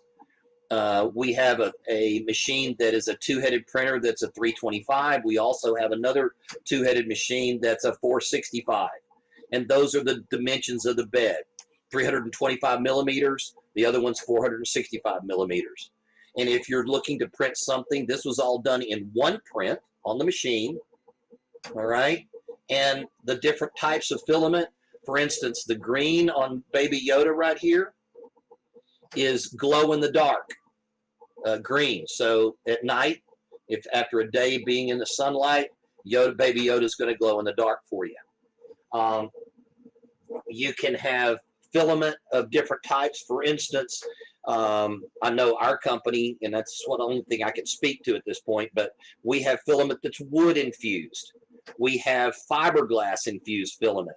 The wood infused filament, when you print that, you can literally come back in, you can stain it, you can sand it, you can carve it. Anything you can do with wood, you can do with that printed filament.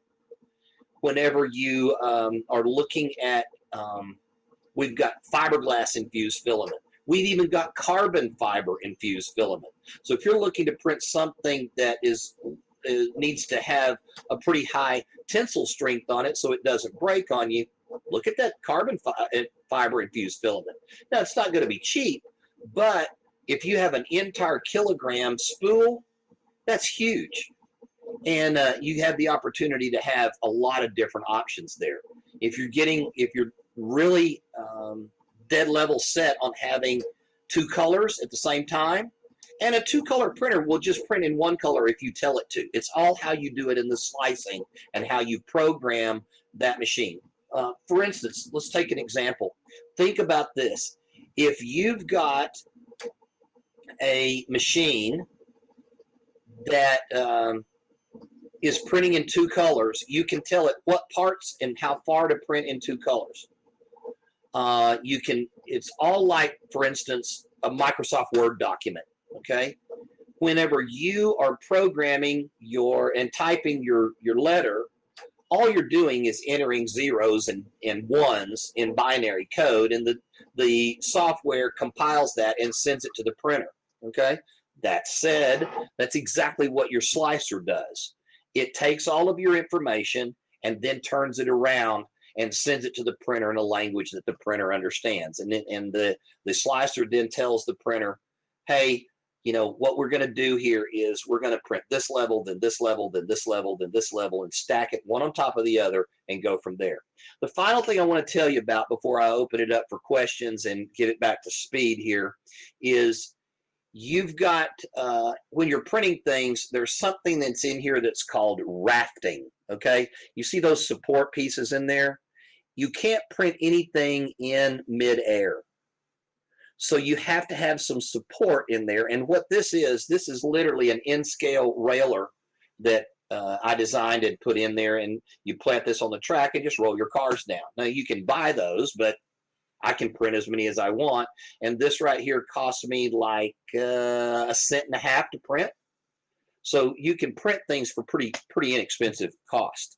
But you may have to come in there with either a rafting tool to clear it out. You can do that with a knife, a little bit sharper, a little bit more heavy duty than a number 11 blade. This one is a little bit heavier duty blade there.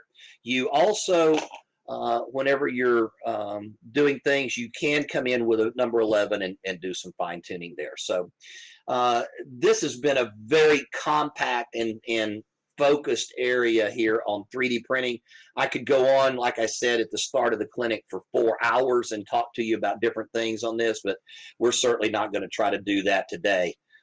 Maybe we can do another session on it and we pick up where we left off and go a little bit further. But I urge you to really consider it. I was talking with Speed earlier. Speed, I know, has multiple printers.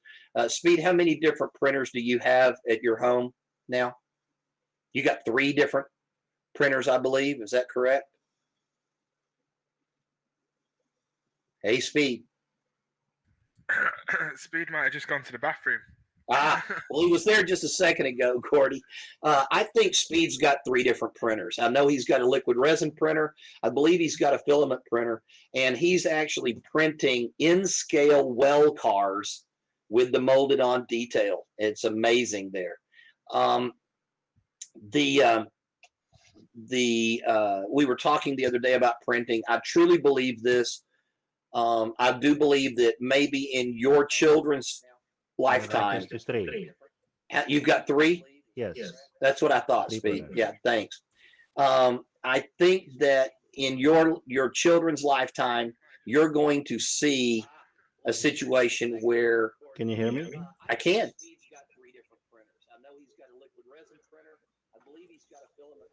I believe that in your children's lifetime, every household is going to have a 3D printer.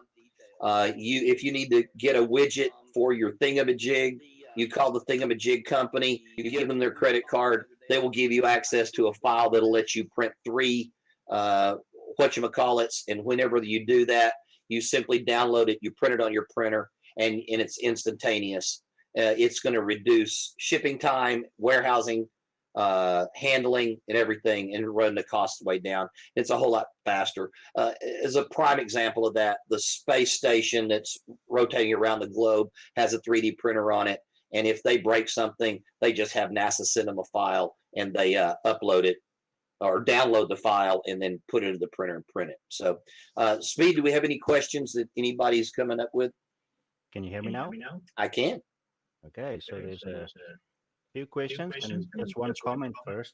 Someone mentioned that their local library has a very, very expensive kind of printer, so we suggest people also go check out.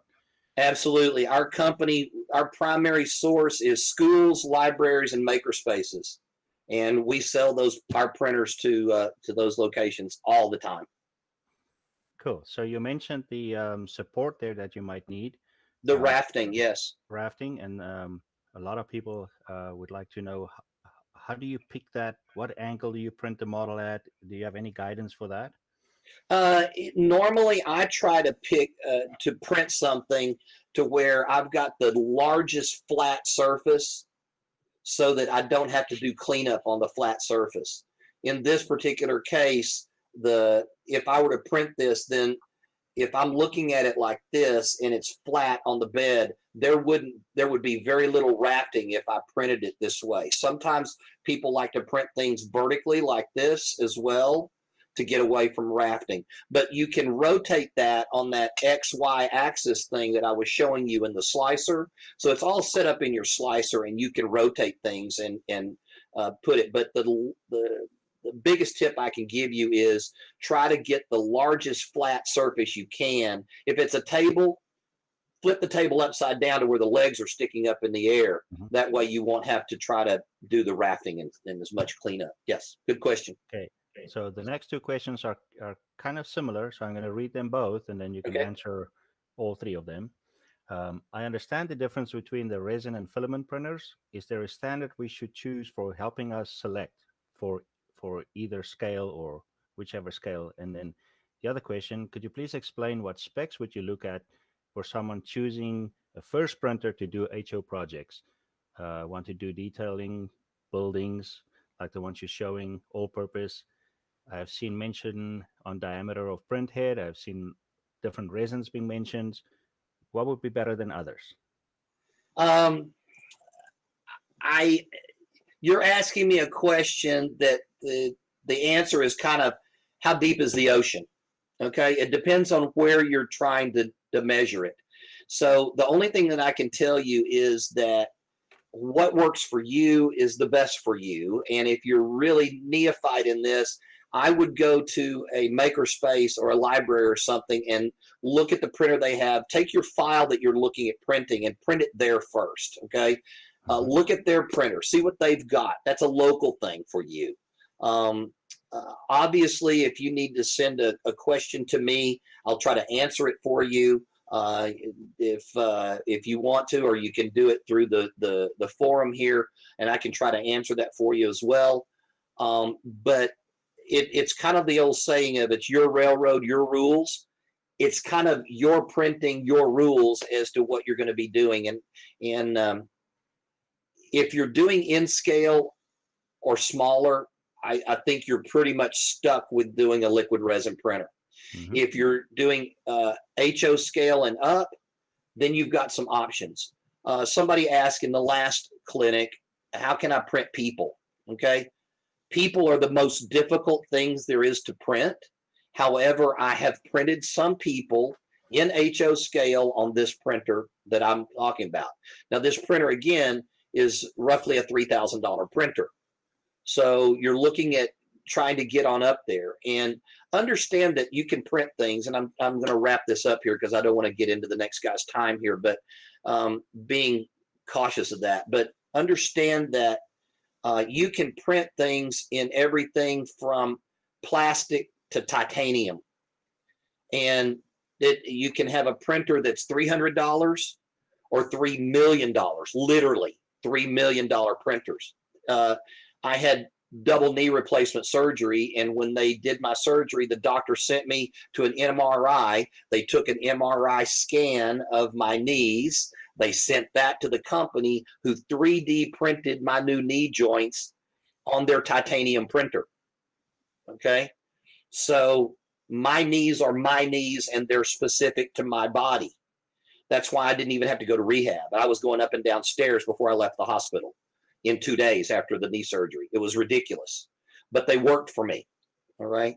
So the answer to your question is, depending on what you're doing, you may have to make an investment more than $300. A $300 printer is great for kids' toys, but it's not necessarily good for making something as detailed as a Jeep with an interior in it. Correct. Plus, for a beginner, you also need to print the little throttle holders. Yep. So even if you're an N scale, you don't want to spend all that time layering something in an expensive printer. That's exactly right. In a lot of things in N scale, you can print on a filament printer and not use up your expensive liquid resin. Correct. One of the things that's, like I told you, liquid resin has a shelf life. Once you open a package of liquid resin, you need to be using it up, because it will spoil on you if you're not careful. Yeah. Well, Mike, I think you got a lot of people fired up on Facebook.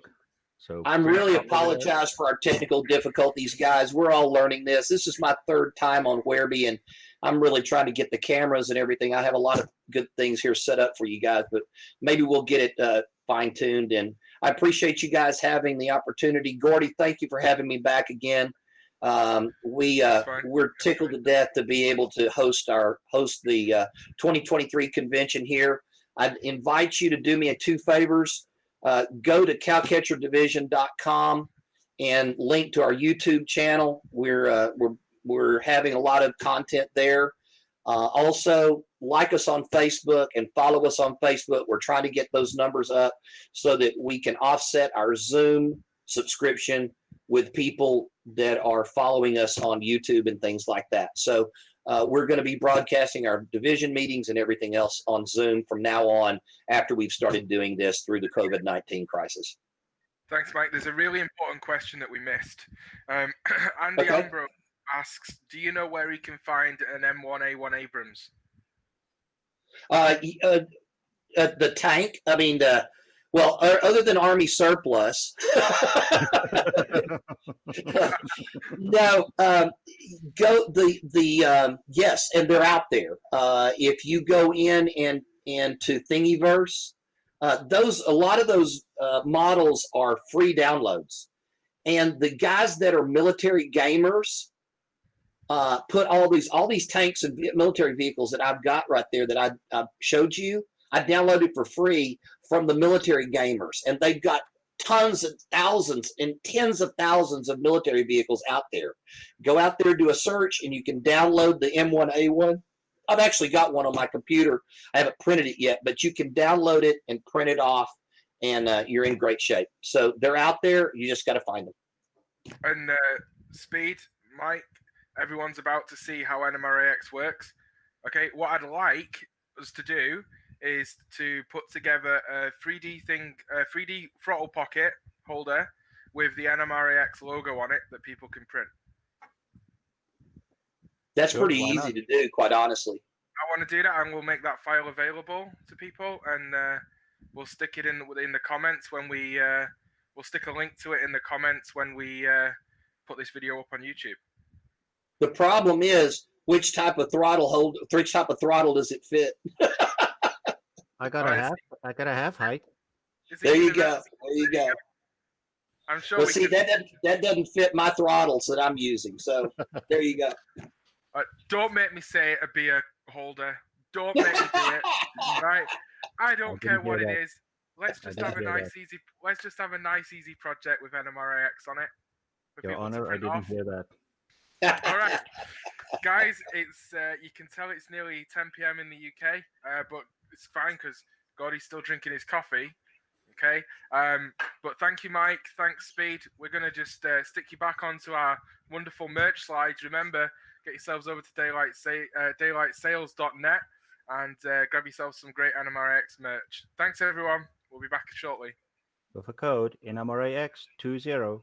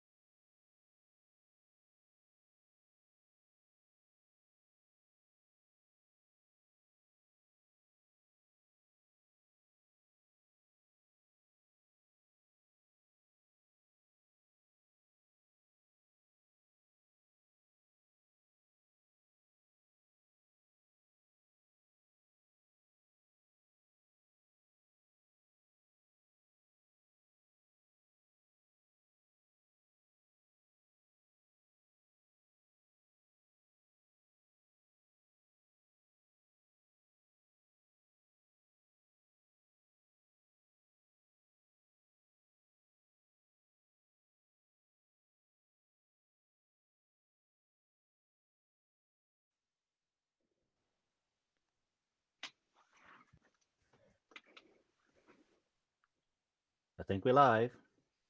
This is Speed at the bottom of the helix with our last NMRAx clinic for the day. With us, we have an architect living and working in the county of Hawaii. Imagine that. Raised in the Pacific Northwest, north of Seattle in the San Juan Islands, building model railroads since 9, when he spent all of his first paper route money on a Tyco train set. Since then, he has moved several times and built several layouts, primarily in HO scale. In 2000, he branched out into large scale, using live steam and battery powered with radio control. At home, he has been working on an O-scale narrow gauge layout using battery power for many of his locomotives. Today, he will be discussing his successes and failures for our pleasure and entertainment. We welcome Neil Erickson from Uma Uma. Aloha, Speed, and everyone else. Thank you for having me. Gordy, my coffee cup is empty, so you'll just have to bear with me. I think we ought to do some business. I mean, the bathrooms are outside around the corner. Please turn off your cell phones. I'm advertising Modeler's Life and the Hawaiian Railway Society, so hope you will think about supporting both of those. So today, I don't know, Gordy, if you're going to switch me over to my presentation and I can get started with that. Yeah, it's done. Ah, we're already here. Well, you can see this is a large scale locomotive, G scale actually, 1 to 20.3, and it's battery and sound. It has a tsunami sound in it, and some very, very large batteries. This got me started in dead rail. This runs in the garden. It is flawless, runs all the time, and of course, it doesn't receive any battery power from the rails. It's all from the batteries, right? So I'm going to go through some of these. Well, let's just keep going. Basically, the interest in dead rail seems to be growing, right? Dead rail, I think, if you look at my little definition there, is a battery-powered locomotive with wireless control. Dead rail is a term that I think a lot of people find offense with, although it is as opposed to live wires, like live electronics, but it's also been called other things, you know, like cold rail, battery on board.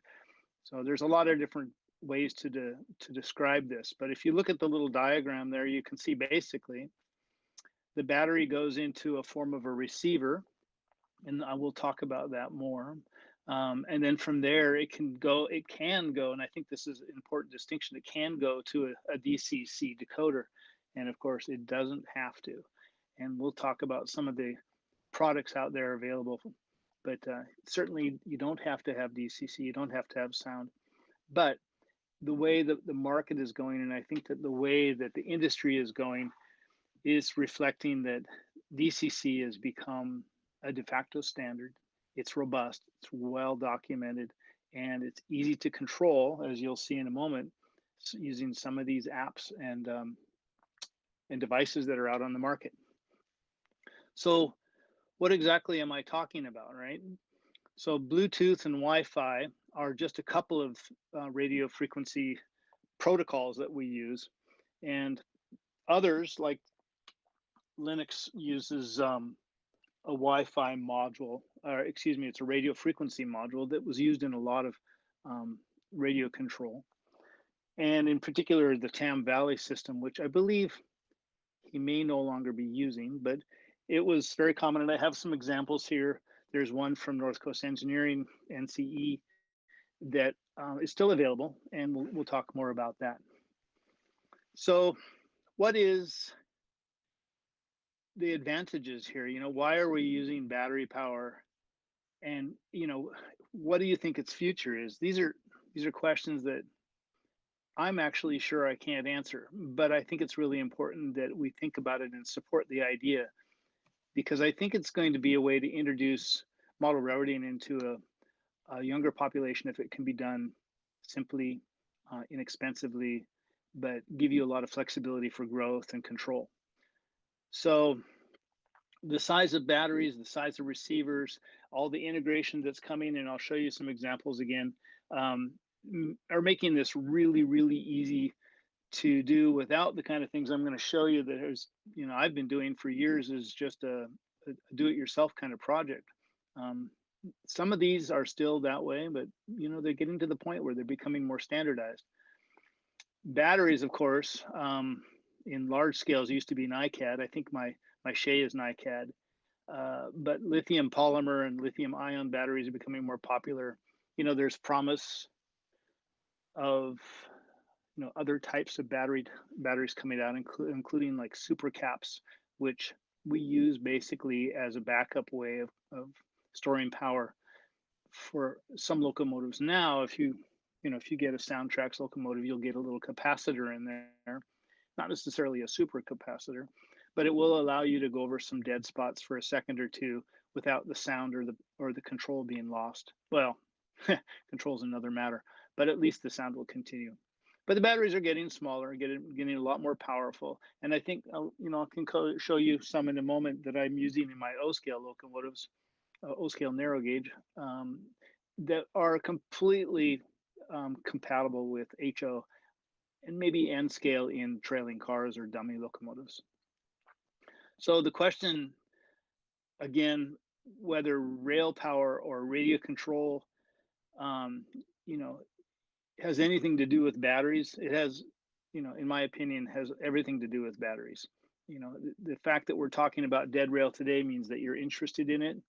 Although, a lot of people wonder, why don't I, put a battery in my engine and charge it off the rails like you would with a capacitor? Well, batteries don't like to be charged and discharged, frequently, but there are charging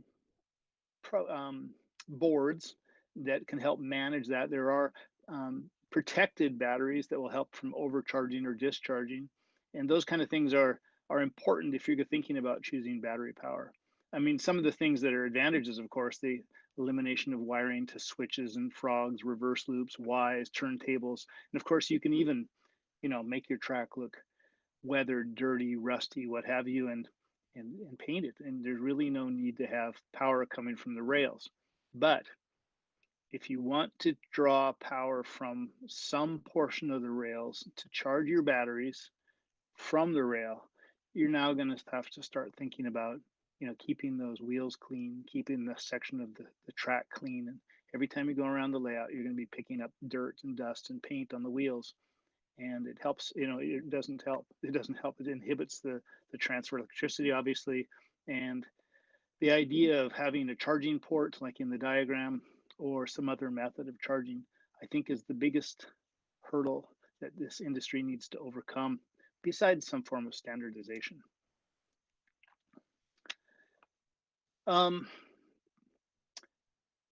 Speaking of which, capacitors or stay alive, keep alive, they're known by different names. There's do-it-yourself kind of versions. I've read about them on model railroad hobbyist forums.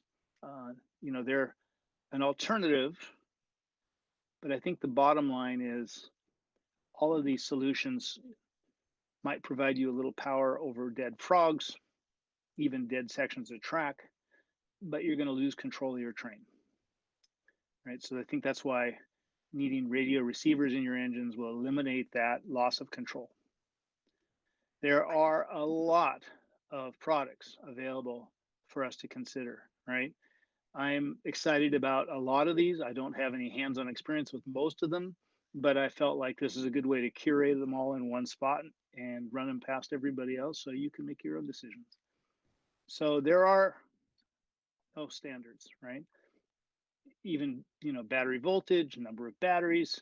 I'll show you some examples of batteries that I use, whether they're built up from 3.7 volt lithium polymer batteries or they're standalone. They have different applications, but they need different kind of battery management. The products that you can buy off the shelf, like I said, are becoming more and more numerous. Right now, the one I'm going to show you a little bit is this new Blue Rail trains, what they call Blue Rail DCC. And It's really interesting. It has an app, and I'm showing you the Steam application because that's my interest. But on the bottom of the screen on the left-hand side, you can see you can control pretty much all the same things you would using a normal, basically conventional throttle. This happens to be on an iPhone, and it's an app that's free. You download it, and again, it's proprietary, but you can change the CVs on the fly. One thing that I've suggested is that if you're going to have a lot of momentum and coasting, then maybe there should be a way to brake that locomotive too. So there's some advantages to the Blue Rail trains, like being able to control those CVs, being able to connect to a locomotive fairly inexpensively. It can run off of rail power or it can run off of battery power. RailPro is becoming super popular, developed in Canada. I believe it's developed in Canada, is sort of an entire package like a DCC system. It promises really amazing things. They don't really tout it as a battery powered system, although I imagine it could be. It does draw power from the rails, but it is a wireless connection directly to the locomotive. And if you look in the diagram, it's sort of a family suite of products where they have not only the handheld controller, and it has a color screen, and a lot of flexibility about what you can do with that, but it has other components, battery chargers and power supplies, and more importantly, it has a very, very small receiver, motor controller, and sound card, all built into a chip that just plugs into the standard NMRA connection. A couple come out recently that are Wi-Fi based. In other words, you connect to the locomotive by choosing the Wi-Fi that it's transmitting. Locofi is probably the least expensive that I've found on the market. Comes with a speaker, produces diesel sounds. It's a downloadable application, and it can run on batteries very easily. And you can see from the picture on the left-hand side, page 6, that this is designed to fit right in and replace the board maybe on a standard HO diesel locomotive. It's pretty interesting that you don't really need much more than what's shown right there. And I believe the total price to get involved in this is less than $100. And maybe that's more than you want to spend. But if that's all you had to spend and get involved in model railroading, it doesn't look too bad.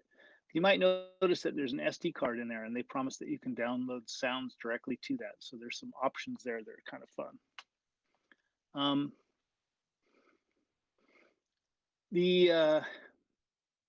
The company called Wi-Fi Trax is another on the right-hand side, page 7. It's kind of exciting because they've taken what I believe is kind of a standardized board that allows you to plug in different components. Sort of like an interface board that replaces the one in your locomotive. These are designed for HO scale, and you can have a battery of your choice. You can have a battery controller, charge controller, and a decoder of your choice. There's the 8-pin NMRA connector there, and it's it's pretty exciting that this is sort of an all-in-one package with not only a downloadable app, but several that allow you to integrate different components in the layout for controlling switch machines and turnouts. They have a tower operator app. This looks like it could be really exciting. What's interesting is that if you go on to the next one, the Stanton S cab, which has been around a long time, and they have a receiver that's basically was a wireless radio receiver and a motor controller, and he has developed a way to do something very similar. In fact, I wonder if one is not licensed to the other. So as I turn the page, you might see on this top upper left picture that it looks pretty similar to the previous page. Let me go back real quick. And you notice that these two boards, that's top and bottom, it's not this, it's the same board. And then this board, fully populated from Stanton, look identical. Interesting thing is that you can get it fully wired. so that you could get the SCAP battery power controller, charging from the rails. You can get a single cell LiPo battery. You can choose your own decoder. This one's showing a Soundtrax TSU 2200. And that one is bundled with the receiver, so that not only do you have battery control, but you have and NMRA decoder, and it comes, speaker and motor control. That one's just shown for testing purposes, obviously, right? And I'm going to show you one of these because I love the fact that it has a magnetic reed switch. So you can turn on and off the power and disconnect the battery. Neil Stanton developed this, and his handheld throttle is the one on the lower left. It's similar to some of the others that you see on the market. It has a slide controller for the throttle and switch for the direction.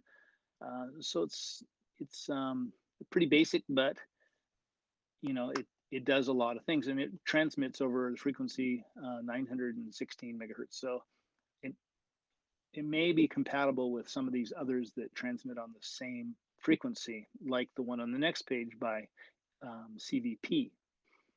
So CVP,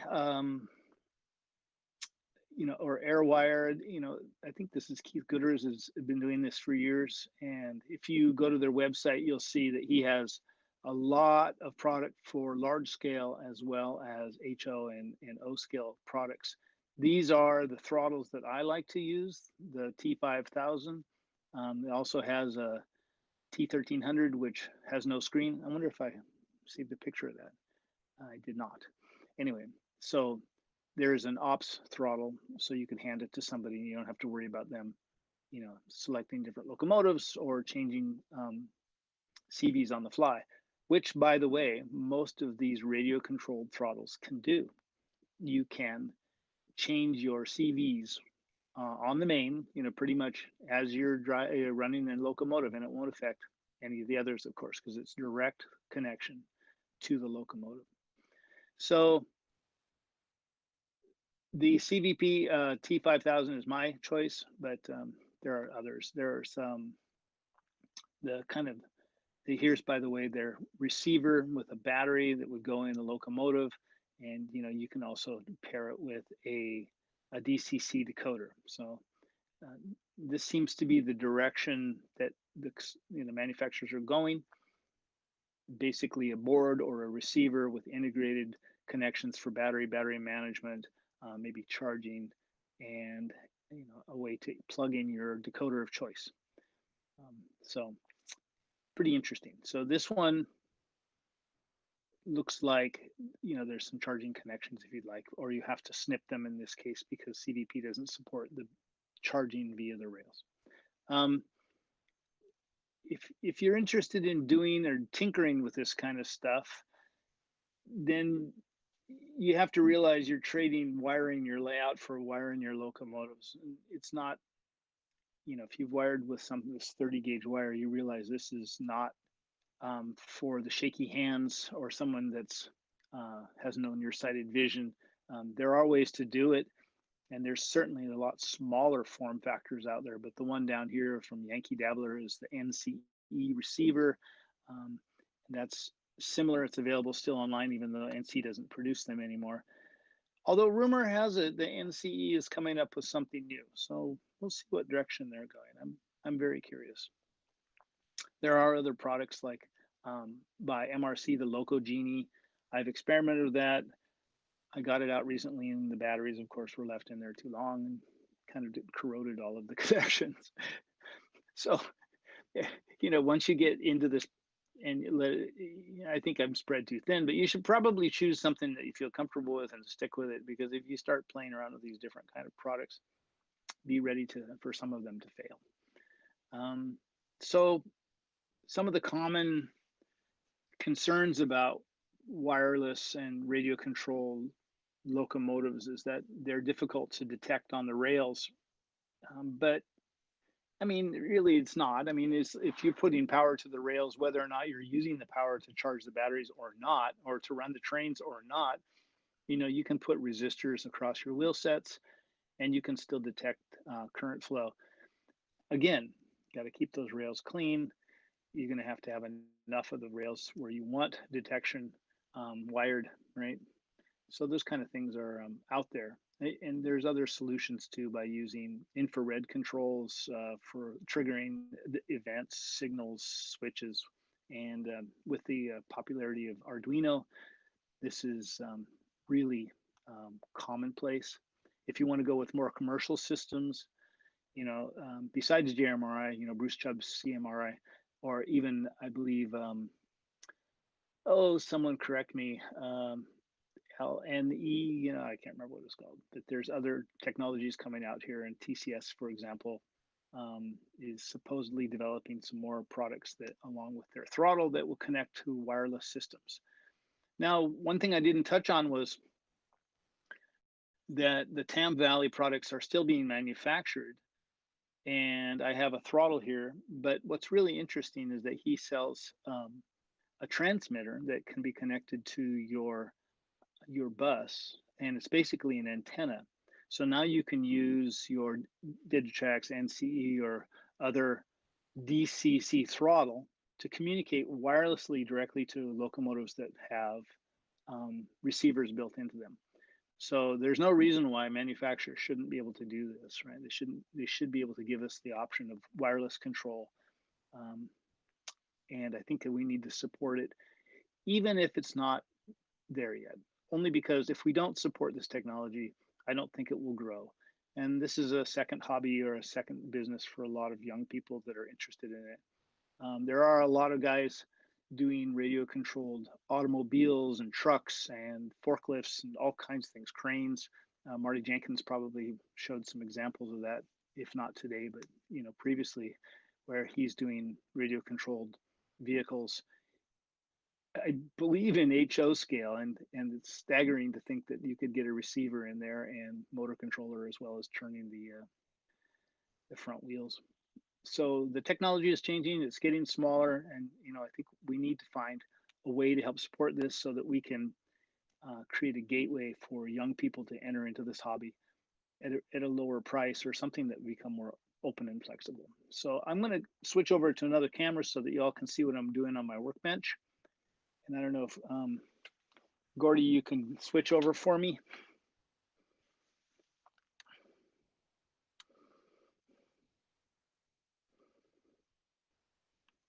Yeah, I'm just sorting that out in the background. All right, I'm going to switch it over and kind of give you guys a better point of view of what's going on here. And so, just a sec. Yep. I'm just hoping that hopefully we didn't just kill everything.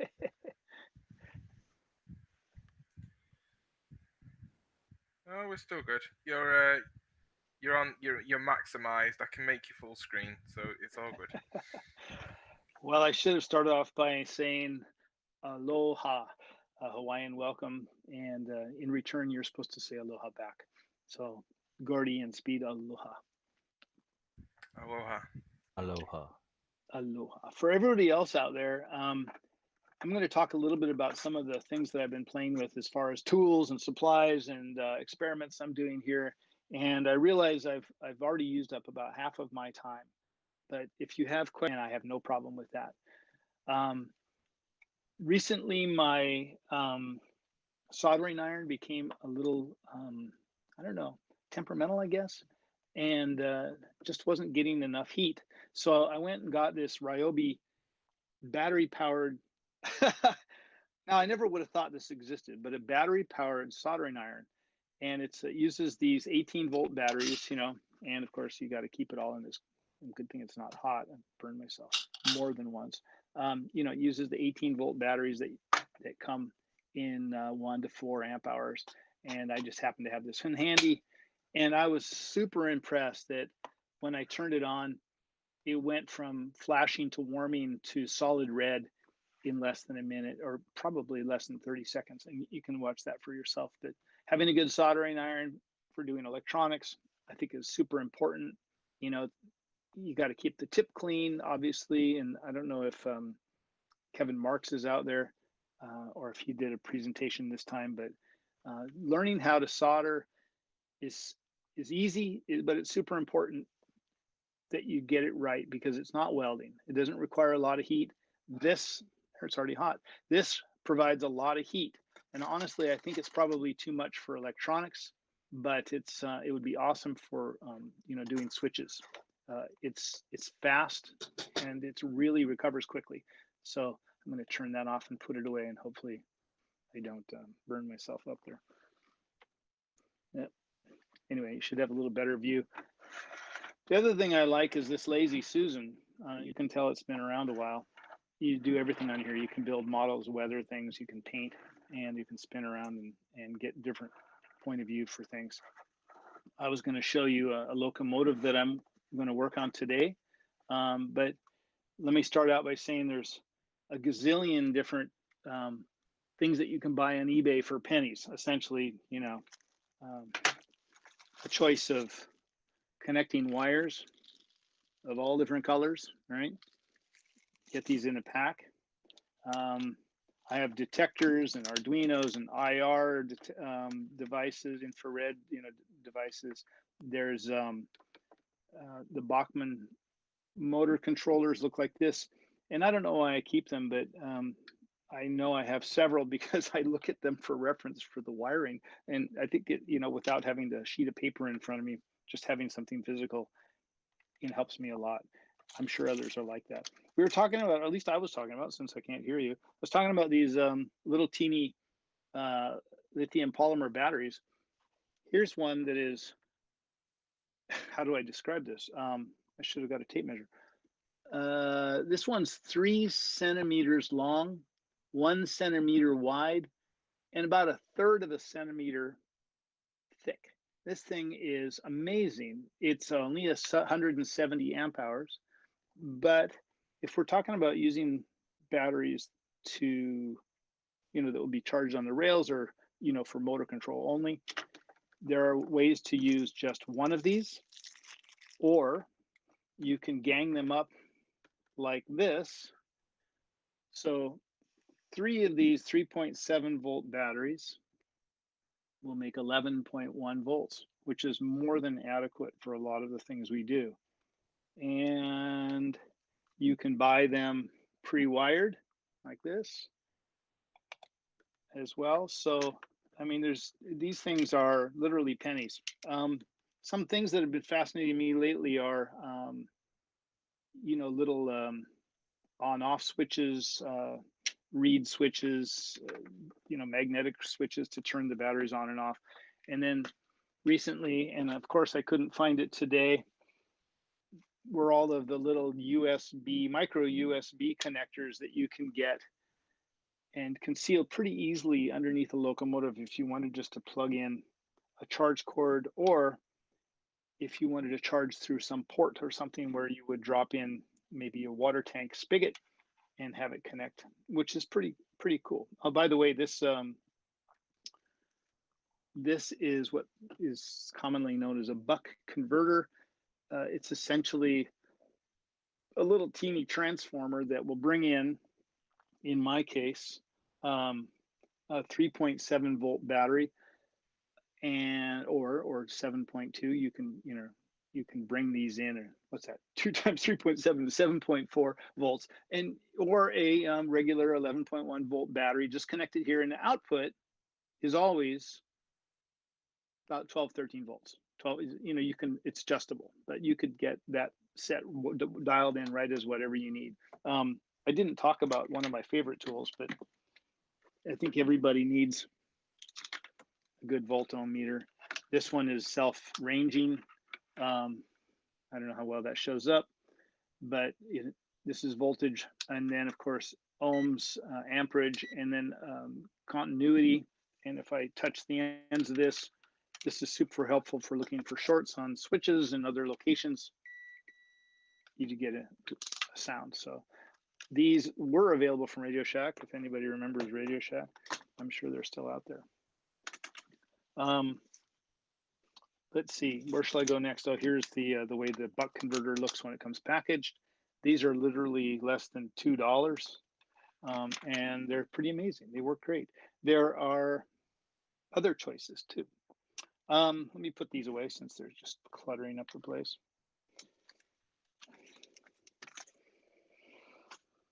The receivers I talked about, these come with or without motor control, but these two happen to have motor control as well as RF receivers. This one has a 9-pin connector, so you can just come right out. I have it right now set up to a 8-pin plug, so I'm not using the green or the brown.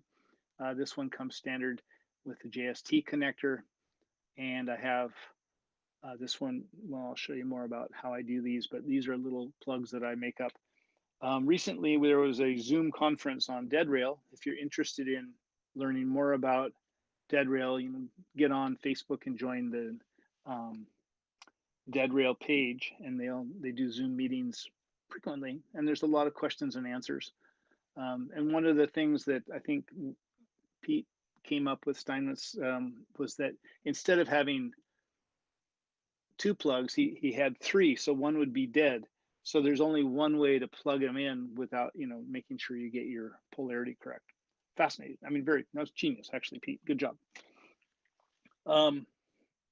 Of course, I have also out here another Bachmann decoder, and I keep this around because it has a really nice clear wiring. So your pinouts, I don't have to remember that the red one is always number 1, right? Because when you look at a plug for a decoder input in the locomotive or in my rail car, you usually say 1 or 8 somewhere on the board. For example, this little rail car has your standard 8-pin plug. I don't know if that's even visible. Let's see if I can get some more light on it. Yeah, at any rate, I'm sorry. It has an 8-plug NMRA connection, and then I've used the RF module, right, that provides radio frequency and control with the 8-pin connector, and all I did was plug it in. And I can run it using wireless control. The the interesting thing here is I could cut the red wire and the black wire, and which I do frequently, and use micro JST connectors to go to a battery. And so you can just integrate a battery between the motor and the module so that instead of bringing powers from the rails, you can bring power from a battery. Just that simple. It's, I say just that simple. It really is, actually. It's not rocket science. Here is the 9-pin NMRA connector. Why we can't standardize, I have no idea, but I understand the hobby is evolving, and keeping track of all these wires and what they do is just a matter of learning that, for example, the black and the red are from the rails, the orange and the gray are to the motor, blue, yellow, white are for your lighting, and then you have some extra functions in here. So you're going to be checking something frequently if you get involved in wiring these. Again, you don't have to. You can buy some of these boards pre-wired, and of course, you don't need to integrate a DCC decoder at all. That's that. Let me set that aside. These little porters are the cutest little buggers. This is an ON30 040, and I don't know how many I have. It's embarrassing. This one is an 040. Some of mine are 042s. I wanted to break them up and add the Wi-Fi control, radio control, not Wi-Fi control, radio control to one of these. And they're really not designed to be converted, but with a little head scratching, I managed to put the receiver in the roof of the cab here, and it has a what am I trying to say? Magnetic reed switch on the top, so I can turn the locomotive on and off. And then, of course, the battery is not very attractive. I haven't bothered to try to conceal it as a coal or a wood load, but you certainly could. You certainly could. This one is taken a few nosedives to the floor, but I use it a lot just to play around with and try my rails out because it finds all the failures. This is the Tam Valley controller, although I could be using the CVP T5000, but I'm going to turn this one on. Oh, it is on. Why is it not on? And it's going to start up and say, okay, so it's looking for a locomotive. I think it's set to loco number 1. And if I start this locomotive, it's supposed to go. I have a Sargent Engineering magnetic pick. So let's just see if I can't turn this on. And without messing things up.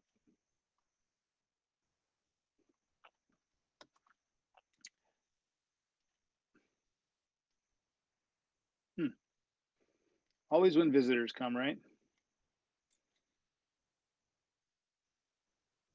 Well, of course, I tested it a moment ago, and we'll just pretend that it's working.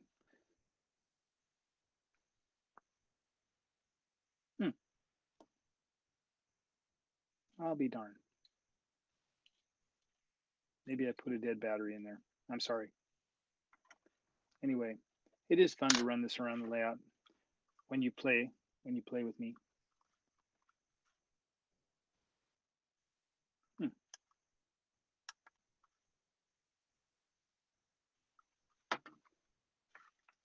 She's bothering me. If you can see the logo on the side of here, you'll see why I'm bothered. Moving on. I'll come back to you. You'll probably take off like a shot.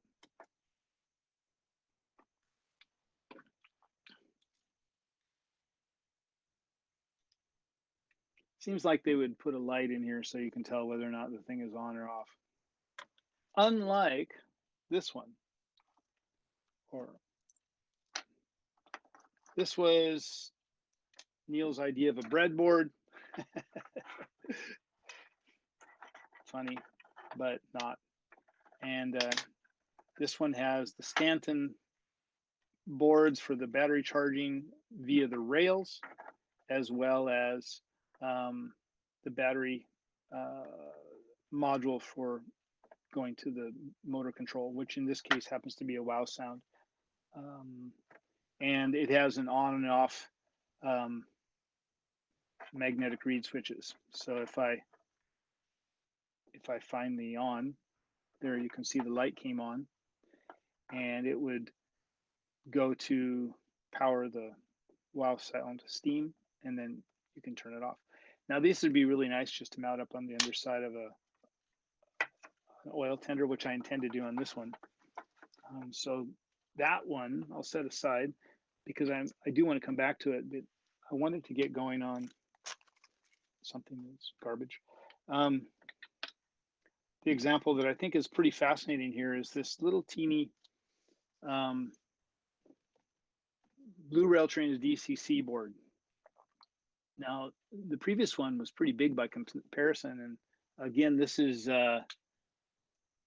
it's 4 millimeters long and 1 millimeter, well, maybe 1.5 millimeters wide, and it has a standard 4-plug JST connector, sort of a surface mount one, and the I have a piece of double-sided tape on the backside so I don't touch it on anything stupidly. This is the Bluetooth version, and it's run using an iPhone app right now. What's interesting about this is that you can control all the CVs right from your app. And I think I mentioned that. And so what I did is I wired up a Tsunami T1000 with a little speaker from Soundtrax. And then I made my own little 8-pin plug. I was going to show you that these come in a little package, and I use them a lot for batteries just because that's been my standard, and that's pretty small. So you could probably even conceal that in a locomotive. And you can see how I wired, maybe you can't see it, but this is the connection to my battery. So if I find the battery, let's take it out of this guy and see if he makes a difference. If I just take it out.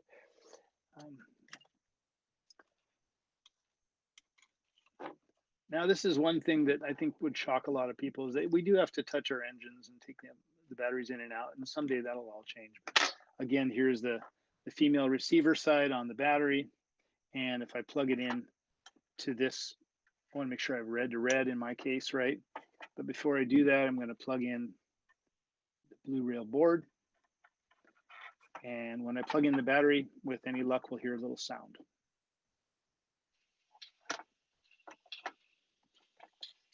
So the engine is idling.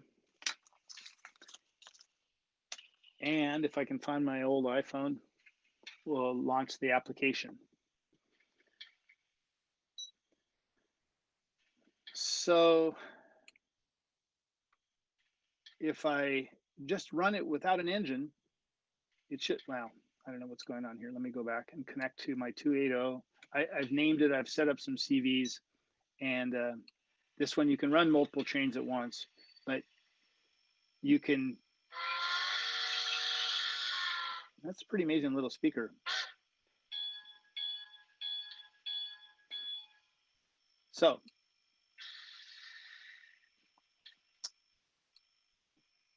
this app is free, of course. I think this board was, I'm not mistaken, it's about $100, maybe a little bit more or less. Of course, you need the Tsunami decoder if you want to use DCC. And then in my case, I wired up my own little plug. So I wanted to show you how sort of easy it is to put in this into a locomotive. This is a Bachmann 280, outside frame, and I've got a, let me just pull that off, oil tender down there. And let me just unplug this, it's rather irritating. And if I pull this up and set it where you can see it, I don't know if this is clear enough for y'all, but I've already taken the screws out. I think you saw them on my magnet. Everybody should have a little magnet sitting around for screws and things, unless you want them rolling off the table.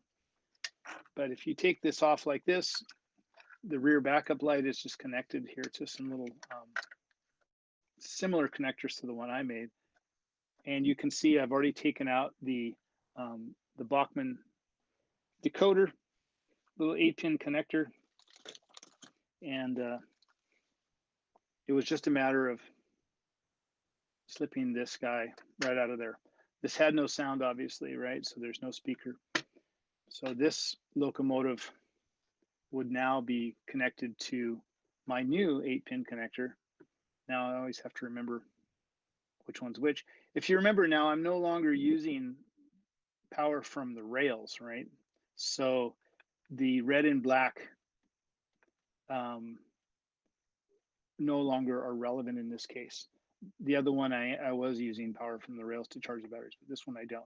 Now, since red and black aren't on there, you have to remember that number 8 was up there in the corner. Hopefully I got this right. Otherwise, my locomotive will go backwards. So I'm going to start up my engine again with first plug in my battery. I brought some little micro switches to show you that you can change for charging if you have a charging port. But I frankly just like pulling the battery out and replacing it. You probably figured that out. So again, with the app, I connect with it. I choose one locomotive, just generally check and make sure things are working.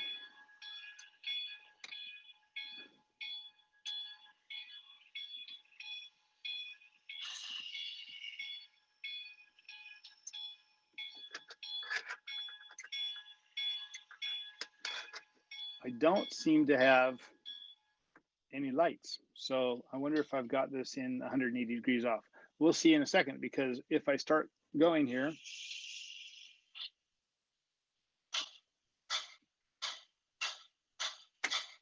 it's definitely going in reverse. So that's probably what happened. So this is all a work in progress. I love playing with this stuff. I'd rather be building models, frankly, but this stuff takes me down a rabbit hole, and it's a wonderful journey. I'm going to try one more time. See if I can get it going in the right direction. We're now going forward. Awesome. See if my headlights come on.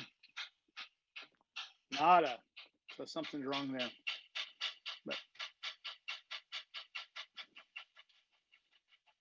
I wired this up this morning just to give it a try. And you notice that my throttle's all the way down and my momentum's kind of high.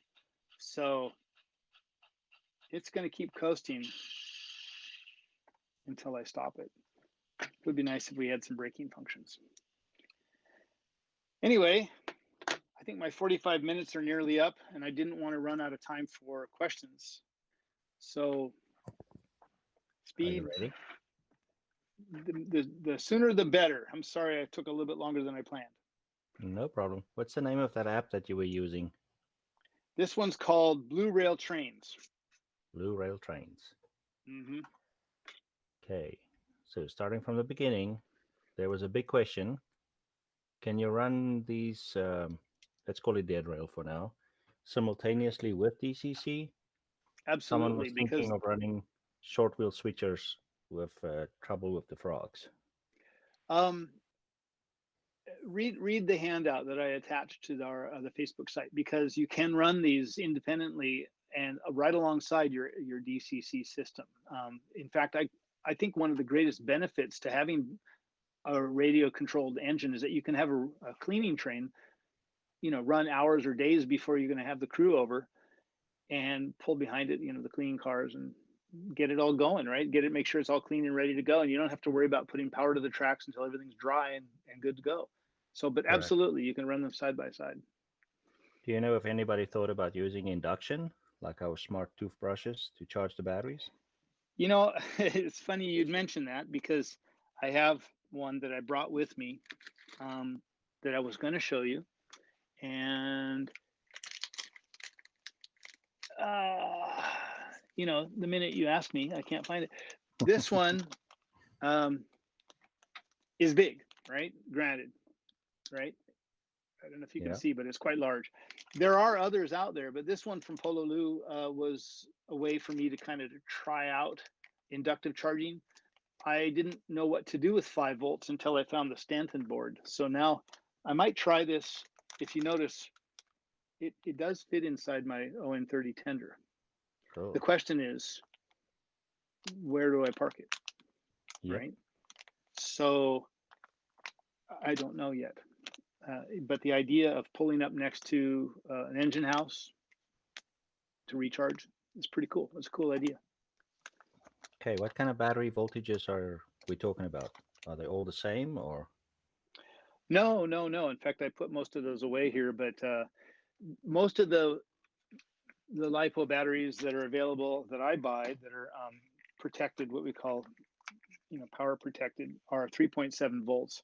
And these come in all different sizes, right? Mm-hmm. I think you saw the one I had earlier, is kind of a big flat one, and it looks like this, right? But you don't need to gang them together like I've done now, because now these battery controllers and buck converters will let you, jump up. This one is 3 quite small ones. I think these are 300 milliamp hour batteries all stacked together, 3 of them in a row, and I wired them all in series so that you get 11.1 volts. But again, it depends on what your goal is here. If you're going to be charging from the rails, I think that you don't need a whole lot of battery power, maybe just enough to get through turning on the turntable or getting through a Y, so you don't have to worry about, managing all of that kind of electronics. And certainly those boards are not inexpensive. Your opinion on the battery safety circuits that's built in on these batteries? I am still not completely sold. Some of mine are rather old, and I think I showed you during my last clinic that they can grow, and that's not a good sign.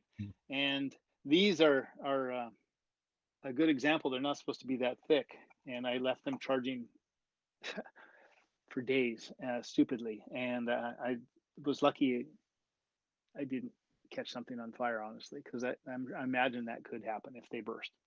Yeah, don't make the Samsung and Apple mistake of not leaving room for them. Yeah. Where do you buy your lipo batteries? I have some dealers on eBay that I trust. And all of this stuff comes from China. So you want to make sure that you're getting something that you feel comfortable is going to work well and last, and more importantly, that it has what they call the PCB protection, right? So it has chips on there that will allow you to not overcharge and not deplete it all the way to zero, because that will, cause it to fail a premature life. Right. How about the magnetic latching reed switches? Buy them at the same eBay places? Well, nowadays they're becoming integrated into these circuits, like the Stanton drive and the NCE boards. I think more and more you're going to see those as far as turning on and off the batteries. And yes, you could get them the boards from Pololu or SparkFun or one of these others, for battery management boards. What currents do these batteries have to provide? I mean, can the connectors and the wires, that seems it's been shrinking. Yeah, I mean, there's not a lot of current involved, right? I mean, you're talking about this one, my big flat one is 500 milliamp hours, right, at 3.7 volts. So if it's putting out 3.7 volts and being converted up to 12 volts, this may last an hour without charging, but the one I have connected here will charge on the rails. And I'm not completely sold on battery only, so I'm anxious to compare once I get my JMRI working and some signaling going, see if there's other options. Would it be advantageous to use supercaps instead of batteries? Supercaps are still big compared to batteries. I mean, certainly for HO, they're big. In ON30, maybe that would work, but again, they are only providing maybe 10, 12, 20 seconds of power, as opposed to, and maybe we don't need this much power, but maybe, maybe you don't need an hour's worth of power in here, but that's what you can get with a little, cluster like this. So the question is, what is your goal? Are you trying to eliminate wiring because you're trading wiring for your layout to wiring your locomotives? Although, again, I think that's all changing, and I think that the industry is going to see some changes where these are going to become more plug and play, like the Wi-Fi tracks and the Stanton boards, where you're just going to, even this Blue Rails trains board, I think you can have them installed fairly reasonably. And I gave you a link on my paper to Dead Rail installs, and Pete can, and there's many other people that can do this. And I'm sure Kaylee Zhang would be happy to learn more about it if you paid her. The audience wants to know if there's an NMRA standard on this yet. That is missing. So that would be an interesting discussion. Even choosing connectors, something as simple as that would be nice. NMRA standard for frequency, there isn't anything, but I think the standard is going toward 916 megahertz. So that is becoming common, because that's just what's out there. So there is no NMRA standard, and we're talking for the NMRA today, and I think that this is a good opportunity for those interested to help support this part of the hobby and help create that, or at least support some of the guys that are in what they're doing. I think it needs to become more open source, though, Gert. Right now, it's a lot of proprietary stuff. Correct. And then the big question, like everywhere else, is N-Scale dead? Is there a chance for N-Scale to go dead? Man, I got this wrong. Is there a chance for N-Scale to get dead rail support? Gert, aren't you in N-Scale? Shh. Oh, I think you're the only guy I know, so I don't know. Right now, there's a couple of apps, and I listed them and I described them on the page. But if you go to some of these manufacturers' websites, you'll see that you do not need to put a lot in your locomotives in N-Scale. you can have these connected to your bus and to your rails in a way that will give you the same kind of connectivity and support that we have in larger scales. Okay. And I think it's just a matter of time. But N scale, they're so small, I can't even get this on my tracks. I don't know. How do you do that? Even this little, HO locomotive I have over here, I wanted to show how I could, I have an old decoder on here. It's so old, I don't even know what it is. It's wrapped in orange tape. But it's another consolidation that I've labeled for my own railroad. But, I really would like to see more, what's the good word? Consistency or way to do this in a way that's plug and play almost. Bonus question. How long does it take to charge these batteries?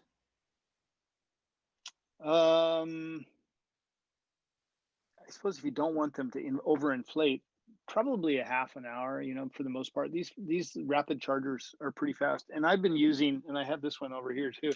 I've been using this 5-volt wall wart to charge my batteries using a charge controller.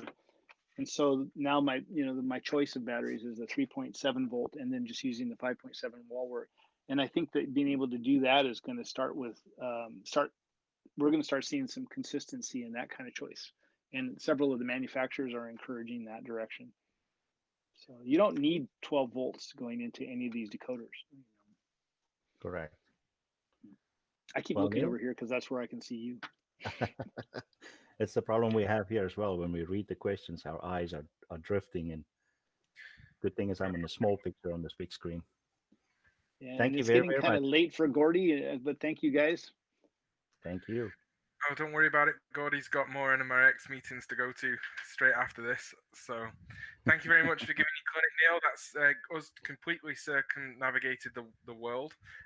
We'll be doing that again, I think, in 2 weeks' time.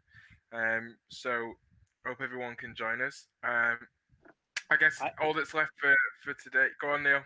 Oh, I'm sorry. I have videos up on my last name, and there's one in particular called the Porter Kulika.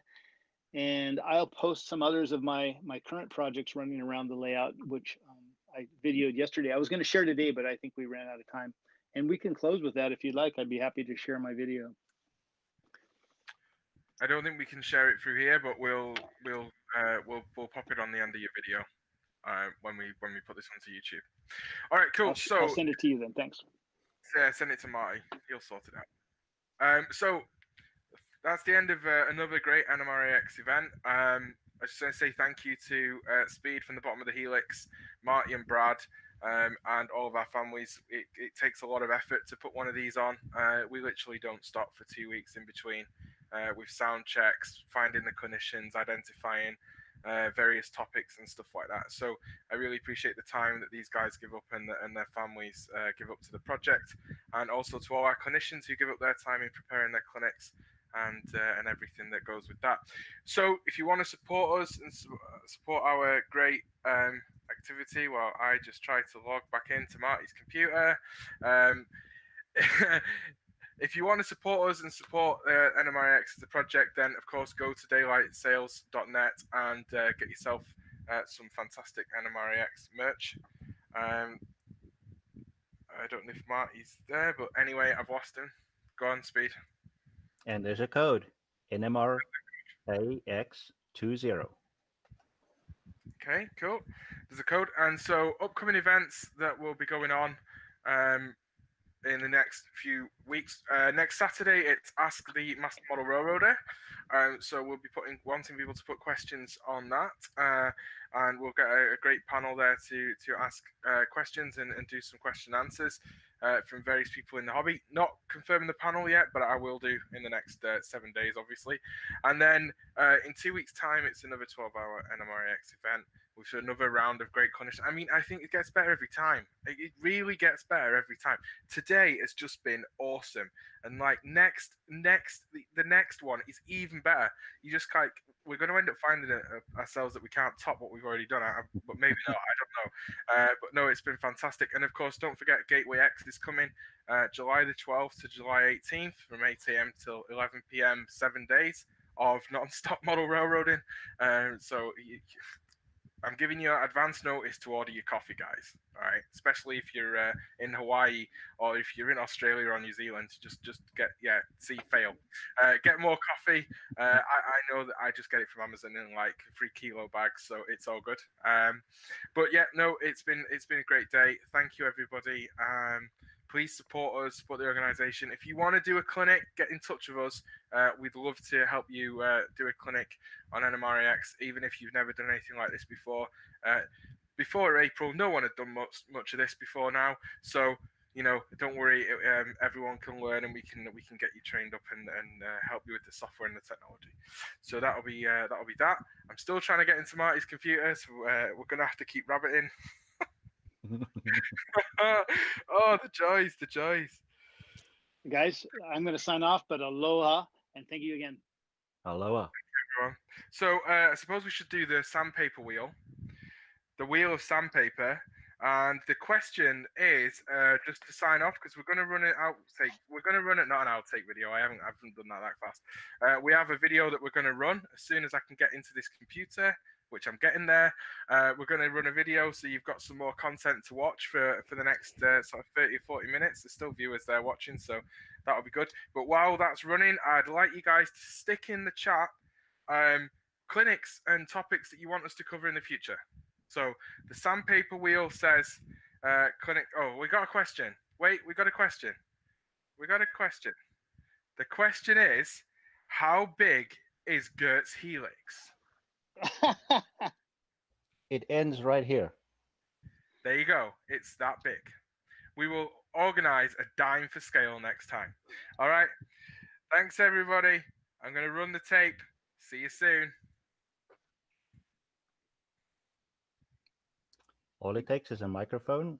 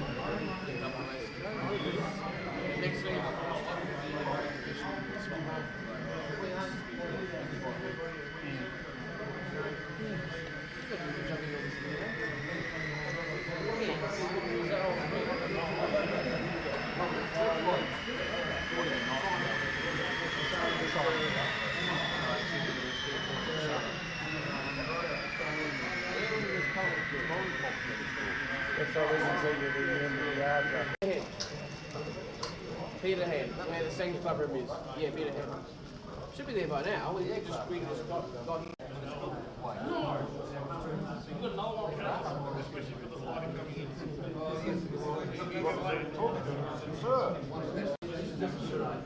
Oh, really?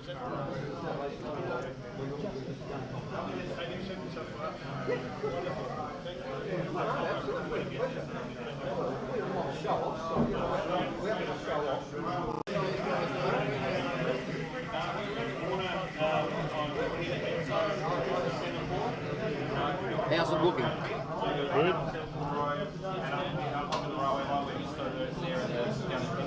We reckon that blokes who go to model train shows aren't just interested in trains, they're interested in boats, planes, military, trucks, cars, you name it. You know? So we'll leave half their train behind.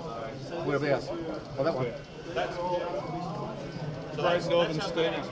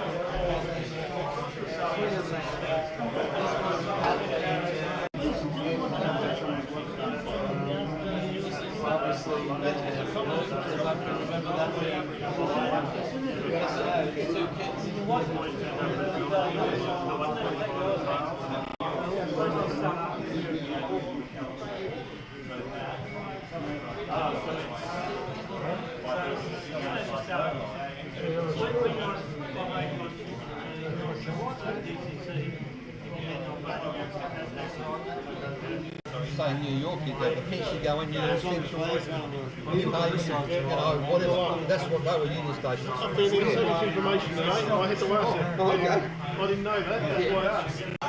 I didn't notice that. Oh my God, it is too. Oh, well done. No, I love it. The boys have just commented on it, the well-lit showrooms, and it's just so typical. I mean, that's what you see at night.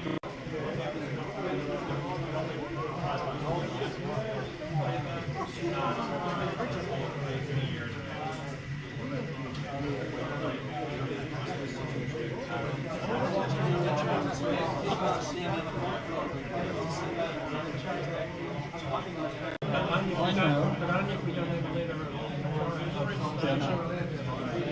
but we take two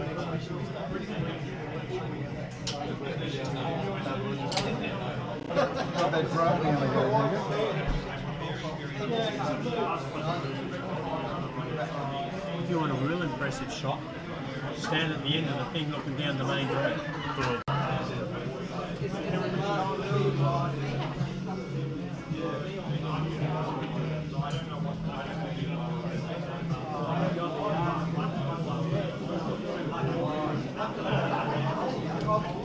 I haven't done a race.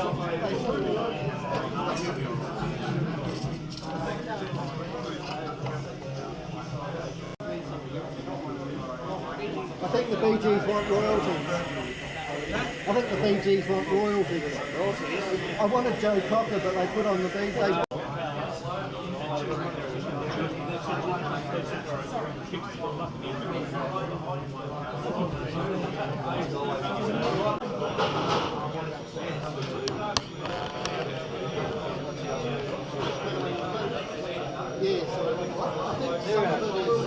I think I got it from Tony's grain exchange. Doing a helicopter flyby. Music?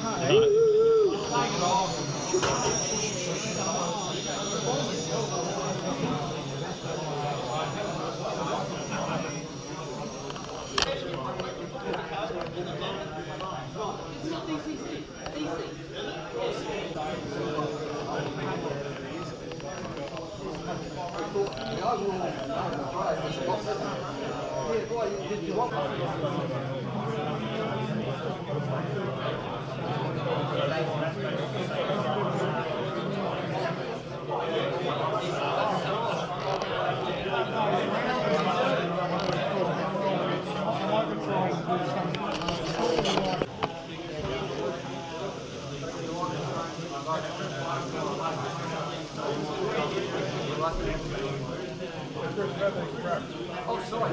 That's okay. Yeah, all right. Which trucks? Yeah, I thought you want one of those.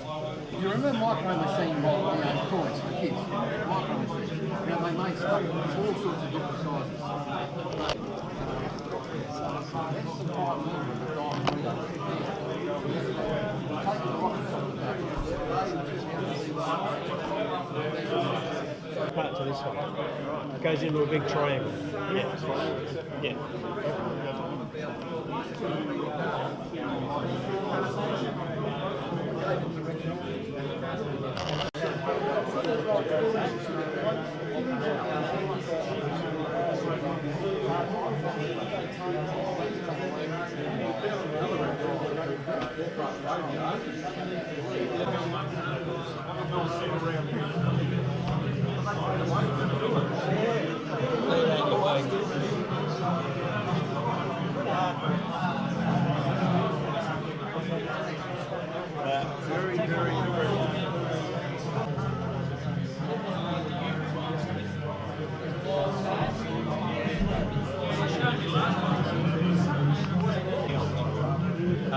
These new neon.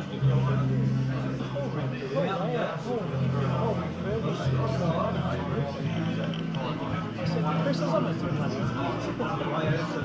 Because that's what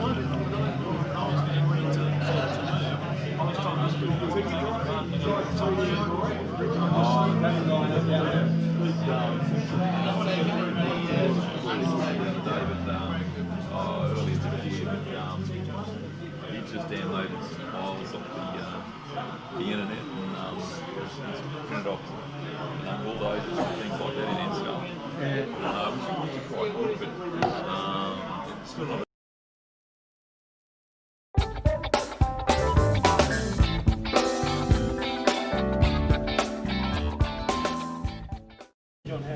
And like these things here came in a kit. I took 6 months out of mine. How do you fit three? How do you fit three onto a layout, and an aircraft carrier, and a destroyer? I mean, it's just outrageous. Well, it's called, you can make it work. It's called modelling license. No, but it looks good. You know what I mean? Like, It does look good. Yeah. And we had a few comments about the carrier, but there are actually carriers that are short. Yeah. And they load from the back.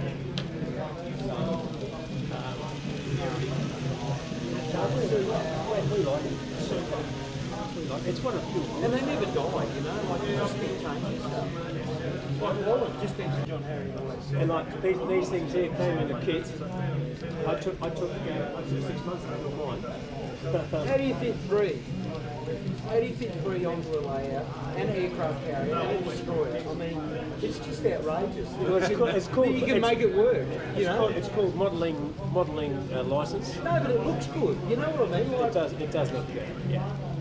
And we had a few comments about the carrier, but there are actually carriers that are short. Yeah. And they load from the back.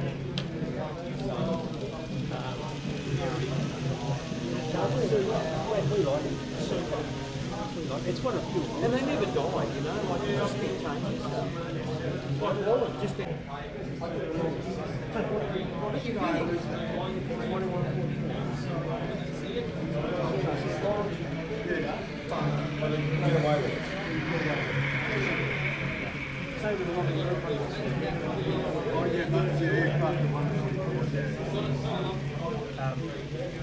I'm pretty sure that was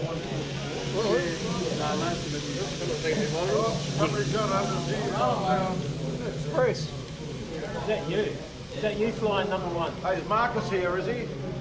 Swap cars. That'll be this young fella over there. He's our Maverick, this one over here. What's the flashing lights mean, Mark? But he's a good Oh, you're recording that. We've got one in our club too. We've got the camera there and he's watching on the Wi-Fi. Yeah, he was showing that the earlier, but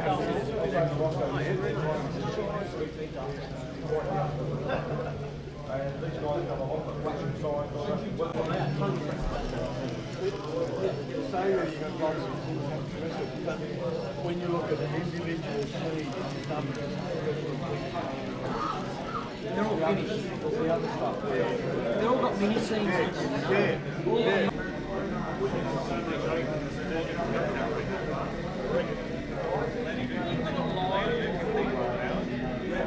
I went on a tour around Melbourne recently and and it was every class up one end was there was top speed was that day, 15 miles an hour or something.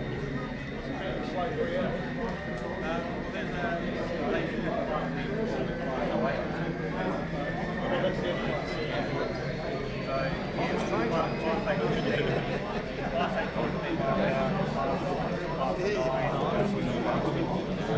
Just the whole time.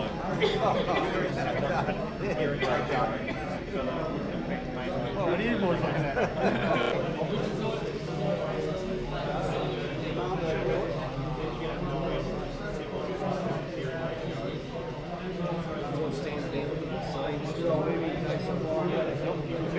Yeah, I remember. Everyone's standing going like this. I'll go.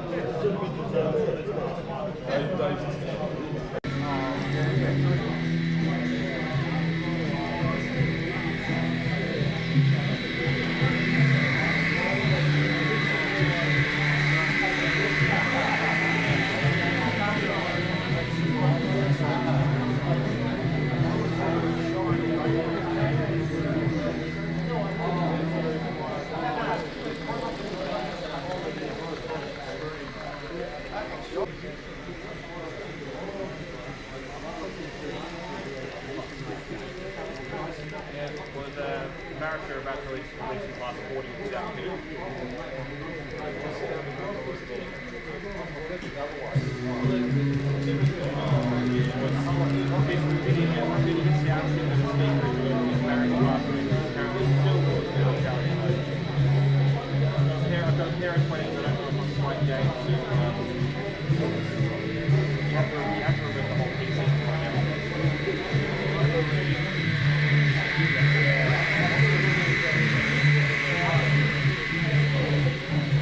I keep having to go at me because I'm like, that thing has a top speed of 15 miles an inch, and then you can slow down and stop it. It's just pressing it through the release dumps the air and you get the air and it dumps it.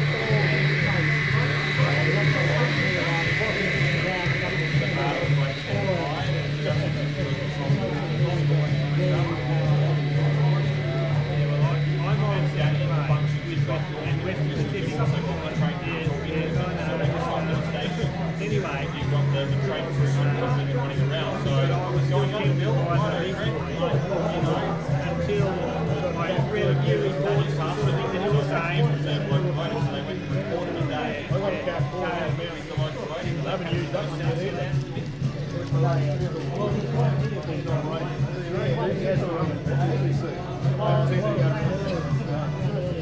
If you ask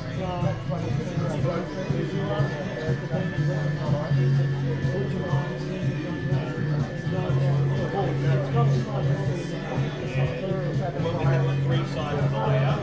It's actually going on to that. I've ended up with they must have weights underneath them. They're a whole load of metal. The whole deck is metal, all the underframe.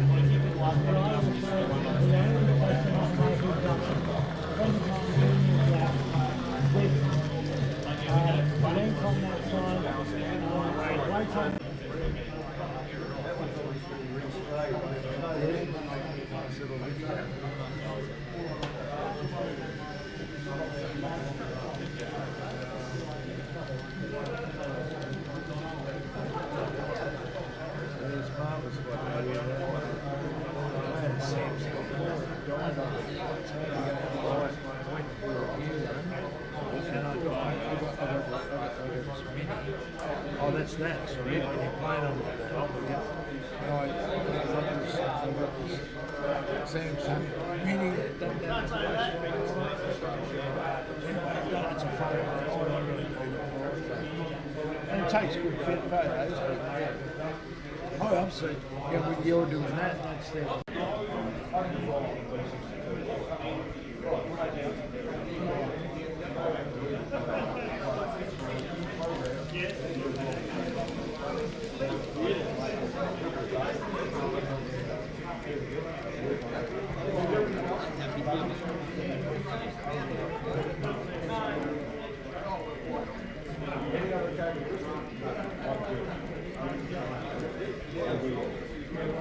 Oh, yeah. The freeloader sitting on the roof of the station watching the movies. Cheapskate. They got the Wi-Fi, so you listen on the radio in the car. FM radio. What? The speakers under there, you just too loud noisy.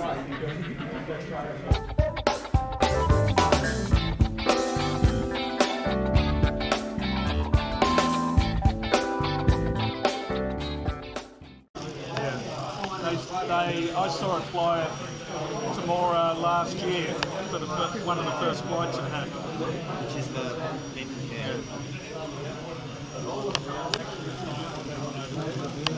Yeah, there's a lot of odd meat on here. It's good walking in the dark. Well done.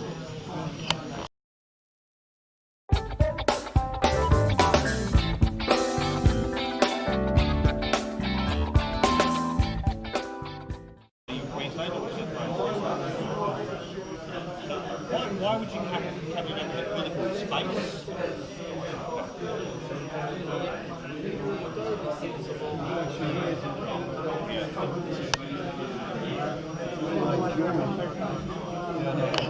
It's both a good and a bad thing, I guess, isn't it? Yeah.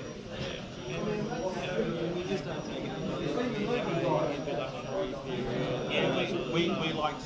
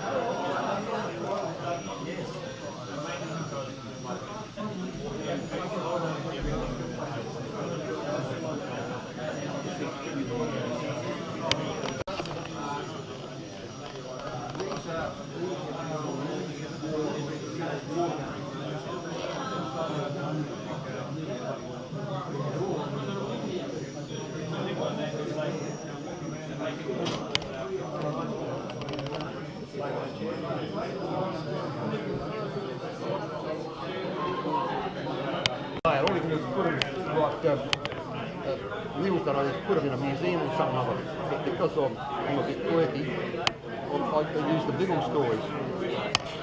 Can you gather that? Hence the biggles ones. Plus there's a couple of dreamed up biggles ones. Yeah, they're typhoons. So,